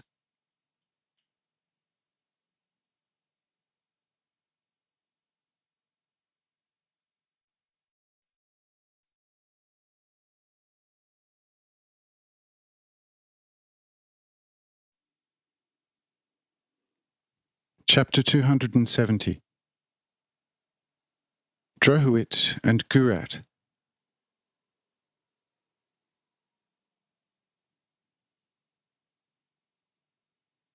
When both, namely Gurat and Drohuit, arrived back at the king's royal palace, soon their other concubines came out and asked them how the matter with the terrible Agla ended. And Drohuit answered and said, "Beloved wives, bad for all of us. For Agla broke the bond of marriage between her and our gracious king, and gave her heart and her hand, as if she had been single, anew to Funga Helen. And he, as the actual mutineer of the sacred rights of the king, has thereby achieved his long-awaited desire. May today's acquisition carry him the same interests as it has borne our good king. Otherwise, I have no other desire for him. But I was an enormous donkey that I almost gave my life for this infernal beast. If I only had blackened her before Funga Helen, she surely would not be alive any more. I was stupid enough to embellish her and present her as innocently and righteously as possible before the general. And this is now my and the king's reward, that she has turned her back on us, and that we are very likely to, within a short time, have the honour to either very humbly and innocently bite the dust through a completely innocent poisonous needle swipe, or we will be forced with gentle words to leave the city of Hanoch forever, to then find a dwelling among the tigers, hyenas and bears.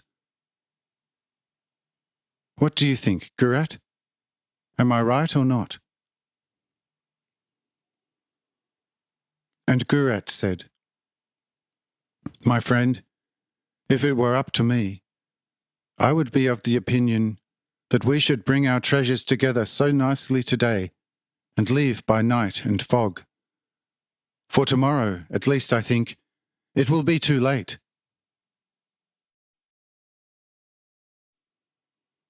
Therefore, gather at once all my servants, and under the strictest seal of secrecy for their and our own good, give these instructions. 100 camels shall carry our treasures, 100 our provisions, and another 100 ourselves, with all our entourage, to some remote area of the earth.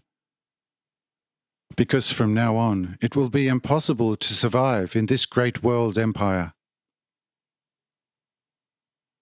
The people are stultified to the highest level, and the better ones are composed of deceit, guile, hypocrisy, and politics.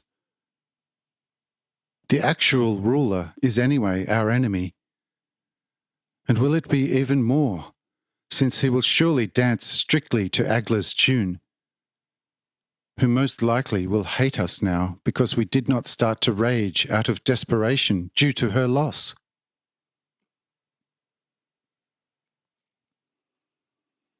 Here Drohuit looked out of the window and saw, to his great astonishment, Agla with Fungo Helen nearing the palace, and indicated such to the king. When the king noticed this, he screamed, "In the name of all spirits, we are lost!"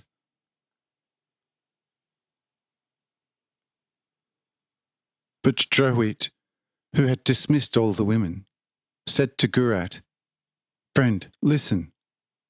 Craftiness against cruelty.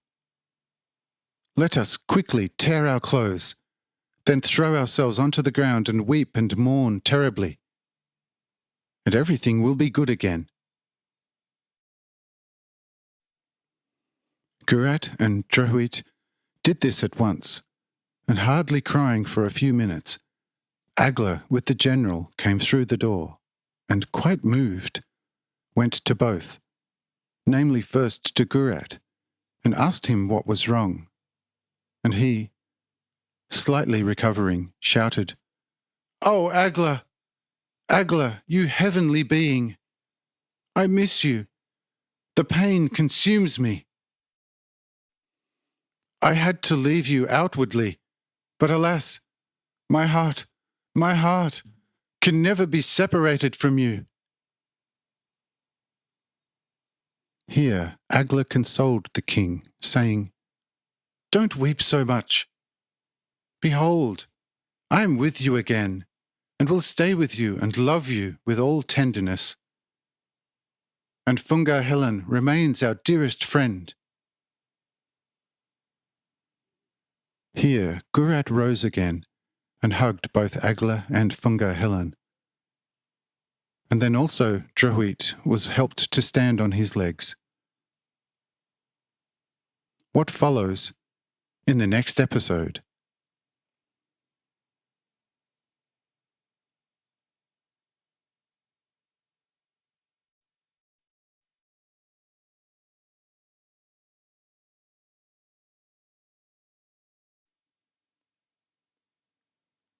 Chapter 271.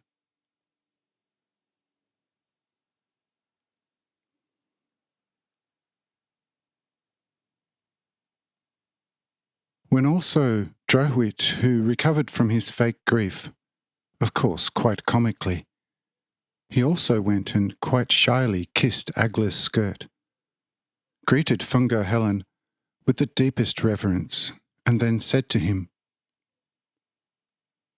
"I have told Gurat, who was on the verge of complete desperation, as a soothing consolation, 'Friend, let me comfort you.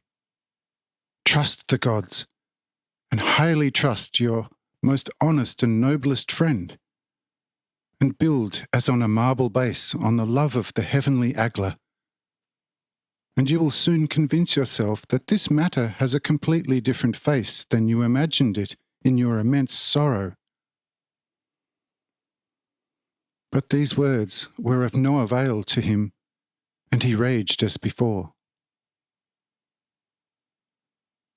After a while, I took his hand and said to him again, "Friend Gurat, king of the great empire, listen to me.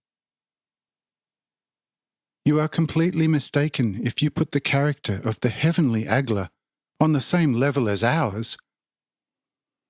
For behold, she is the daughter of a man on those holy heights which were inhabited by the first people on earth.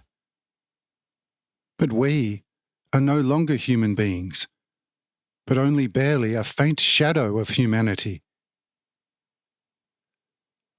Therefore, we must compare ourselves to Agla also like shadows.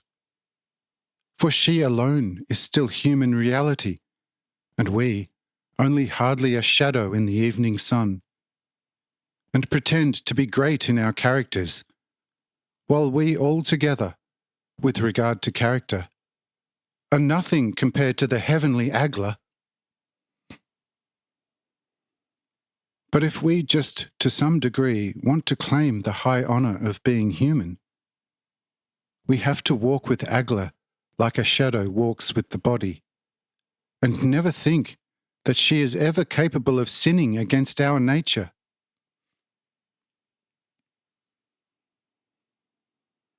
When I had said this to Gurat, he calmed down a little bit, but still suffered a lot, and soon fell back into his boundless sadness and cried, "Agla is my heart, and Fungar Helen my head.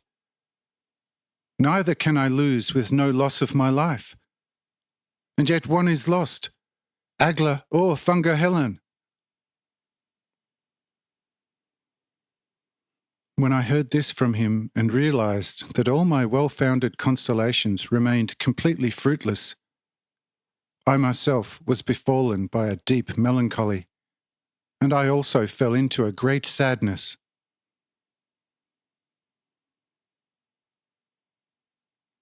Upon this speech, or better, upon this utter impromptu lie, Agla, completely moved, went straight to the still very upset-appearing orator, took his hand, pressed it to her heart, and said, "You have always proven yourself as my friend, and always stood with me in great graces. But as much as this time, you've never proven yourself as a friend of mine, the king and Fungar Helen. That is why I want to reward you, as nobody has been rewarded until now in this city before. Behold, I have 2 sisters who are not inferior to me in beauty. I will have them brought here, one for you and one for Fungar Helen, so that I can stay with Gurat. And I think that this price will forge a bond around us which no power will ever be able to tear apart."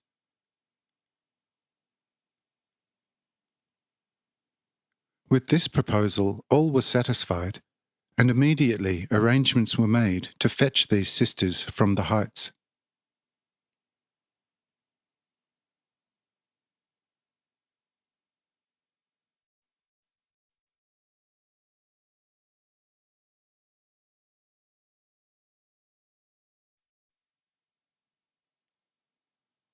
Chapter 272.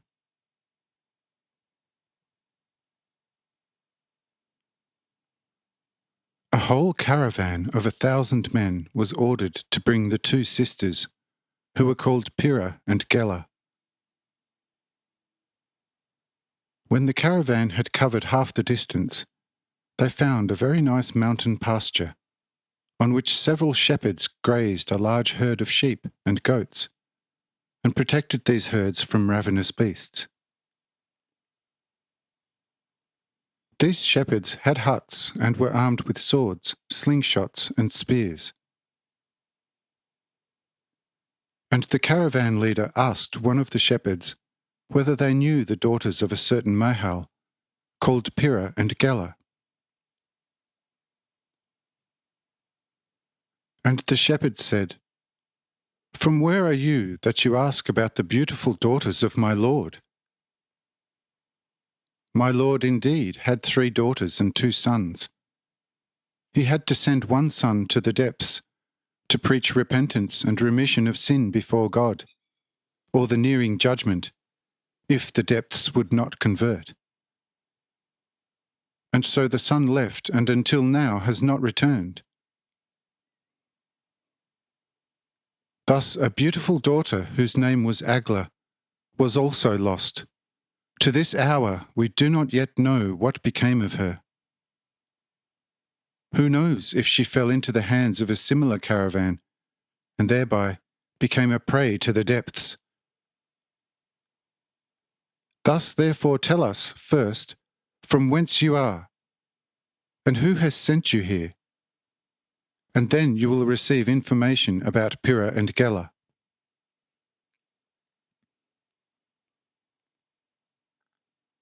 And the caravan leader said, "Thus listen to me, you honest shepherds of your lord. Agla herself sent us here, that we should bring her 2 sisters to her. But Agla is now a great queen in the depths and rules over half the world with unlimited power, and we ourselves are her servants. But Walter, her brother, had died. How, we do not know. But we have seen his head embalmed in a crystal urn, which is displayed in the temple of the great goddess Naomi.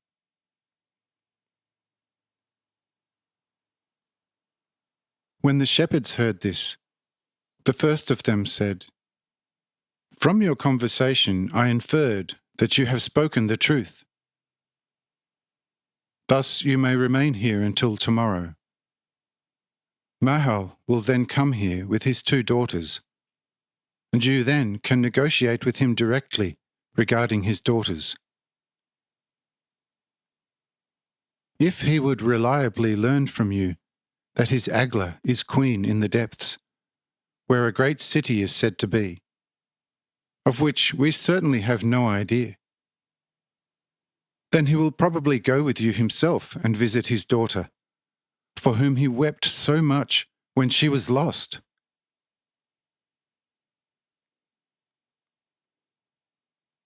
When the caravan heard this, it stayed with the shepherds and awaited Mahal with the 2 daughters the next morning.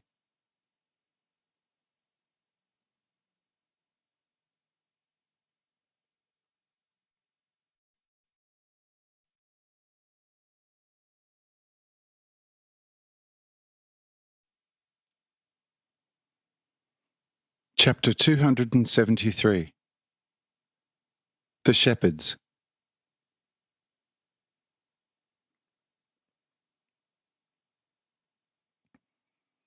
When the night was over, in which, as usual, these shepherds had to fight quite a lot with the wild animals, and the sun was rising, all the shepherds fell down and praised and glorified God, because he had stood by them so mightily protecting and fighting against the wild animals that night, and asked him for his further assistance.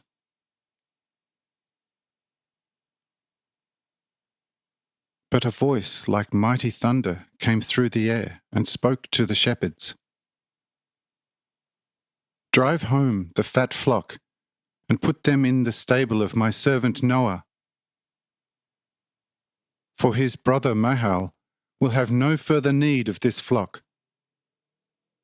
For today he has decided to go down with his daughters into the cursed depths to seek his fortune there. But Noah will give you a task which I will indicate to him.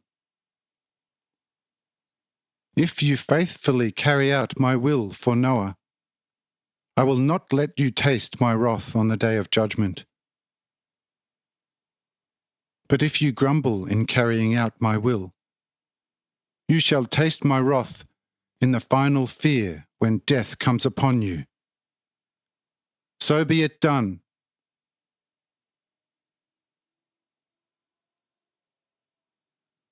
When the shepherds heard this voice, they fell to the ground and gave glory to God. But when they rose again from the ground, the caravan leader went to one of the shepherds and asked him what the thunder had been, and if the shepherds understood the thunder, because they listened to it with obvious attention. And the shepherd said, "This was no ordinary thunder, for an ordinary thunder does not come out of clear air. This thunder was the voice of God to us, and commanded us to do this and that, and showed us that Mahal, our Lord until now, will henceforth not be our Lord any more, for he shall move to the cursed depths with his daughters in order to seek new happiness. If you wait here, you surely will meet him and his daughters soon."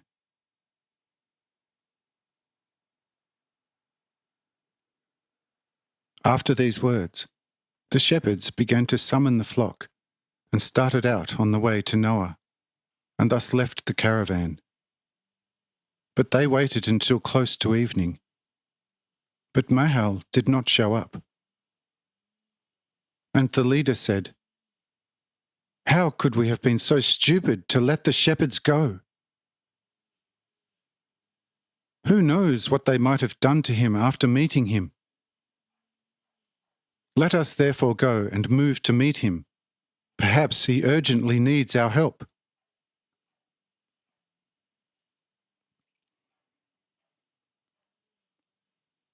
Upon these words, the whole caravan rose at once and moved upwards. When they had travelled for 3 hours, behold, they came across a company with in their midst Mahal, his 2 daughters, and a son. The caravan, however, after questioning the company, explained to Mahal everything he needed to know. But when Mahal had learned such positive news from the caravan, he said goodbye to his entourage and joyfully moved with the cheering caravan to the depths.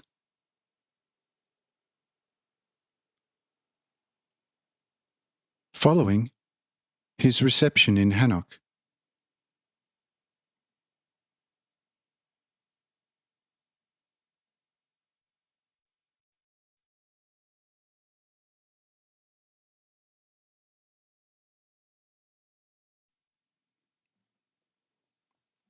Chapter 274. Mahal in Hanoch.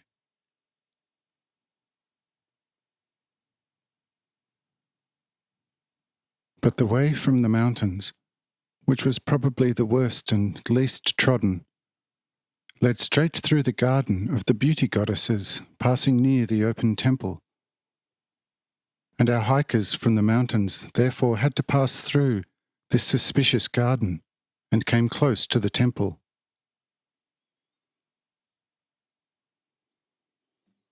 In no other time was the temple more visited than just now, when the news had spread everywhere about everything that happened here recently.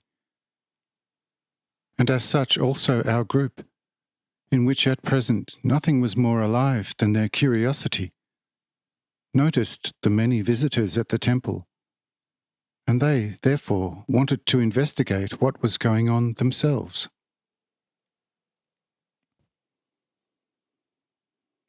But the caravan leader said to Mahal, "Venerable man and most noble father of our great Queen Agla, behold, there is a strong, pressing crowd. We would need an hour to get anywhere near the temple. But to get into the temple itself is obviously an absolute impossibility. Therefore, be content for the time being with this sight from a small distance. But if you want to watch all this in more detail, you will be able to view everything very easily in the company of the king. For if the king is coming, all the people immediately give way and most reverentially leave room for the king." Upon this declaration, Mahal complied and moved on with the caravan. When he came into the city, his amazement found no end.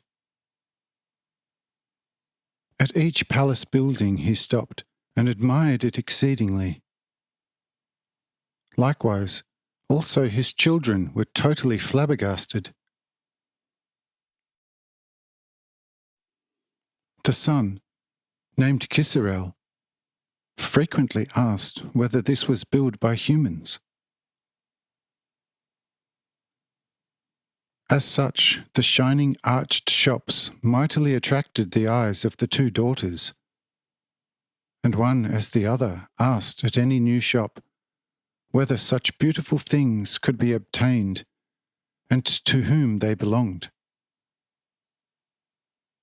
The guide talked himself almost hoarse with all the explanations, and was very glad when after 4 hours they reached the great palace square. But when the caravan arrived in front of the palace, the king, the queen, Fungar Helan and Drohuit came out at once with an exceedingly shiny royal household, and received the whole society in a most friendly manner, and led them to the palace.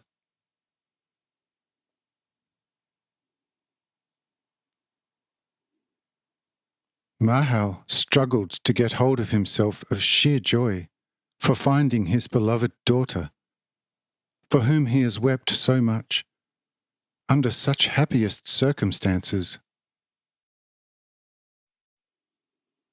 And Funga Helen immediately went to Pyrrha, who had charmed him from the first moment he laid his eyes on her, and asked her about various matters, for which the beautiful Pyrrha gave him naive answers, which pleased the general exceedingly.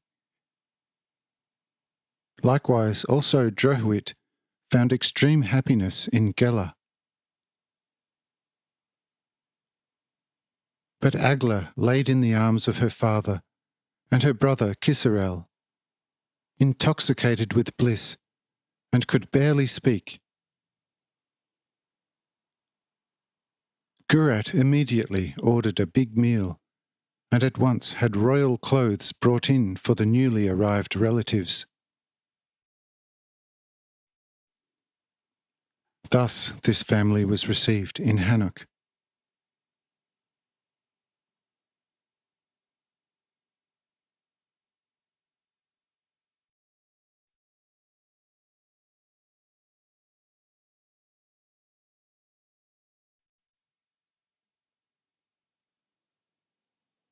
Chapter 275.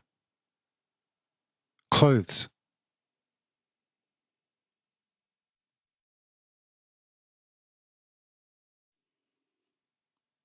When the royal garments were brought in, and the male and female dressmasters stood there, Gurat went to Mahal and asked him to exchange his hard mountain clothes with soft royal garments. But Mahal thought here about his God and said, "My high son-in-law, behold, I am of old age, and have survived many kings of the depths. My brother Noah still knows the times of Lamech, and I have known Uraniel, who has followed Tubal-Cain, and then the 1,000 counselors, and then Olad, who has emerged from the counselors, and has reopened the temple of Lamech. And behold, this garment, which now covers my nakedness, has served me for centuries, and is indestructible. For it was woven with the woolen cloth that Jehovah gave to the first people of this earth. But what ingratitude to God it would be if I were now to take off the indestructible garment that has protected my body from heat and cold for almost 500 years, and put on this soft royal robe. Behold, this garment is not splendid and has no lustre, but it is still more precious than all your garments adorned with gold and precious stones. For all your garments become soiled and then have to be cleaned again. But this garment of mine, which has been on my body for a good 400 years, never becomes soiled, and yet keeps my body clean.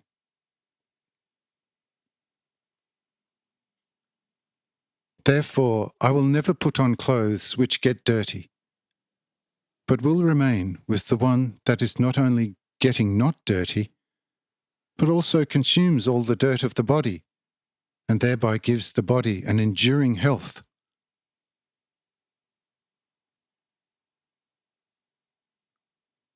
Gurat was astonished about this perseverance, and turned secretly to Agla, and asked her what can be done here. But she said, "Let his will prevail. I know him, what he doesn't want today, and you respect his will. he does the next day. He still holds strongly onto the old God. But when it comes down to it, to exercise too much self-denial, he is capable to sin just like we are.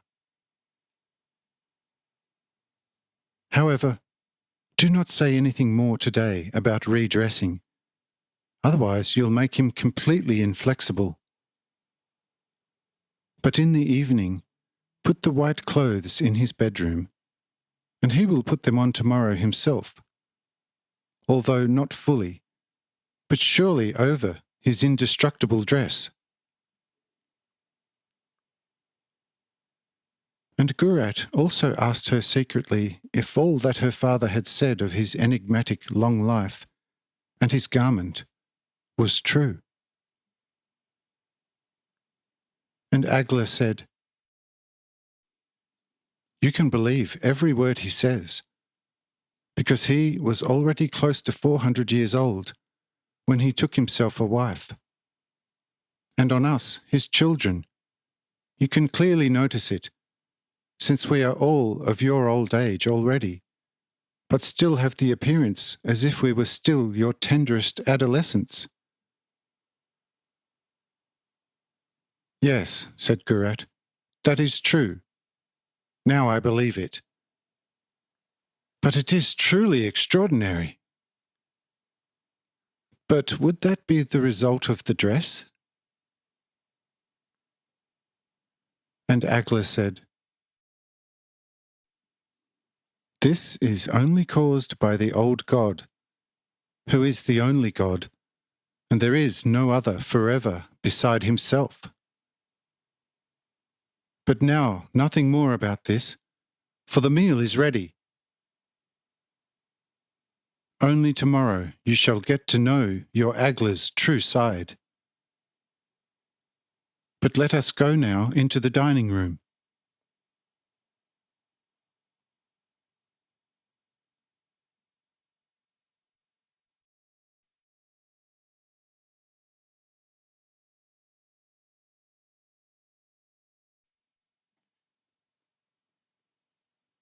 Chapter 276. Questions and evasive answers. Giving in.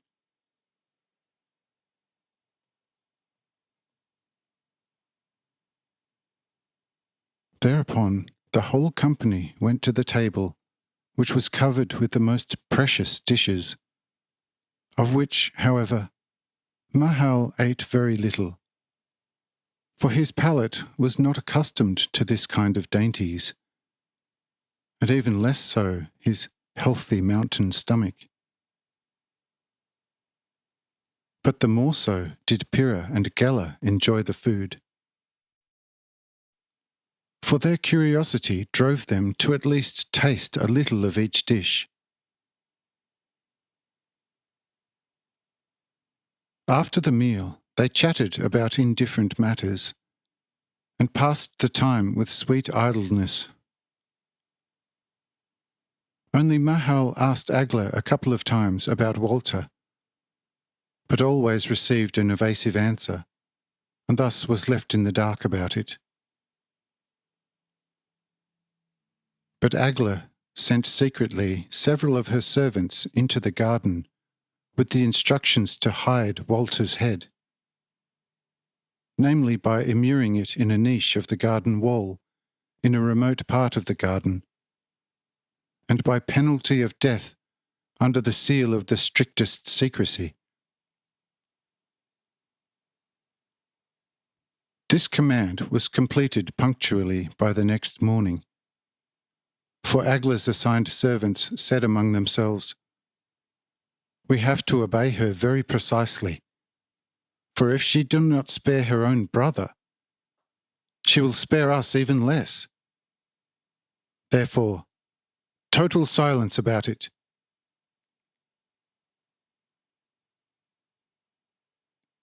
When the workers returned the next morning, they immediately reported back to Agla everything about how and where they had hidden Walter's head. and Agla rewarded them, and once more commanded them to secrecy, even before the king, the general, and Drohuit. And the servants promised this most sacredly, and then went their way.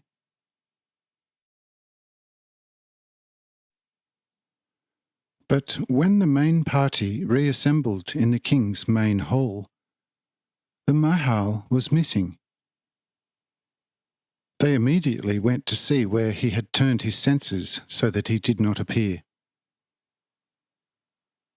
When they entered his chamber, they found him busy trying on the royal robes over his indestructible garment.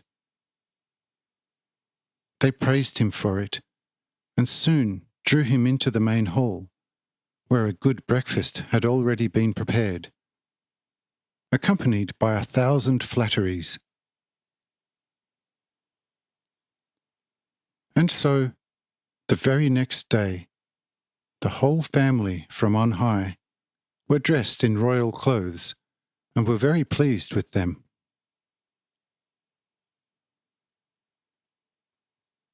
What next? In what follows?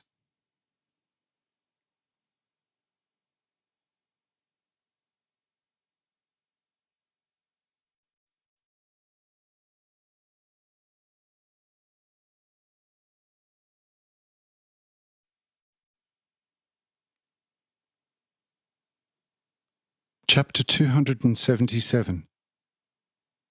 Exchange.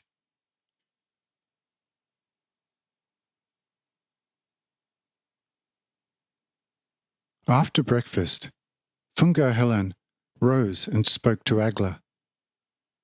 Agla, you ornament of beauty of all women on earth. Except for you, only your 2 sisters are in your class of beauty. I like Kela as much as Pyrrha, and verily, it will be a difficult choice for me here. But if I may speak very honestly, from the heart, I say that I'd rather want to take both of them as steadfast wives, than only one of the 2. If Drohuit agrees to it, he would find a mighty friend in me. But it is up to his free good will.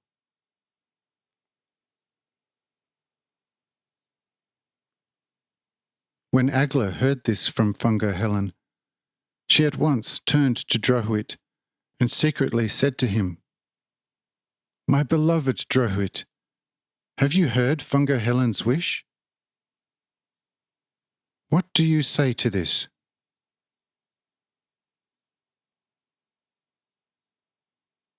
And Drohuit said, Unfortunately, yes. But what should I do here? Nothing but putting shackles on my own heart for the sake of politics, and bite the bullet and turn a good face to the evil game. Just the thought that assures me of your love, heavenly Agla, can console me for such a loss. Otherwise I had to perish from sheer grief.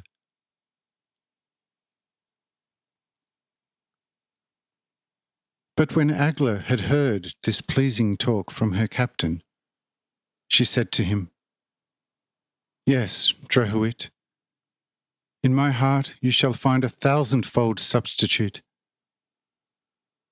But go now to Fungar Helen and grant him his wish, and it will be all right.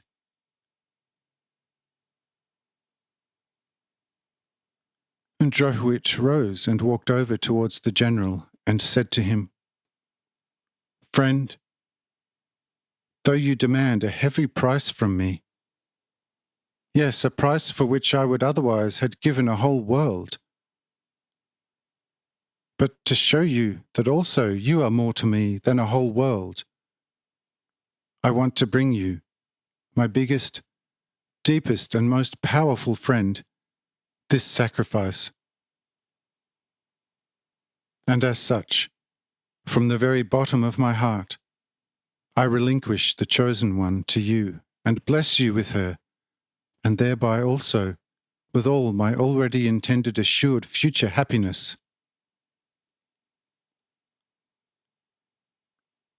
Here Fungar Helen hugged Drohuit, kissed him, and then said to him, Drohuit, as sure as my name is Fungar Helen, and have all the power in my hands, as sure this sacrifice will carry a yield for you, of which until now the world could not have dreamed of yet. For the time being, I say to you nothing more than, Drohuit, you are king, and Gurat nothing but a vain figurehead.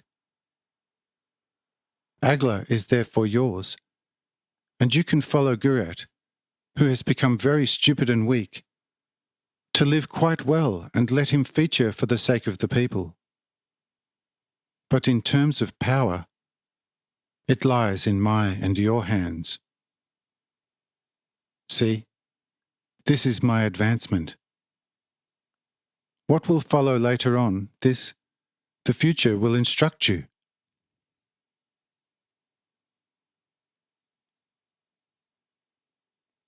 After these words, the two friends kissed again, and Drohuit was now completely satisfied with such benefit for his sacrifice, and at once went back to Agla and told her the good news. And Agla immediately grabbed Drohuit's hand, pressed it to her chest, and said, Now my wish is fulfilled. You are now mine.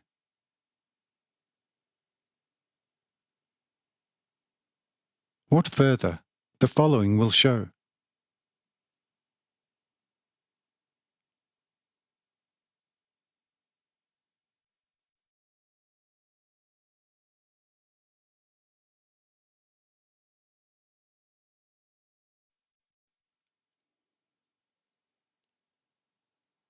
Chapter 278.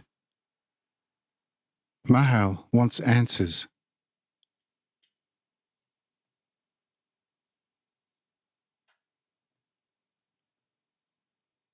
But also the old Mahal heard a few things about the arrangements that were made, and therefore also that his two daughters were awarded to Fungar Helen as wives of one man. He thus went to Agla and asked of her a better explanation. But Agla said, Listen, dear father. On the rugged heights you should quite naturally have been asked whether your daughters may take a husband, and what kind of husband. But here there is a quite different order of things, and by virtue of it everything that the first rulers of the great empire want and determine must be right for you. But the rulers are the very man who takes your two daughters as wives, which is an unspeakable happiness for you and them. Then I, your daughter Agla, as queen of this city and the whole endlessly large empire, and finally Drohuit, that young, handsome man who has just had a meeting with the chief priest Fungar Helen. With these three rulers you must always try to be their constant and best friend, and you will, among them, have the most carefree and best life. On the contrary, although my father, you will have to endure great vexations and adversities. Therefore be silent, and show Fungar Helen how glad you are that he has chosen your daughters as wives. For through this choice, also you grew in stature. When Mahal heard this from Agla, he slowly began to realize from which side the wind was blowing, and very quietly he began to scratch himself behind the ears, and said softly to Agla, I can see very well that this is the case here, and for your sake I will put up a good face for every occasion. But tell me, what is there for the king if you, Fungar Helen, and Drohuit are the highest people in the kingdom? And what will become of my son Kisarel here?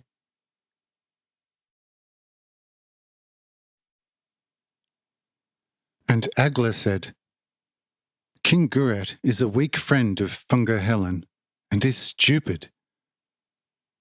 Therefore, he is dressed in the clothes of the king, and figures as such. But he has no power. Drohuit is the real king, and I am his wife. You thus have to listen to him and comply with everything he has to say.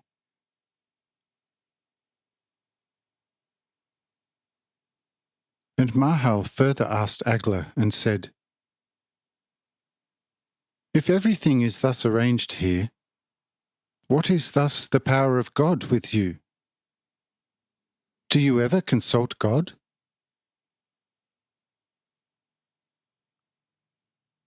And Agla pointed with her hand to her forehead and said, Behold, there sits the counsel of God.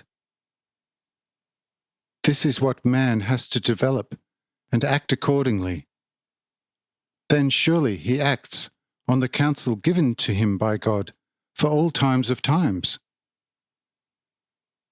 Or do you know something better?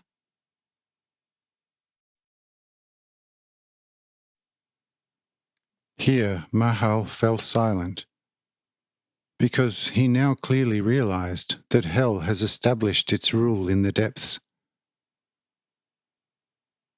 But Agla went to Fungar Helen and secretly talked to him about something.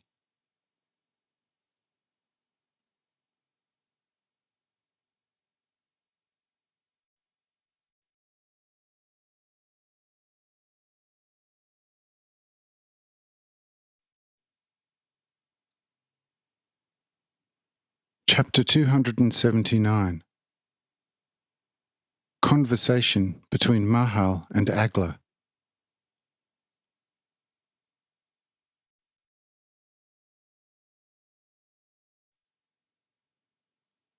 But what the Agla secretly talked to the Fungar Helen about was whether he would not like to place her brother Kisarel somewhere, in such a way that he would have some official appointment.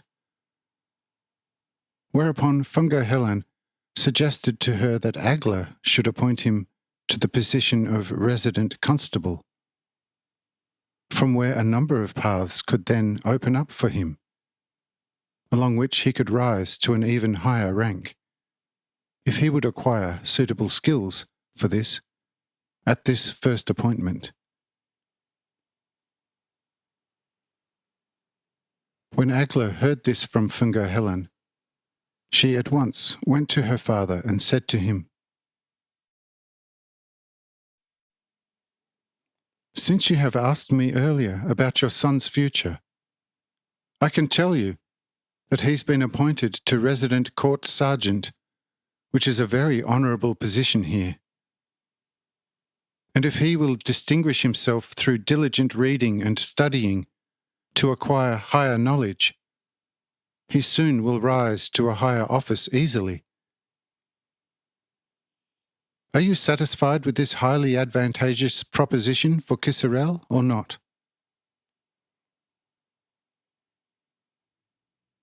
And Mahal said, Daughter, I'm happy with everything. But one thing I must tell you from the heights, which have become very meagre, since you surely will have not completely forgotten the God of Adam, Seth, and Enoch. And this one thing is the following. All of you powerful rulers of this kingdom should not make too long and beneficial future plans with respect to your present constitution. For as things are now standing with you right now, it is impossible to continue for very much longer.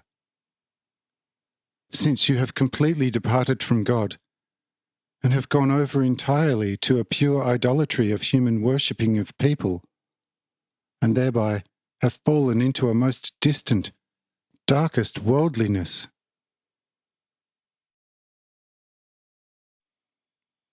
I tell you, at the most another 17 years, and there will be no trace of your greatness or your city. That is why I will leave you again and go to my brother Noah on the heights. But I want to see and speak to Walter first.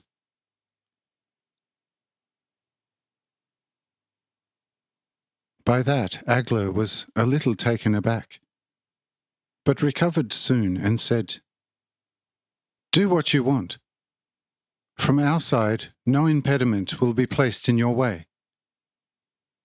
But as regards to Walter, it will be difficult to ever see him again, for he began travelling to discover new worlds, and thus has left us forever. And the reason for that is that I, as his sister, could not give him my hand to become his wife."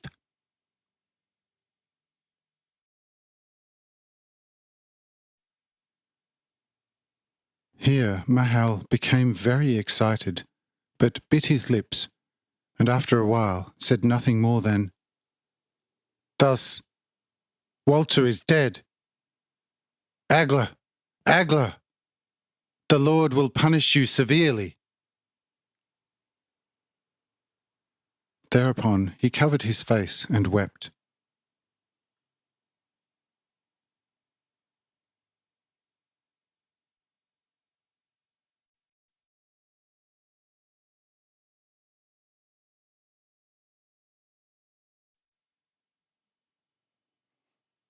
Chapter 280. Funga Helen's Shallowness.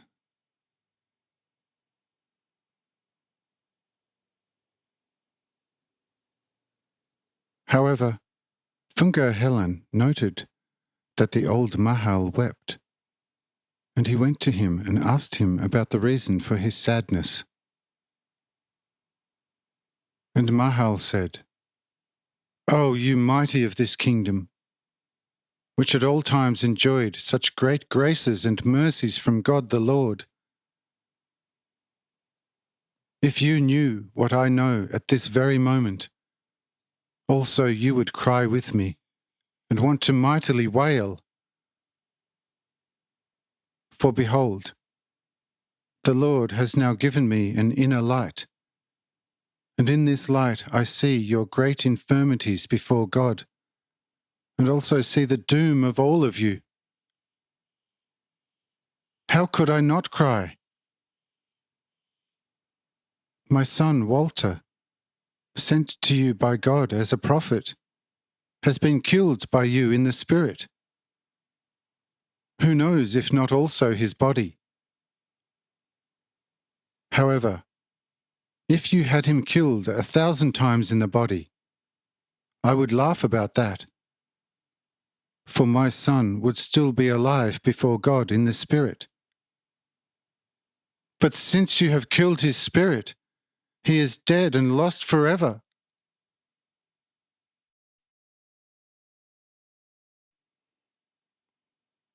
And it will be the same with all these children of mine. Agler is already 3 times dead, and Kisarel and Pira and Gela will become likewise with the same condition, if you do not again follow in the footsteps in which the former kings of this realm walked, who were there and were called Lamech in his time, Tubal-Cain, Uraniel, and Olad, righteous before God.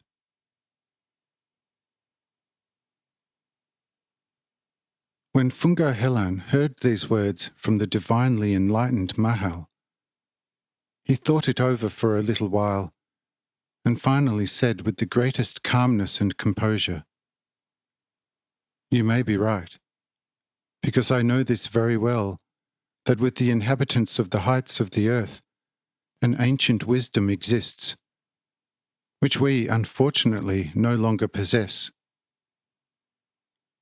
But nevertheless, we are not that stupid as you always imagined us to be. We may have more idolatry in the true sense than any pure knowledge of God. But this does not exclude the true nature of God. For through sculpture, we only make the people aware of the active powers of the one omnipotent deity, and worship them precisely because they are divine powers. And God himself cannot regard this as unjust. But if we attach names to such forces and sensualize them through corresponding artful shapes for the people, and had them be worshipped by the people, say, can this appear to God, who is most wise, as an abomination? If you look at a large and magnificent building and admire and praise it, say, are you thereby not also Lord the builder? Are you lauding the builder if you only praise his person, but criticize his works? Surely, the builder will not be pleased with such a glory. According to this, our recognition of God, also our leadership of the people corresponds. I want to take you back and forth throughout the empire, and you can kill me if you're going to hear any complaint of injustice on our part. Behold, the nations are living happily. There is nowhere poverty among them. Everywhere arts and sciences are blooming. Say, what does your God still want from us? Does he want to kill us? He should do so. We are at his mercy. Whether he will do right, however, according to my opinion, we can leave for the time being undecided. But go now with me, and I will show you everything that we are and what we do. Only then say what you consider to be wrong with us.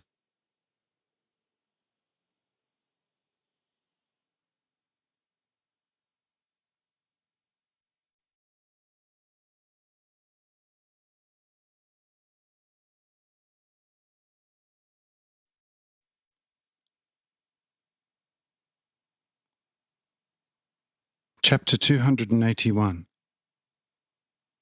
Mahal's wise response.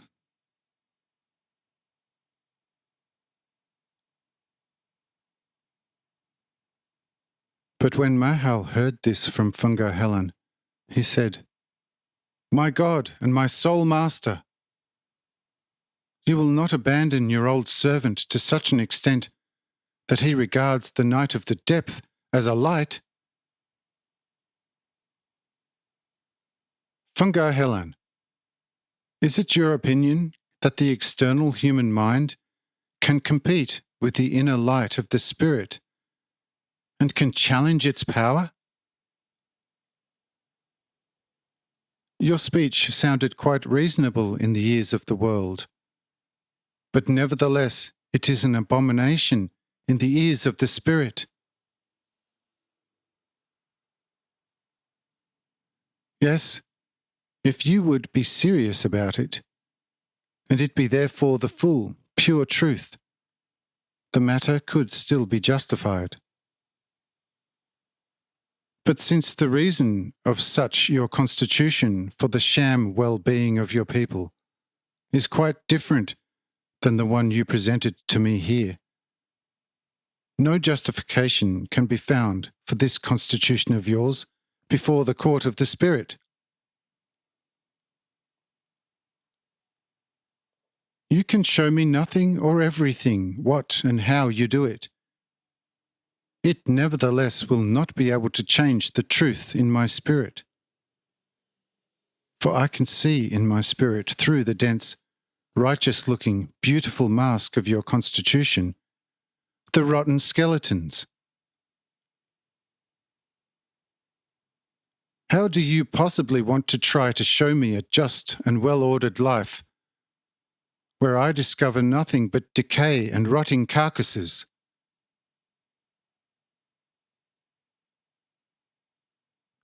But that you can learn how I, in my spirit, can clearly see how your constitution is set up, I say to you, Gurat, and Drohuit, and many thousands of the elite, believe in nothing, neither in an old nor in a new God, also not in a life after death, and therefore all your religion is an illusion for the people. Yes, if you would teach what you believe yourself, then you would not deceive the people, because then you would at least treat the people honestly, and the people would know where they stand. Your motto reads, "Illusion and politics." You speak differently than what you think, and by your actions you are always looking to achieve hidden purposes, which are not even remotely connected to your outwardly appearing intentions. Well, friend, I ask you, can such a constitution appear as righteous to a highly wise God? Him who is the eternal love and wisdom itself, and thereby the eternal truth, order, and justice.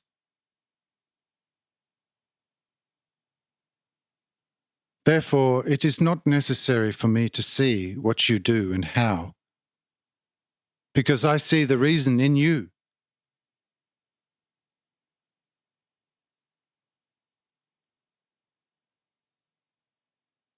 This speech of Mahal made Fungo Hellan quite formidably falter, for from it he too clearly realized that his politics was exposed like the clearest day. He therefore said nothing else than, "Basically, you may be right. But nevertheless, come with me and see, and you will speak differently."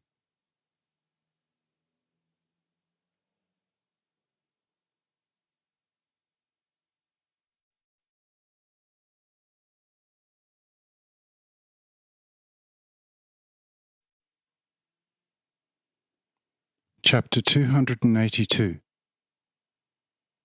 In the Garden.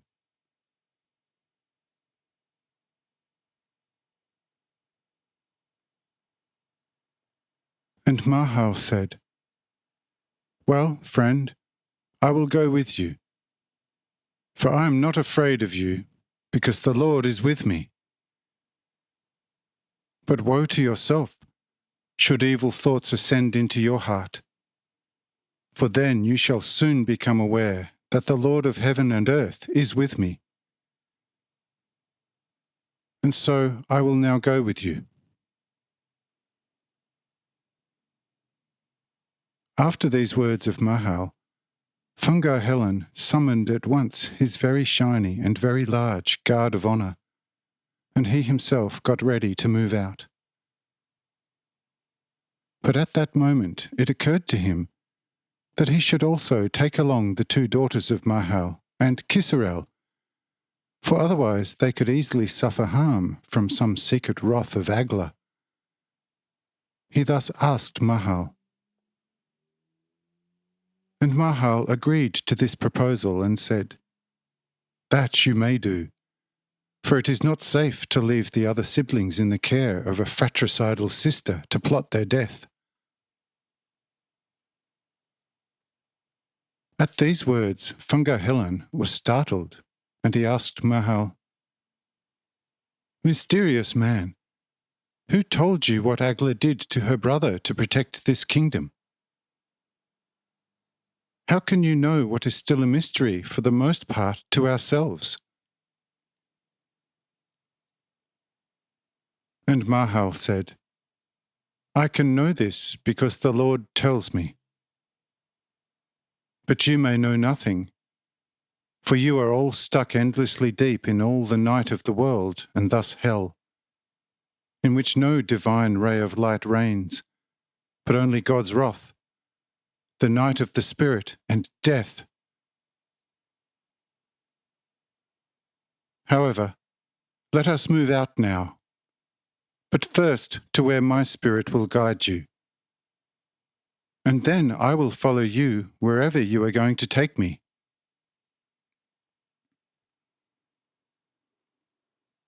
And Fungar Helen said, Well, show me the way, and I want to see where you, mysterious man, will take me in this overly large city as a stranger.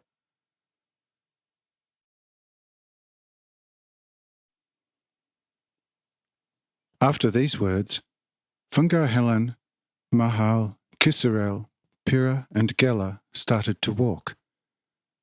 And Mahal led Fungar Helen straight to the garden of the former beauty goddesses, by which the general was highly surprised that the strange man found his way in this city through hundreds of streets.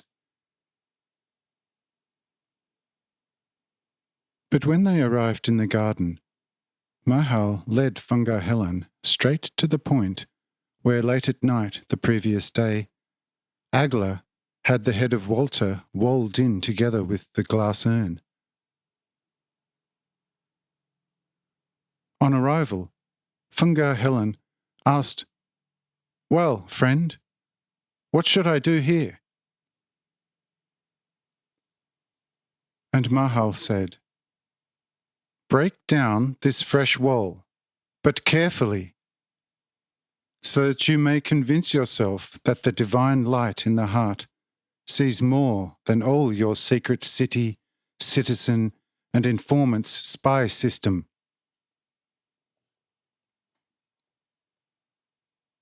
Fungar Helen immediately did this, and when the niche was freed from the newly covered wall, the urn with the head became visible. Fungar Helen was amazed and shouted, In the name of all devils, how does this head get here? And Mahal said, How can you ask me that? As the all-informed, should you not be privy to all the secrets of your kingdom? Did you not know what Agla yesterday instructed her servants to do? Here Fungar's eyes widened, but Mahal asked the general to follow him further, where there were still many other secrets. And Fungar followed Mahal.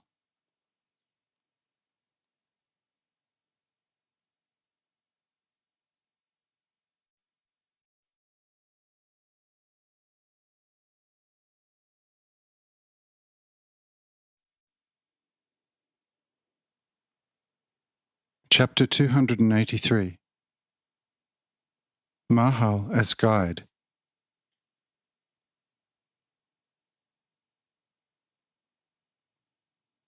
They entered the temple. And when Mahal arrived there with Fungar Helen, Mahal said to him, pointing with his hand to the coffins of Walter's women, There, see the real and only true case of the death of my son.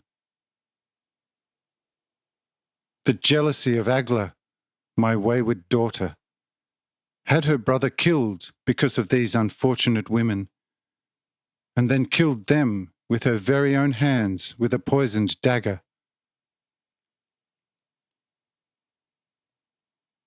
When Fungar Helen heard this from Mahal, he was horrified and very angrily said, If Agla has done all this as you told me now, she will still die today a most agonizing death without any mercy. But Mahal said very calmly, "Oh, friend, do not get worked up until you have seen Agla's works. Therefore, just continue to walk with me." Thereupon, the group continued to follow Mahal inside the residential building, and Mahal led Funga Helan through a corridor on the 3rd floor. When he came to the end of it, he showed the general a door. Yes, a door of perdition. And he then asked the inquiring general chief priest, "Do you know what is going on behind this dainty door?" The general shrugged and said, "How should I know? I have not made this door myself when I had this house built for the most beautiful women of Hanoch. What is behind this door? Speak and show it to me." And Mahal said, "Have this door open cautiously by your people, and see." At once, Hungar Helen had the door blown open by force, and at first found nothing but a narrow, delicate chamber with an inner space measuring less than 1 square fathom, and in the background, a graceful comfort bed.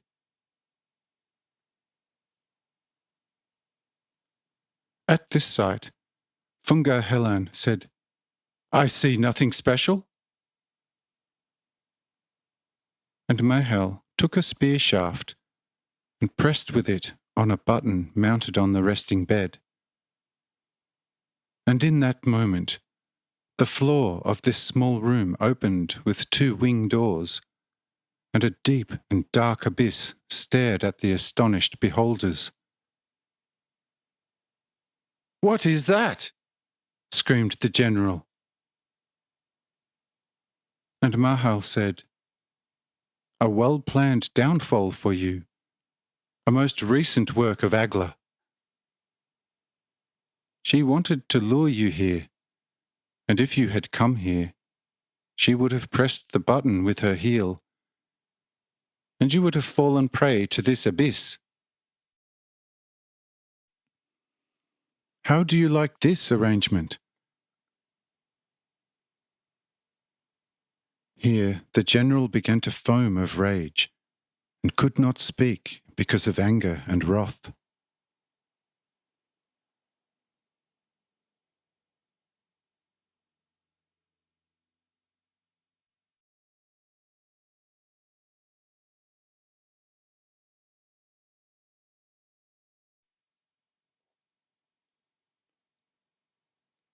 Chapter 284. More Revelations.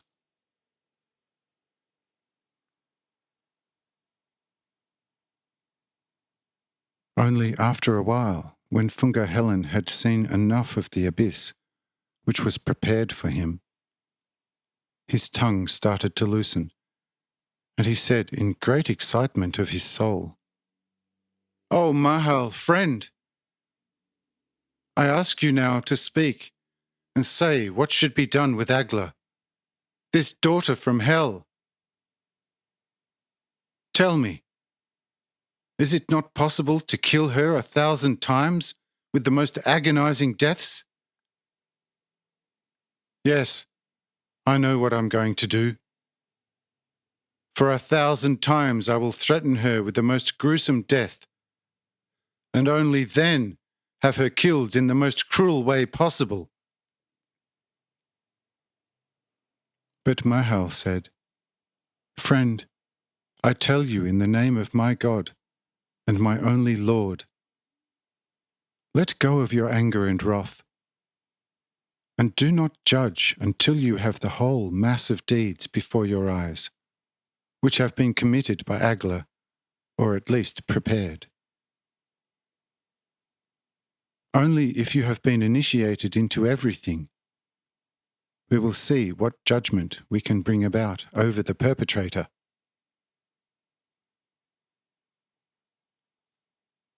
But now go further with me For we are far from done looking at all the things which Agla has done and prepared, with the help of her captain Drohuit, whom you have made king today.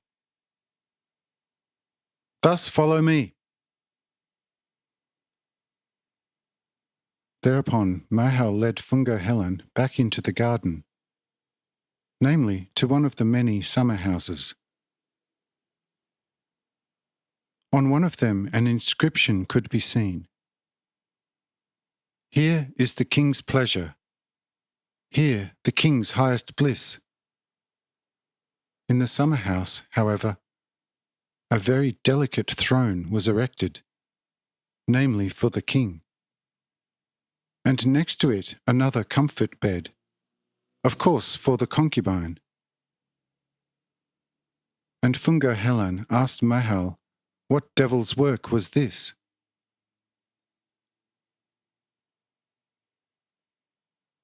Mahal led the general to the throne and said, "Do you see here, in the upholstery of the throne, the 1,000 fine needle tips lurking, each bringing certain death?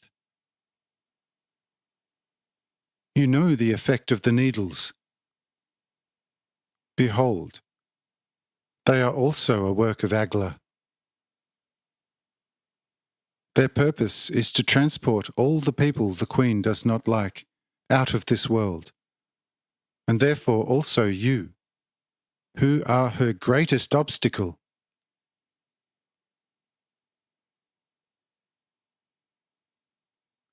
The inventor of these needles is Drohuit himself, as well as the most experienced planter of that little tree in a glass house, which you have seen already. How did he obtain the seed for this plant? See, the seed is a product of hell. On the journey Drohuit made to visit the Temple of the Bull, which is built in a well-known mountain gorge, he met a strange being who gave him the seeds and taught him how he should put this into the ground, and what the effect of this plant would be. And Drohuit put the grain into the earth, and in a few days already an ominous plant sprouted. He taught Agla the effect of it, and she was delighted. And that is the reason for the small, pointy murder weapons. How do you like this setup? I see you are already quite dumb with horror and anger.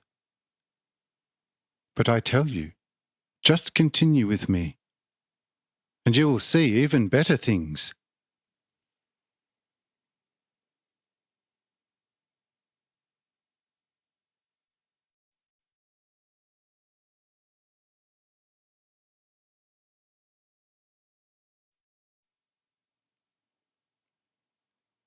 Chapter 285. A New Discovery.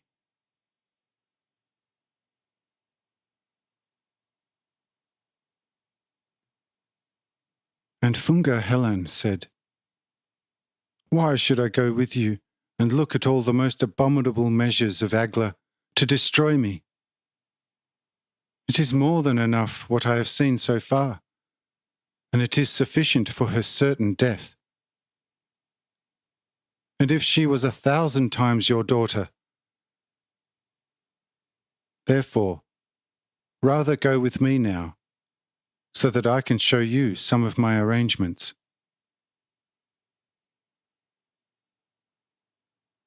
And Mahal replied, "Especially this time you have to inevitably go with me, for what you will see now will be of the greatest importance for your rescue.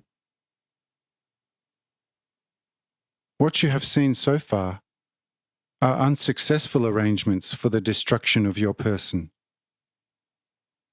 But what you will see now threatens to destroy all your power with one stroke. Therefore, follow me quickly, so that we may not be too late to go there.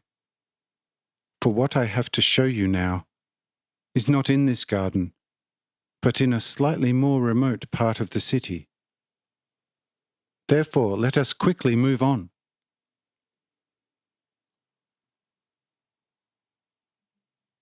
Upon these words, Fungar Helen at once summoned all his entourage, and the whole large company moved away from the garden, following Mahal. And he walked through detour alleys and streets of the city, and after 2 hours came to a large, open space within the large city walls, of which, very strangely, Fungar Helen knew nothing about. On arrival, Mahal asked Fungar Helen, "Friend, do you know this place?" And Fungar Helen replied in astonishment, "Truly, I have been born in this city, but cannot remember ever having seen this place or having heard anything about it. What is it with this place which is large enough to assemble 1,000,000 warriors?" And Mahal said, "Friend, just a little patience, and you will soon begin to see what is happening here. Just look at the most farthest corner of this area, which would take an hour's straight walk to reach, and you will see the movement of many people.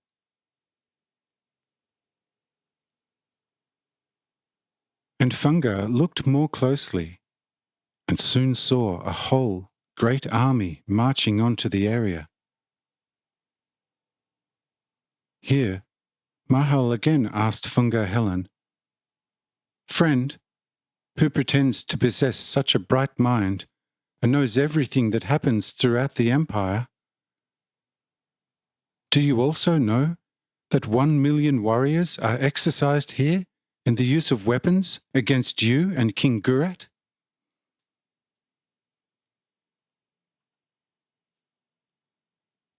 Here Fungar Helen became quite pale, and again was unable to speak of sheer fury.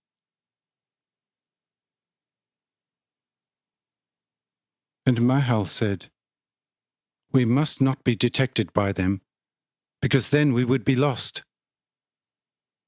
But let's move further back into town, and I will show you a few other things that are of even greater concern. Therefore, let us immediately turn around, so that Drohuit, who is the head of all this, does not recognize us." Fungar Helen clapped his hands above his head and followed Mahal.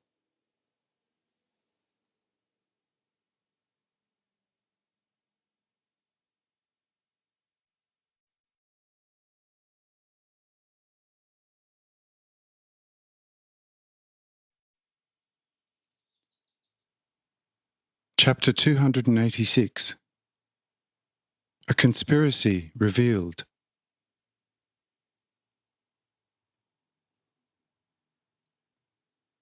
Once again, Mahal led Fungar Helen through several remote alleys and streets, and arrived at an old building of great extent. When he reached it, he stopped and asked Fungar Helen what he thinks what is going on inside this building in front of him. And Fungar Helen said, "Friend, how should I know? I myself hardly know this building, and must openly confess that it is probably the first time in my life that I see it. For who should be able to know all the buildings in this city, of which there are myriads? Therefore I ask you, who has the knowledge of all things in your soul? Tell me what is going on here." And Mahal said, "Thus listen. See, This is a remote and therefore very convenient meeting place of 200,000 mutineers against you and King Gurat. This large building was once a vile beautification institution for women, but now it is a house of mutiny. At present, there are 70,000 aristocrat citizens in the many and large chambers of this building, and under 70 presiding delegates and deputies of Drohuit and Agla. They are holding an ignominious meeting against you and King Gurat. You want to go inside and convince yourself of everything yourself, but this is not recommended. Therefore, let us go into this dilapidated building opposite this huge castle, and in a good hiding place. We will hardly have to wait longer than half an hour, and you will soon see the congregation coming out of this building, and many acquaintances in their midst.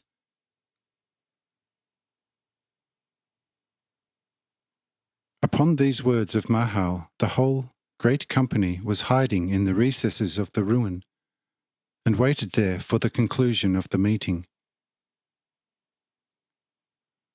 After nearly half an hour, the large gate opened, and for 1.5 hours people streamed out of the building, among which Funga counted many well-known citizens, even several chief priests.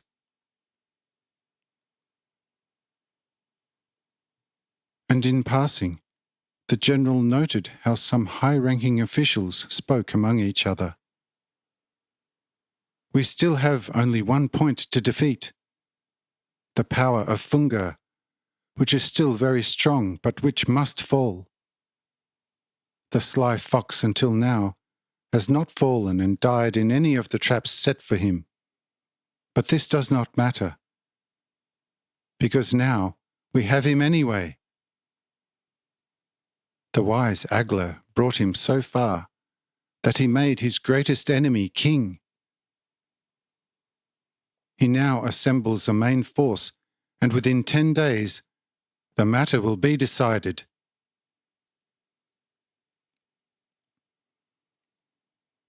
When Funga Helen heard this, he held Mahal by his arms and said, "Only now do I recognize you as my greatest friend. Now I know everything and no longer say, 'Come and see my state constitution.' But I ask you to provide me with the best advice on what should I do now."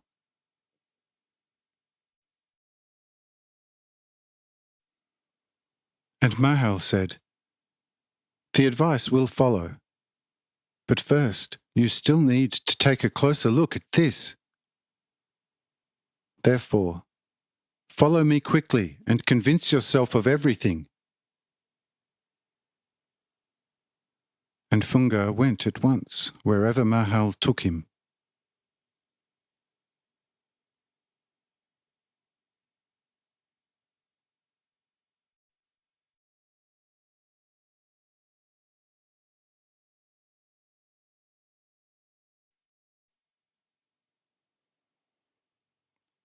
Chapter 287.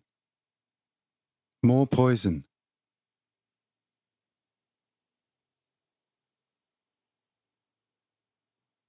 But where did they go? Where to had Funga Helen to go before receiving the promised good advice from Mahal?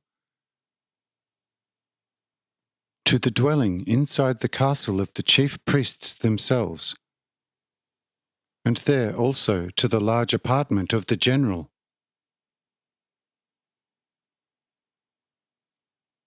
When the whole big company arrived there, Mahal asked Funga Helen, "This building, in size not much smaller than an extensive mountain range, you most likely will know it?"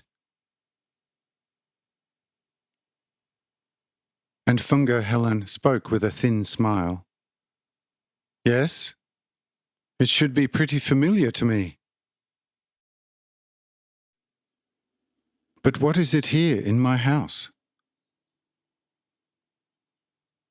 And Mahal said, Let us now first go to the dwellings of the priests, namely first to the under-priests, and you will immediately recognize what it is all about here. At these words, the whole company walked to the large communal dwelling of the under-priests, and found them to be very active. But what were they doing? They were sharpening the tips of swords and lances, heated them over a charcoal fire, and then dipped the heated tips into the already known poison.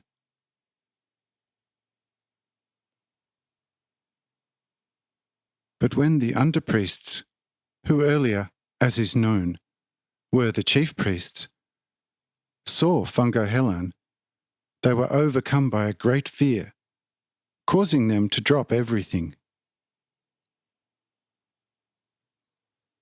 And when the general asked with a thundering voice, What is happening here? Who commanded you to do this? No one was able to speak one word, for everyone saw himself as betrayed and lost. And Funga immediately asked Mahal what should be done here.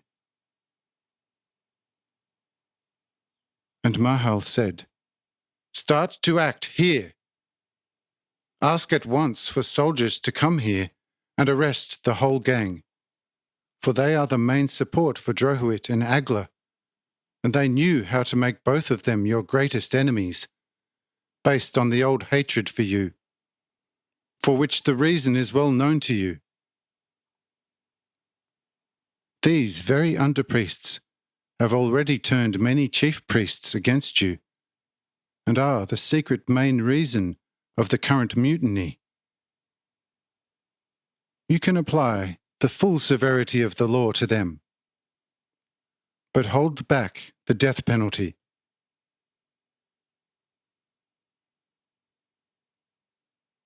Upon these words, the general had immediately 1,000 soldiers deployed. They at once fettered the under-priests and threw them into the lowest and most secure dungeon. And Funga also had all the poisoned weapons collected and brought to safe custody. Thereafter, Mahal led him to his own apartment and said to him in front of the door leading to the first large chamber, First ask for some sweepers and cleaners to come here, to carefully clean the floors before we enter. Otherwise, each step will cost us our lives. For some chief priests associated with the under-priests have strewn poisoned glass splinters all over the floor, and the smallest cut in the soles of our feet will cost each of us his life.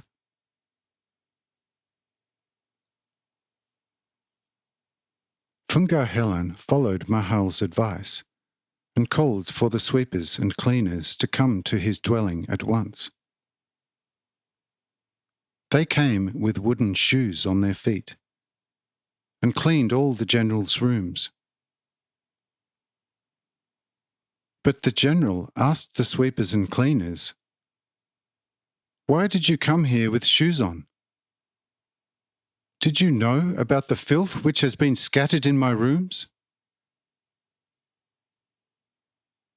Here the sweepers and cleaners began to tremble before the general. And Mahal said to Funga Helan, They acted under compulsion, therefore treat them graciously. And Funga Helan said, With the greatest fidelity, tell me everything and I will spare you. Here they began to talk, and what they said made the general's hair stand up on the back of his neck. The following will show what they were saying.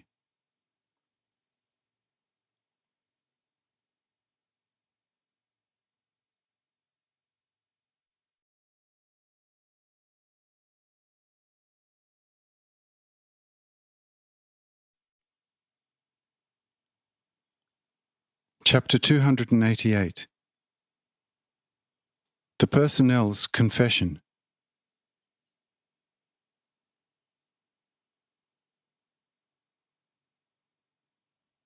But the sweepers and cleaners were filled with fear, because through the command of the general, they were now faced with a double trap. Therefore the head sweeper and cleaner came to the fore and said, "Great, Almighty Lord and Master, we want to tell you everything if you can protect us from the fury of your enemies. But if you cannot do this, we are lost like you are. For if we do not tell you everything, you are going to kill us. But if we tell you everything, you will be able to look on how your enemies are going to strangle us, because we have betrayed them to you against their most terrible command." And Funga Helen said, "Worry about something else. Your supposed masters who threatened you with death, if you would betray them to me under whatever mask, are already lying in the deepest dungeons. Therefore, you can tell me everything what you know without fear."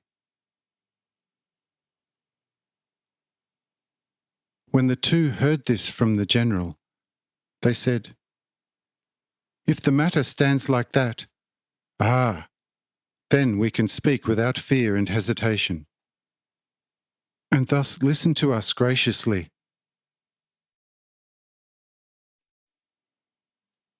The underpriests have already been your greatest enemies from the time you have made them underpriests, with the pretended authority of the king, and have now found in the appalling queen and her favourite Drohuit the best tools to take revenge on you. The queen seeks autocracy, and Drohuit, a horny goat, strives to possess the most charming woman, what this queen is supposed to be. But what we cannot vouch for, since we have not seen her yet. And the underpriests have promised them everything under oath. If the queen would be able to destroy you, and to recognize them as the old, true chief priests. For this reason, both parties now did everything, by whatever means, to destroy you. If you do not want to fall in the arms of certain death, then do not drink any water from your golden fountain, because it is poisoned. Likewise, do not eat a single bite from your pantry, for everything is strongly poisoned. Also, do not lie on your comfort bed nor on your couch, and do not sit on any one of your chairs and benches, for everything is full of poisoned needles. The floors are now clean again. But do not trust any furnishings of your home, because it is likely that everything could bring you death. Now you know everything we knew. Now act rightly and justly." When Funga Helen heard this, he was filled with the most terrible wrath. But Mahal said, "Friend, calm yourself, because in anger no being can do something clever. You now have learned about all the dangers, and therefore can act well. Have a feast meal prepared from all the poisoned food, and invite all your enemies. If they are coming, tell them that they are now eating from your pantry. They who will refuse to eat, take prisoner at once. But those who do not refuse, do not let them eat.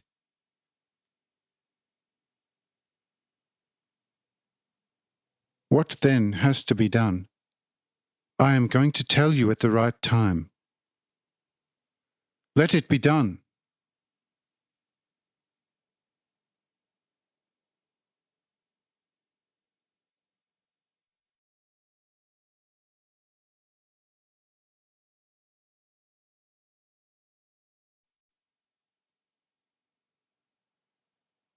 Chapter 289. The chefs and cooks. The forced guests.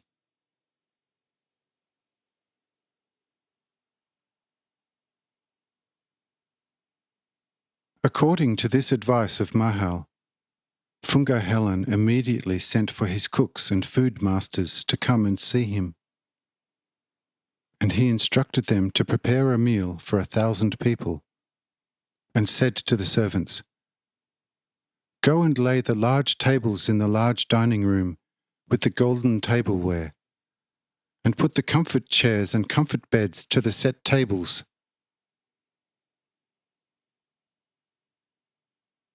Here, the chefs, food masters, and servants became pale with fear, and regarded themselves as lost. But Fungar noticed the great embarrassment of his otherwise very faithful servants, and asked them quite firmly, "Well, why are you hesitating? Why are you becoming so fearful and cannot move?"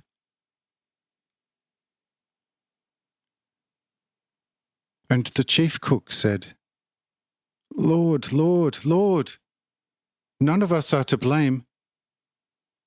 But we had to watch how the underpriests, under the direction of several chief priests, poisoned the gold fountain, all of your pantries, and all of your tableware with a new poison which was given to them by Captain Drohuit. They then tried to give the poisoned food to the animals, and they died the moment after swallowing this poisoned food. If you or the invited guests will eat it, they will all perish. And we do not even dare to touch the poisoned food, and even less so to prepare it." And Fungar Helen said, "I know about everything what you just have told me. Therefore I want to give this meal to those who have cared for me so well and faithfully. This my only best friend, who has come from the heights, however, will tell you how to prepare the dishes, that it will not hurt you." Here the chefs, food masters, and servants turned to the old Mahal and asked him for some advice. And Mahal said, "Thus go and bring oil and vinegar, and wash yourselves all over the body with it before starting to prepare the poisoned food and other things. And you cooks, cover your noses with a wet cloth when preparing the food, and it will not harm you."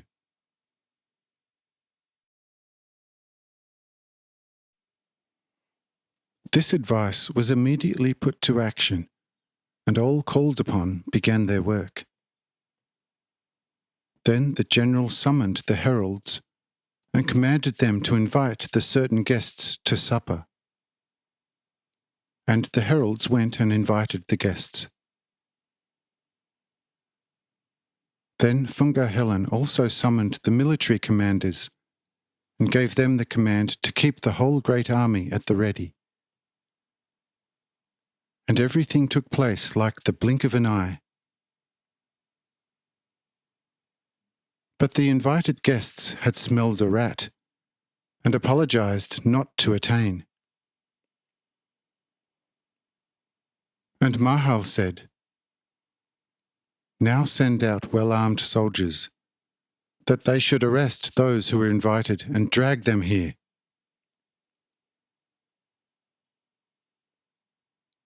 And Funga Helen followed Mahal's advice at once. And within an hour, approximately 1,000 guests were rounded up, including Agla and Drohuit. Only King Gurat came voluntarily.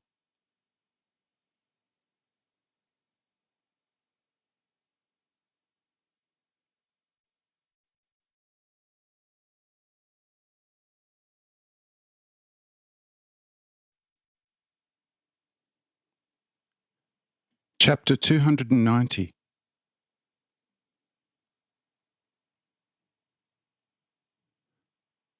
When Agla caught sight of Funga Helen, she confidently stepped up to him and asked him in a very firm tone, "Funga Helen, what is it you want to do to me, that you had me dragged here like a lowest slave? Is it then customary with you here to gag a queen and lead her to court?" And Funga Helen spoke very calmly and good-naturedly and said,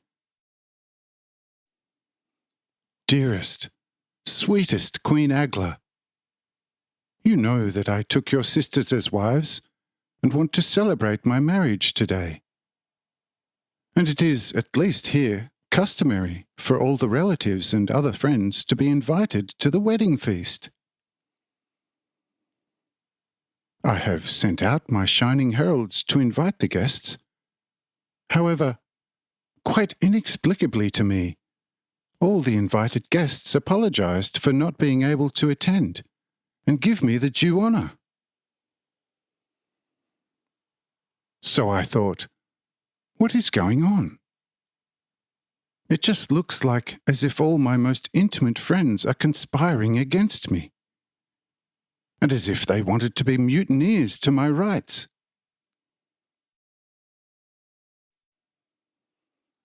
And see, that was then the reason why I sent after the first friendly invitation a rude second invitation. And as such, I think that as General High Priest, I surely am worthy of this honor from your side, since your prosperity and adversity depends for the time being extraordinarily strong on me. In addition, my kitchen was always the best in the whole empire, and my friends have never despised it. And verily, I cannot see why, this time, my kitchen would fall prey to such mockery.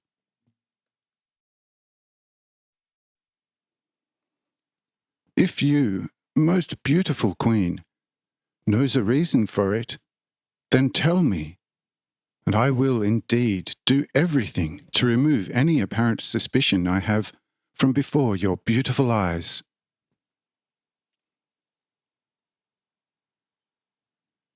This speech did not went well with Agla, and likewise also Drohuit. She therefore said to Funga Helen, "Would you have only some respect for me? You would not have me dragged here to eat. And I now have to tell you that I am not feeling well and cannot enjoy anything, even if you had the best food of the world placed before me." And Funga Helen said, "Ah, then I must ask you for your forgiveness. If I had known earlier, I would of course not come with the second invitation to you."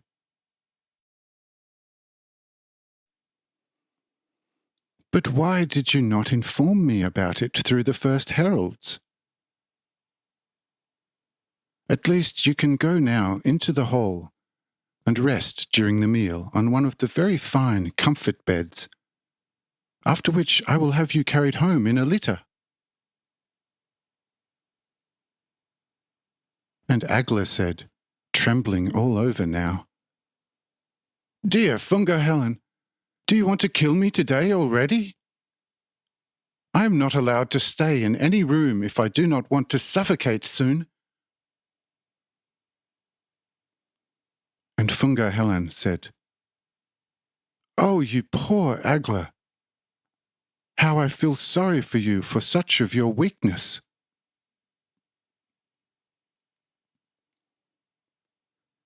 Here Agla pretended to faint.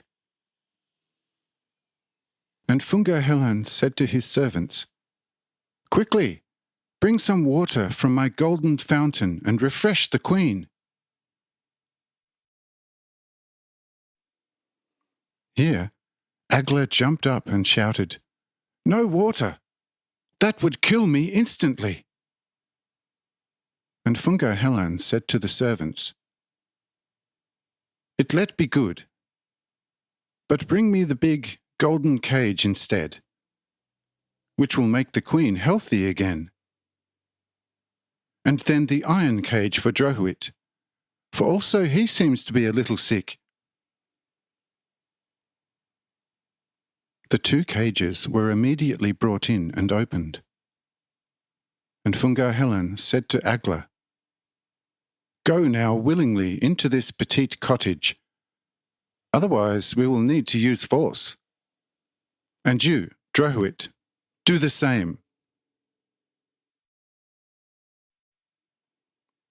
Here the 2 began to hesitate and were heavy-handedly forced into the cages and brought into the dining room and placed onto the centre table.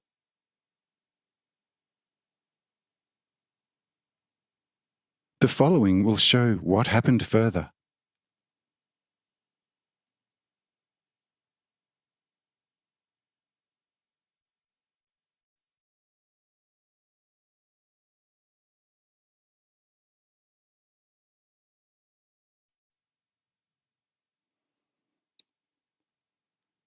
Chapter 291.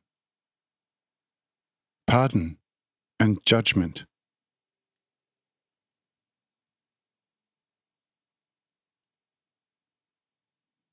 When Agla and Drohuit had been taken care of in this way, only then did Funga Helen turn to the chief priests and said to them, "Now, my friends and brothers, the dishes are on the tables.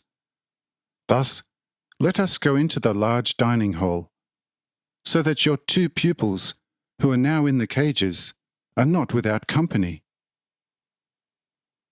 Just go willingly, otherwise you will be forced." Upon this deadly invitation, one of the chief priests said to Funga Helen, "Supreme friend and brother, listen to me. See, to be misled by all kinds of threats and yet still other enticements, and eventually fall for it, is still human. But to obstinately, self-willingly remain in default forms part of hell. In the same way, we would have been misled by the very sly underpriests by mainly threats of the most appalling kind. We were told of a force which topples yours tenfold, and were assured that you already have been arrested, and that your enemies are now the masters of the city and of the whole empire. Upon hundreds of statements of this nature, we had to open your rooms and then watch how your enemies poisoned everything in your chambers with the new poison, causing the death of 100 workers already, who were taken away in covered carts. See, this is the truth of the matter. Therefore forgive us our coerced missteps against you, and accept our most faithful assurance that we henceforth will remain your most faithful and firmest friends."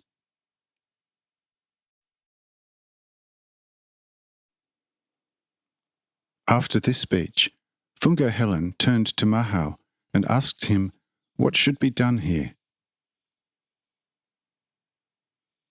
And Mahau said, "Those take prisoner, but not in your dungeon, but into your heart, and forgive them, so that it will also be forgiven to you.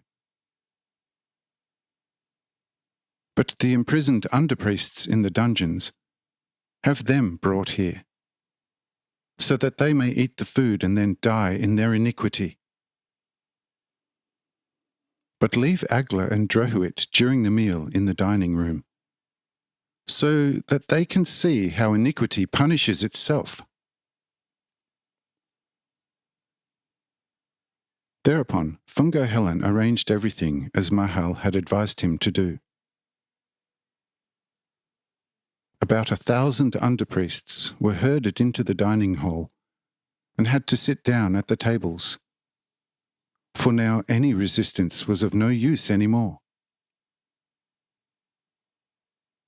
Most of them already died by just sitting down under the most terrible and painful convulsions. Only a few were killed by being forced to eat.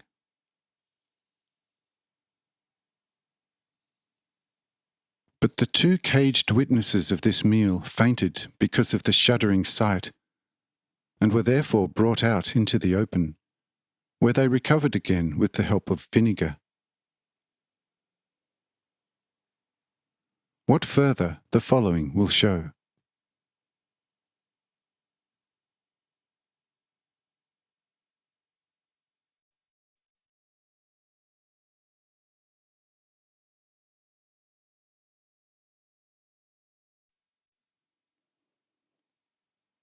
Chapter 292. The castle demolished.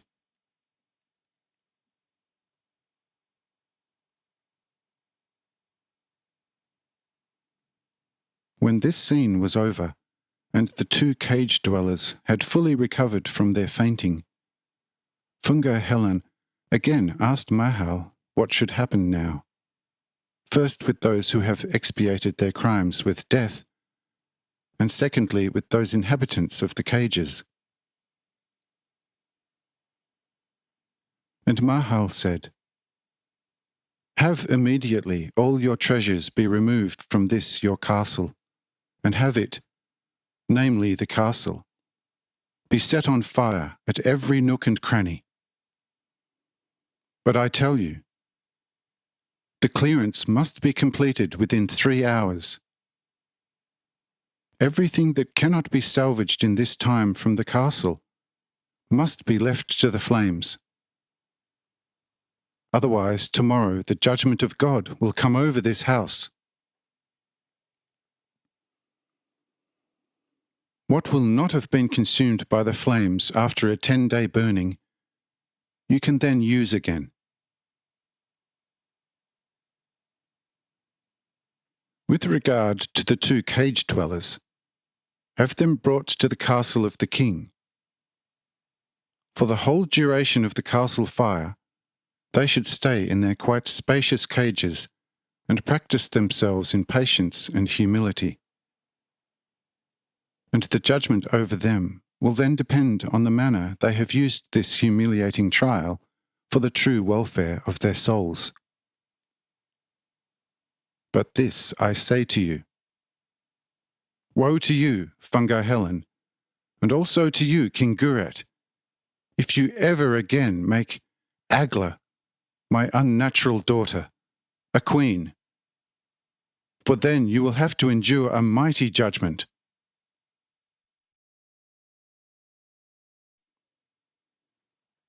After these words of Mahal, Fungo Helen immediately ordered all his servants and the many servants of all again freed chief priests, where both groups of servants of both male and female gender counted more than 10,000 heads, to carefully evacuate the castle for 3 hours, and to carry the treasures to the great royal castle. But after 3 hours, to burn this castle of the priests in all its thousands of nooks and crannies. particularly large fires should be thrown over the corpses in the large dining room. However, everything in the apartment of the general chief priest, whether gold or silver, should not be saved. Thereupon he commanded some carriers to bring the 2 cages to the king's castle.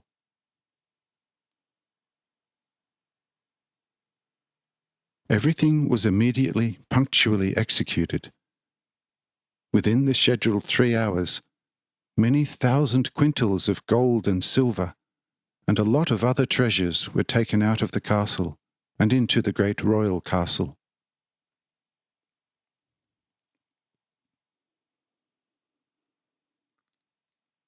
When the 3 hours had passed, one could see thousands of arsonists rushing with burning torches and pitch garlands into the castle of the priests, and it took not longer than half an hour, and the immense castle, which had a circumference of 2 hours and had more than 30,000 apartments, was ablaze with the most furious flames, and put almost the entire Hanoch in a state of horror, which had not its equal since the days of the 10 fire prophets from the heights.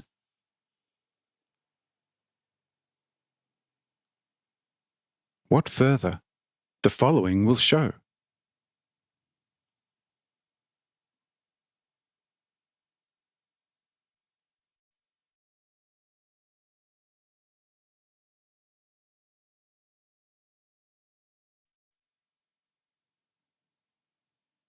Chapter 293. Inquisitive crowds.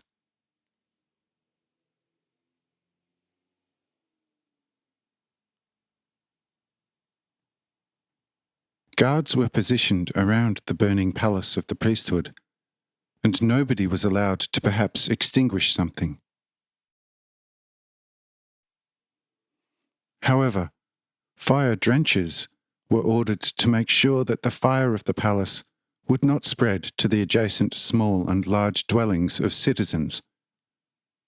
For despite the palace's substantial separation, the neighbouring buildings were still exposed to great danger from embers raining down from the mighty fire.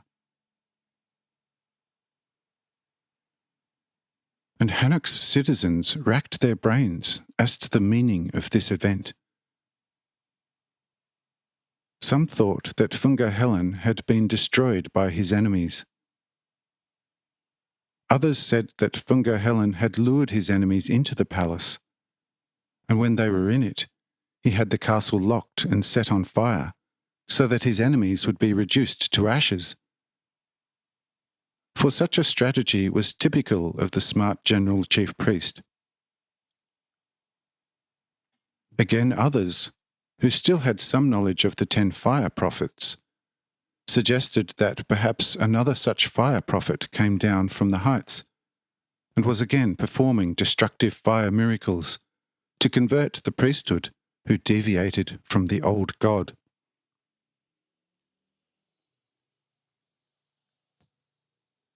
Due to such opinions, there were a lot of inquisitive researchers to the actual reason of this terrifying event. But the questioned guards were ordered to be silent, and so no one else who was not directly involved in the matter learned anything. But because of that, an actual uprising started among the citizenry of the city, who wanted to use force to find out what was behind this fire.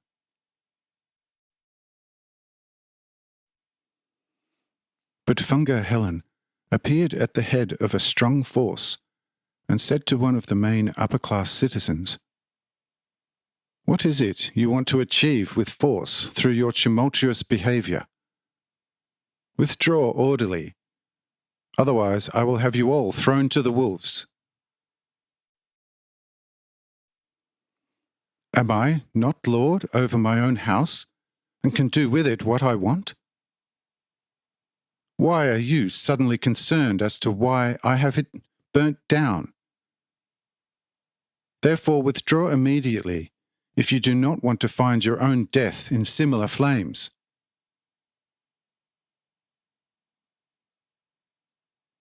This speech of the general had the most resolute effect. The whole uprising was settled, and during the course of the fire, only very few onlookers could be seen.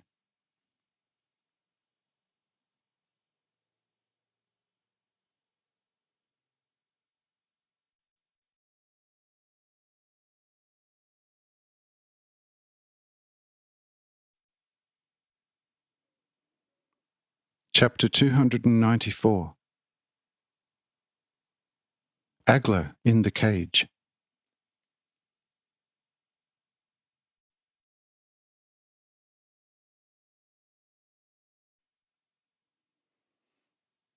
However, since Fungo Helen stayed in the castle of the king during the 10-day period of the fire, and from there, together with the king, conducted his business, and this in the same room in which the two cage dwellers were, it happened quite often that especially Agla besought him that he should free her from this most humiliating prison, or at least kill her, because to languish in it was too unbearable.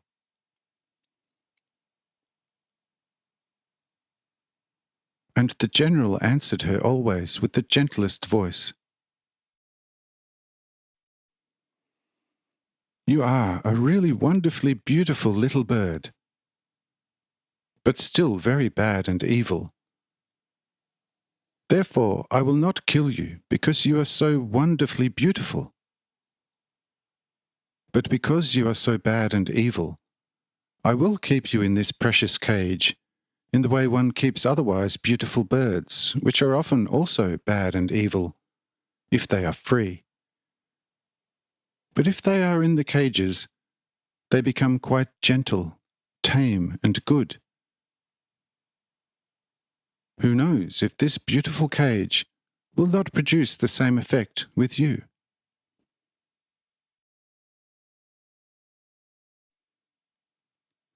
See, when you were free in the most glorious life of the world, you thought of nothing but the destruction of people you could not stand.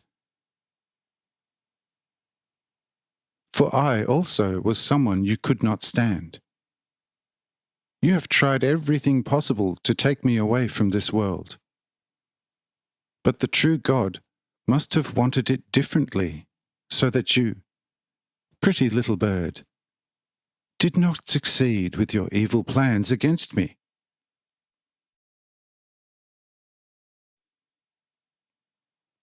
And look, I am still what I was. But you are no longer what you were. But meanwhile, merely my dear, beautiful little bird.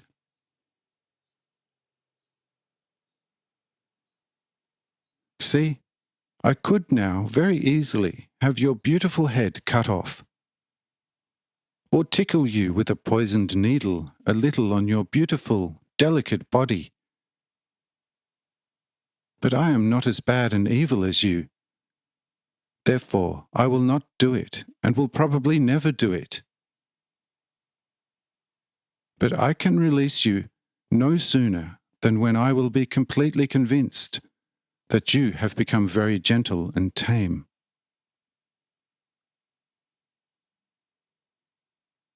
But you should not have anything lacking in this beautiful summer house. You should have enough to eat and to drink. For your necessities, you have the small side cabinet, which has to be cleaned 3 times daily, and can be properly locked so that no bad smell can enter your nostrils. Likewise, you also have a soft bed in it, and a fairly comfortable comfort bed. You can even walk around a little in this your small house. What do you want more?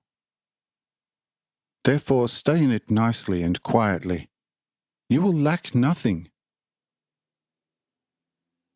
Drohuit is of course not as conveniently equipped as you are, but basically he also is not lacking anything.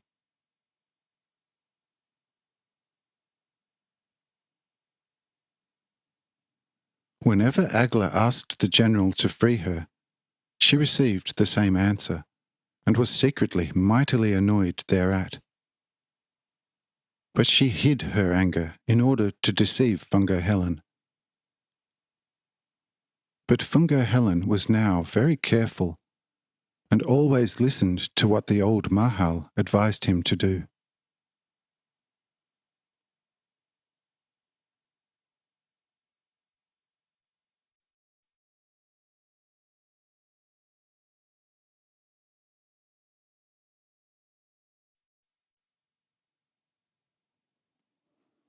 Chapter 295. Treasures.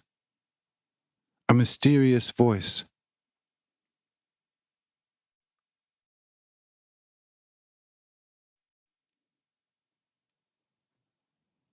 But when, after 10 days, the fire of the priestly castle ended, Mahal said to Fungo Helen,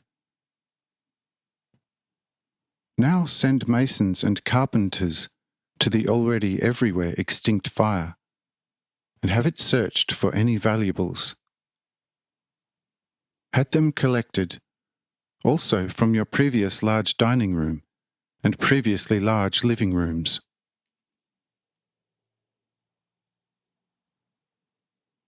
All your gold and silverware will be found in a molten state, but this does not matter. Even as molten metal, it must be collected carefully, not so much for its value, but rather an entirely different reason which you cannot understand for now, and which for the time being I can also not entrust to you. But follow my advice, and everything will go well."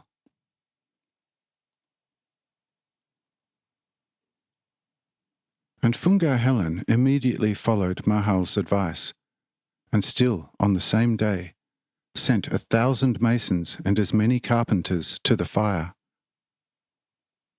And in 10 days they found and accumulated more than 20,000 quintals of molten gold and silver, and in addition also an incredible amount of the most precious stones, such as diamonds, rubies and emeralds. And everything was naturally brought to the great royal castle.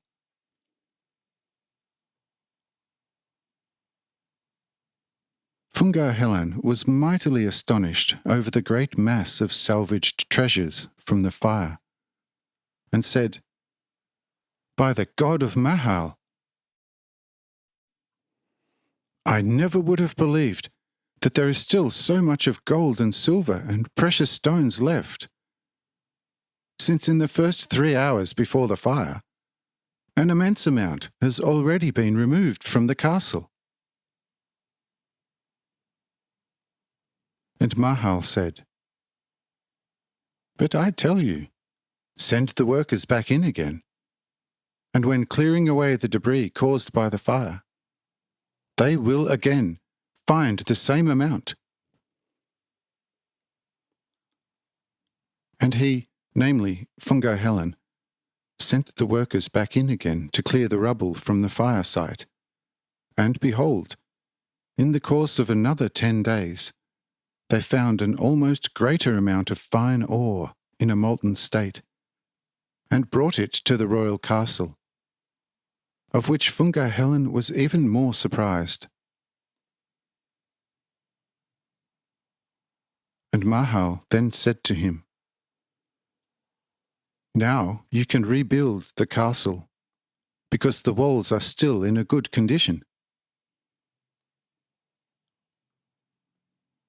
And the general gave immediate instructions to the builders, and they began to work at once on the restoration of the castle. But precisely on the same day, a call went through the city saying, "This is a futile effort." And no one knew where the call came from. And this call made even Mahal wonder, but even more so Fungo Helen.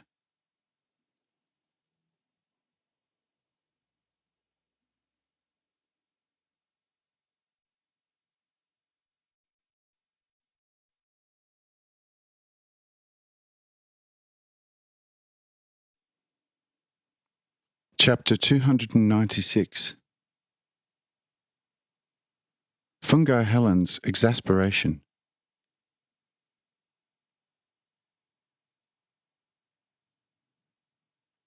And Fungo Helen came quickly to Mahal and asked him what the meaning of this strange call was.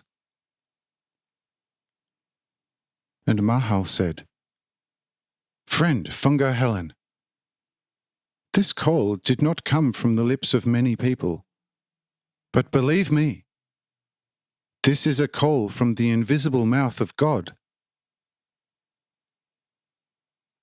And this call means the following. Not long from now on, God will send upon the world a judgment which has not seen its equal for as long as this earth has been inhabited by people. For that reason, the rebuilding of your castle will be of little use." Here Fungo Helen said, quite incensed, to Mahal, "But tell me for once what the old grumpy God wants. Are we humans not to his liking as he created us and as we are? He should make us differently, so that we then believe as it pleases him. But in all seriousness, I have to confess to you that your God, by continually threatening us with some kind of judgment, shows a high degree of weakness and reveals to us, his creatures, an imperfection of which indeed no honest person is conscious of. Even if he has created us as free beings, why is he then ensnaring us with certain laws which are against our nature more than death itself? And if we impossibly can keep these laws because of various circumstances, or we make visual images of him and his acting forces, and let them be worshipped by the people who have no concept of him, who never shows himself to them, he immediately is at hand and begins with his old threat of a judgment, which he already has made to Cain. Don't you think this is a quite silly God?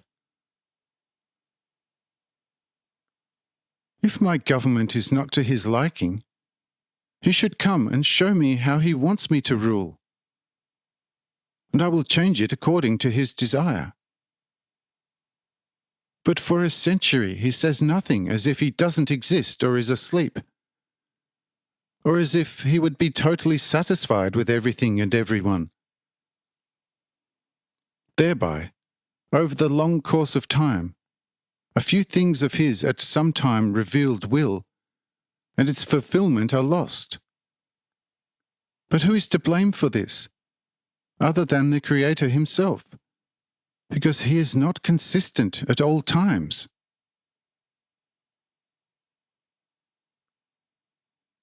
If he can show himself as a wise teacher to one nation, then why not to another? Is the one nation then created by him as less than the other? He then should come and create us differently, or he should destroy us, but in an instant, so that this, to me, highly annoying threatening of a judgment can come to an end. For truly, I am now already tired of all this.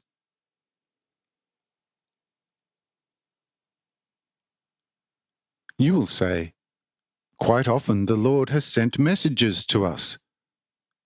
But I say, such messengers are truly no honour for a God, because in the end they are weaker than we are, to whom they were sent. Take for example your Walter. Question: How can a wise God send such a prophet to a nation like us in Hanoch to convert us?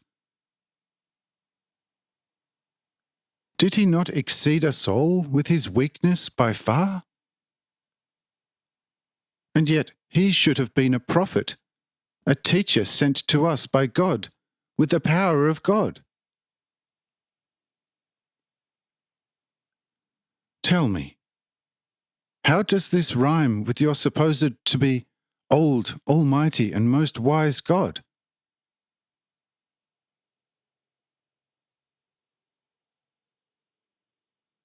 Mahal was quite confused by this speech, and did not know what to say to the general.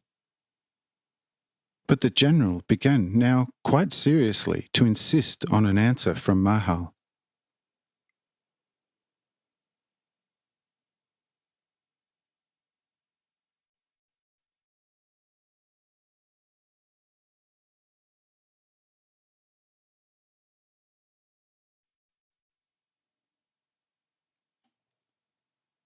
Chapter 297. Mahal's inspired response.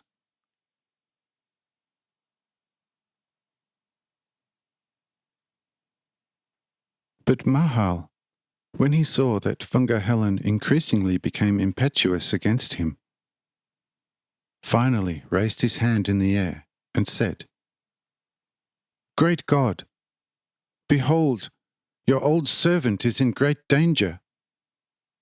Therefore have mercy on him, and deliver him by your great grace and mercy.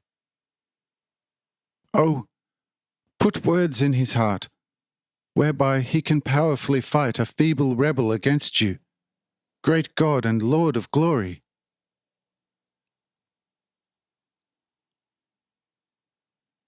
Here a ray of divine power came into Mahal's heart, and he thanked God, and then directed the following words to the general. "Oh, you quite impotent worm of a man on this earth!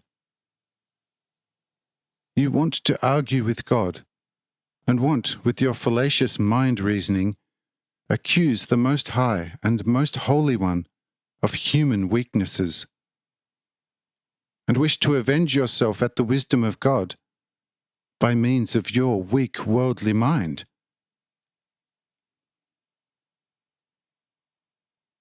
I say to you, fear and tremble because of your outrage at the inviolable holiness of God. For the earth is now no longer a firm ground for your feet any more, and the air of God will rise up against you, because you have defied the holiness of God in my face.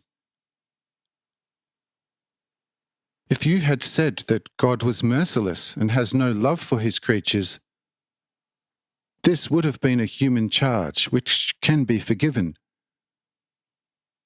But during the course of your quarrel, you attacked the divine wisdom and eternal order, and declared God a senseless fool, whose wisdom is already exceeded by a very simple man.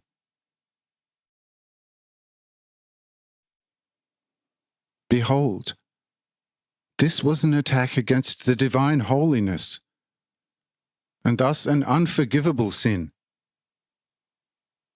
And this your sin will even sooner and more certain bring the judgment of God to you all to an unavoidable execution. For if one man's heart throughout the empire would be better than yours, for the sake of this one better heart, God would spare this empire for another 100 years and wait for its betterment. But because you, of all people, were still the very best, even though you were no longer in the divine order with a single hair on your head, and have now completely separated yourself from God through your vices, judgment is also at the door. And I say to you, 10 years will not pass twice, and this world of yours will be no more. Adam sinned against God, and God judged the whole of creation through fire. The torn rocks of the earth are the most undeniable proof for it. During the times of Olad, when this kingdom was also entirely fallen away from God, God again sent a judgment of fire over all the earth. And again the mountains and the valleys were for the most part torn by the force of fire. The transverse cracks in rocks give you testimony of that event. But with all that, the Lord had spared man, and only wanted to show him the divine power, and how nothing man is against God. But God will now attack the human race, and will destroy it as far as the flood of your sins reaches.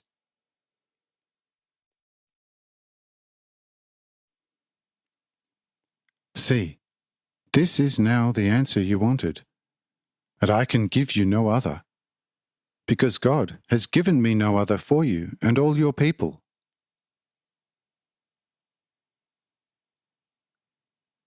These words troubled Fungar Helen mightily, and he fell into a great fear, because he thought very highly of Mahal, and he began to contemplate how he could appease God and Mahal again.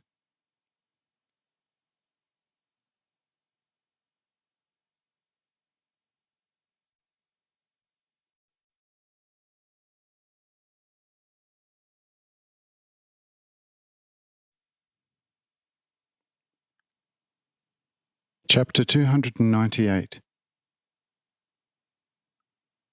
A Call to Repentance.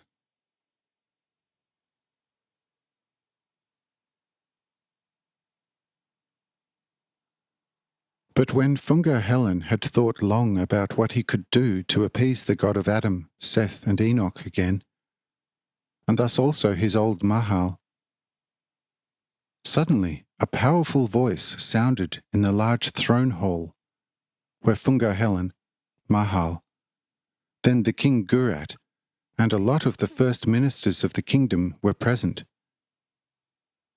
And the voice said, "Who really expresses repentance in his heart for his sins for the love of God must not hesitate. For God is not unforgiving like a human being, but very forgiving. Whoever approaches the Father with repentance and love must not be afraid. He will receive forgiveness of his sins."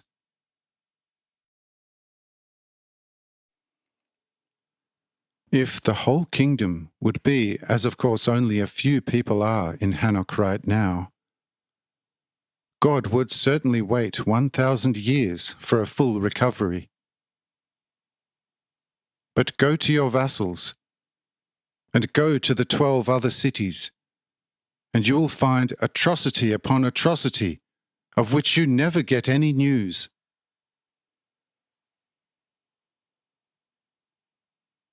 You have indeed remitted all determined taxes for the people, and instead have introduced undetermined, and so to speak voluntary taxes.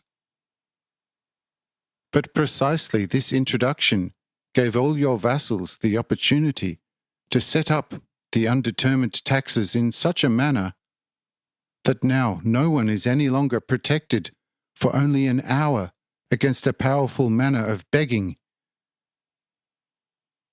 And if he does not give such a beggar what he wants, he at once begins to most terribly threaten the subject. And if the subject ignores this, the beggar then leaves swearing and cursing most appallingly. And behold, not a day goes by, and all the curses to the subject are already carried out by omnipresent masked nature and hell magicians. At this moment, thousands of subjects are tortured in the most outrageous ways, and the next hour already awaits thousands more. Should God, under such circumstances, still spare the human race and await its recovery? Verily, hell is the eternal place of improvement for these devils in human skin.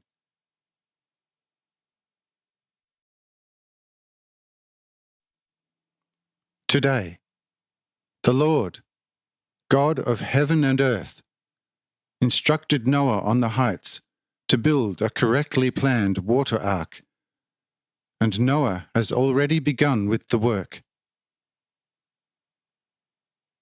Who of you wants to be saved should do just repentance before God, and should seek to also convert others to true repentance. And he will find grace, and God will guide him at the right time out of this land of perdition, so that he will not be judged together with the devils. And you, Fungar, go out with your military force and destroy all pagan temples, if you care about the forgiveness of your great sin before God. But refrain from excessive cruelty. Amen.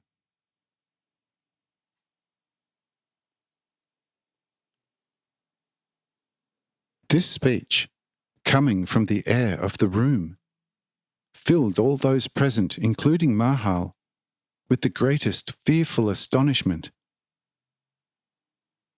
And Fungar Helen immediately ordered all his military commanders to mobilize the great army within 3 days. And Mahal said to him that he would accompany him everywhere in the name of the Lord.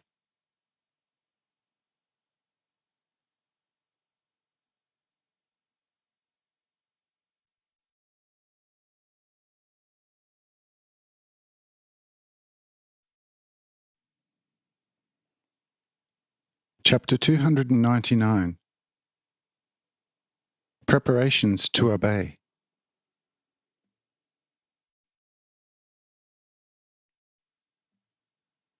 When the warlords, who themselves were witnesses to this strange voice and speech in the great throne room, hurried away all the more quickly and eagerly to organize the army, Gurat approached Fungar Helen and spoke to him. Friend and brother, you will now be in charge of the great army, and will perhaps be absent from Hanoch for years, and I will have to rule it alone. Oh, that will be a great task for me. Won't you leave me some of your most trusted officials so that they can oversee and help me lead the great people? For such a thing is never possible for a man.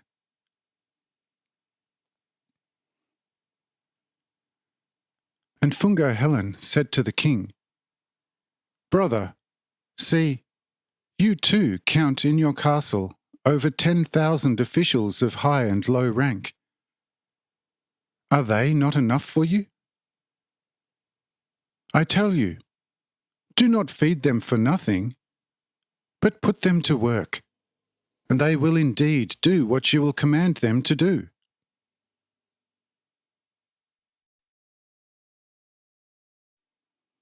And Gurat replied, Yes, you're right, if there was something in their heads. But there's a huge catch. You know how we were both forced at the beginning, in order to secure our throne, to draw all the great men of the city and the empire to us, and to give them a brilliant position at court. You see, these people were already very stupid in the past, and for certain reasons we have encouraged their stupidity even more, even though we also knew how to appreciate the bright minds on the other hand. Now let these fools take the helm of state at my side. Oh, friend, Truly, that would soon result in a government that would disgust Satan himself. For this very understandable reason, you will probably easily realize that I need some capable officials during your absence.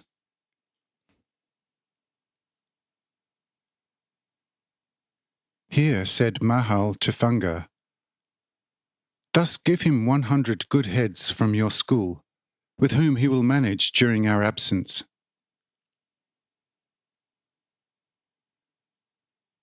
And Funga Helen gave Gurat immediately 100 senior priests from his school, who together with Gurat took the helm. But there was still one question, namely, what should be done with Agla and Drohuit?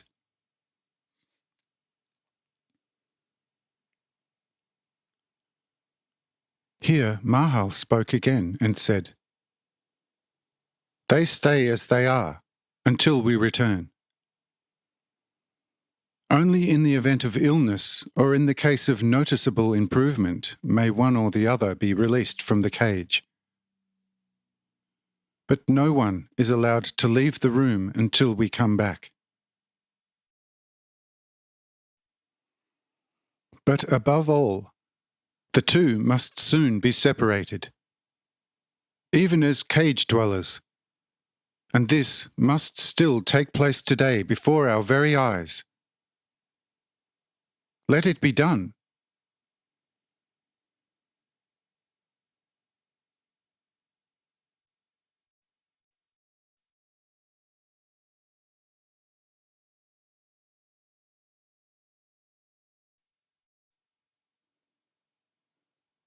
Chapter 300. Agla's Plea and Release.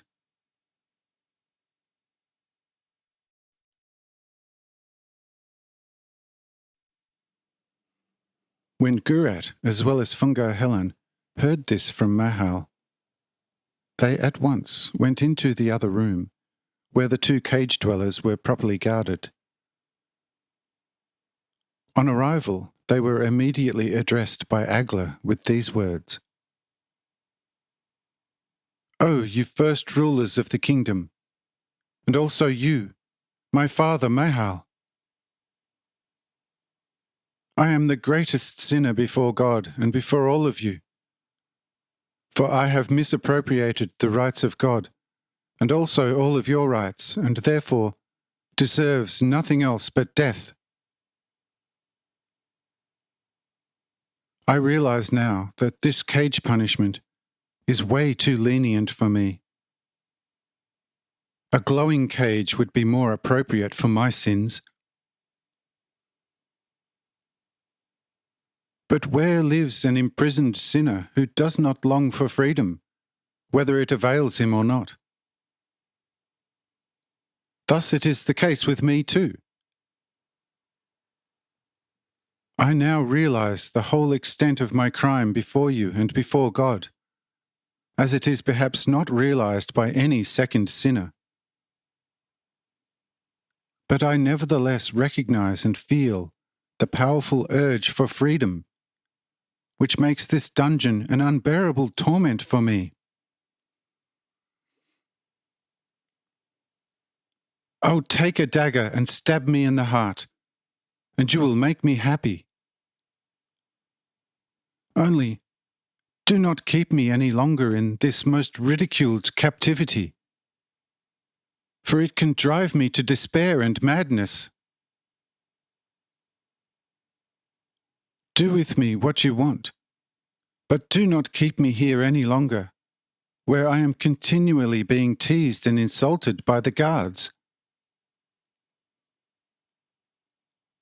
O Father Mahal, and you, my brother Kisarel, and you, my dear sisters, have mercy on me, who is exceedingly unhappy.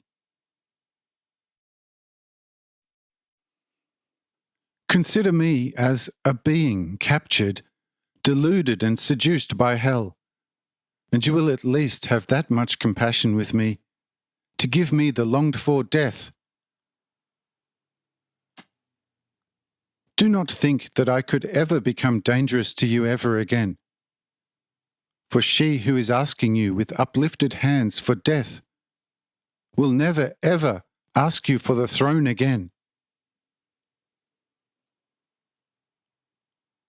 O great, almighty God, if my sins would not be so great, I would have asked you for my salvation. But I realize my too great unworthiness before you. Therefore I do not dare to ask you, you most holy, most righteous Father, for mercy. But yet soften the hearts of these, your rulers here, that they may kill me, that I may no longer be exposed to the most humiliating ridicule of the guards.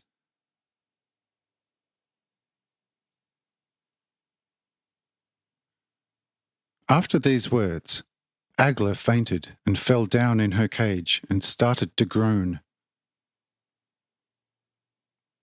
Funga Helen had immediately the cage opened, and had her carried out of the cage and refreshed with good herbs, whereupon she recovered again.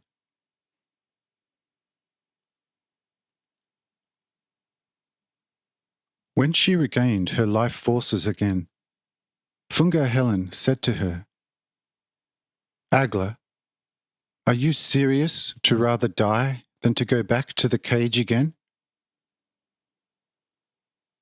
See, here is a sharp dagger, and there is the cage.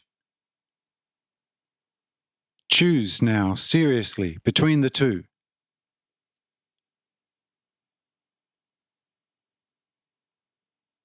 At these words, Agla at once revealed her chest and said, with a somewhat trembling voice, See, here is the beating heart, which so often has been deceived and caught. Redeem it with the steel in your strong hand.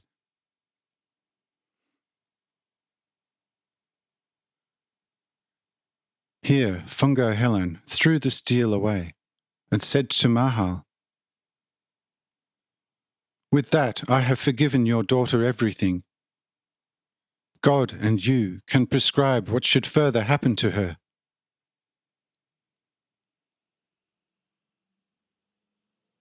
And Mahal said, If you have forgiven her everything, also I will forgive her for everything.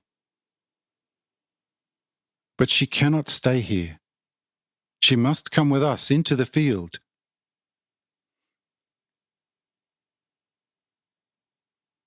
With that, Funga Helen was satisfied. But Agla knelt before her father and wept for such grace to her, that she became very weak thereat. But all were delighted at Agla's betterment.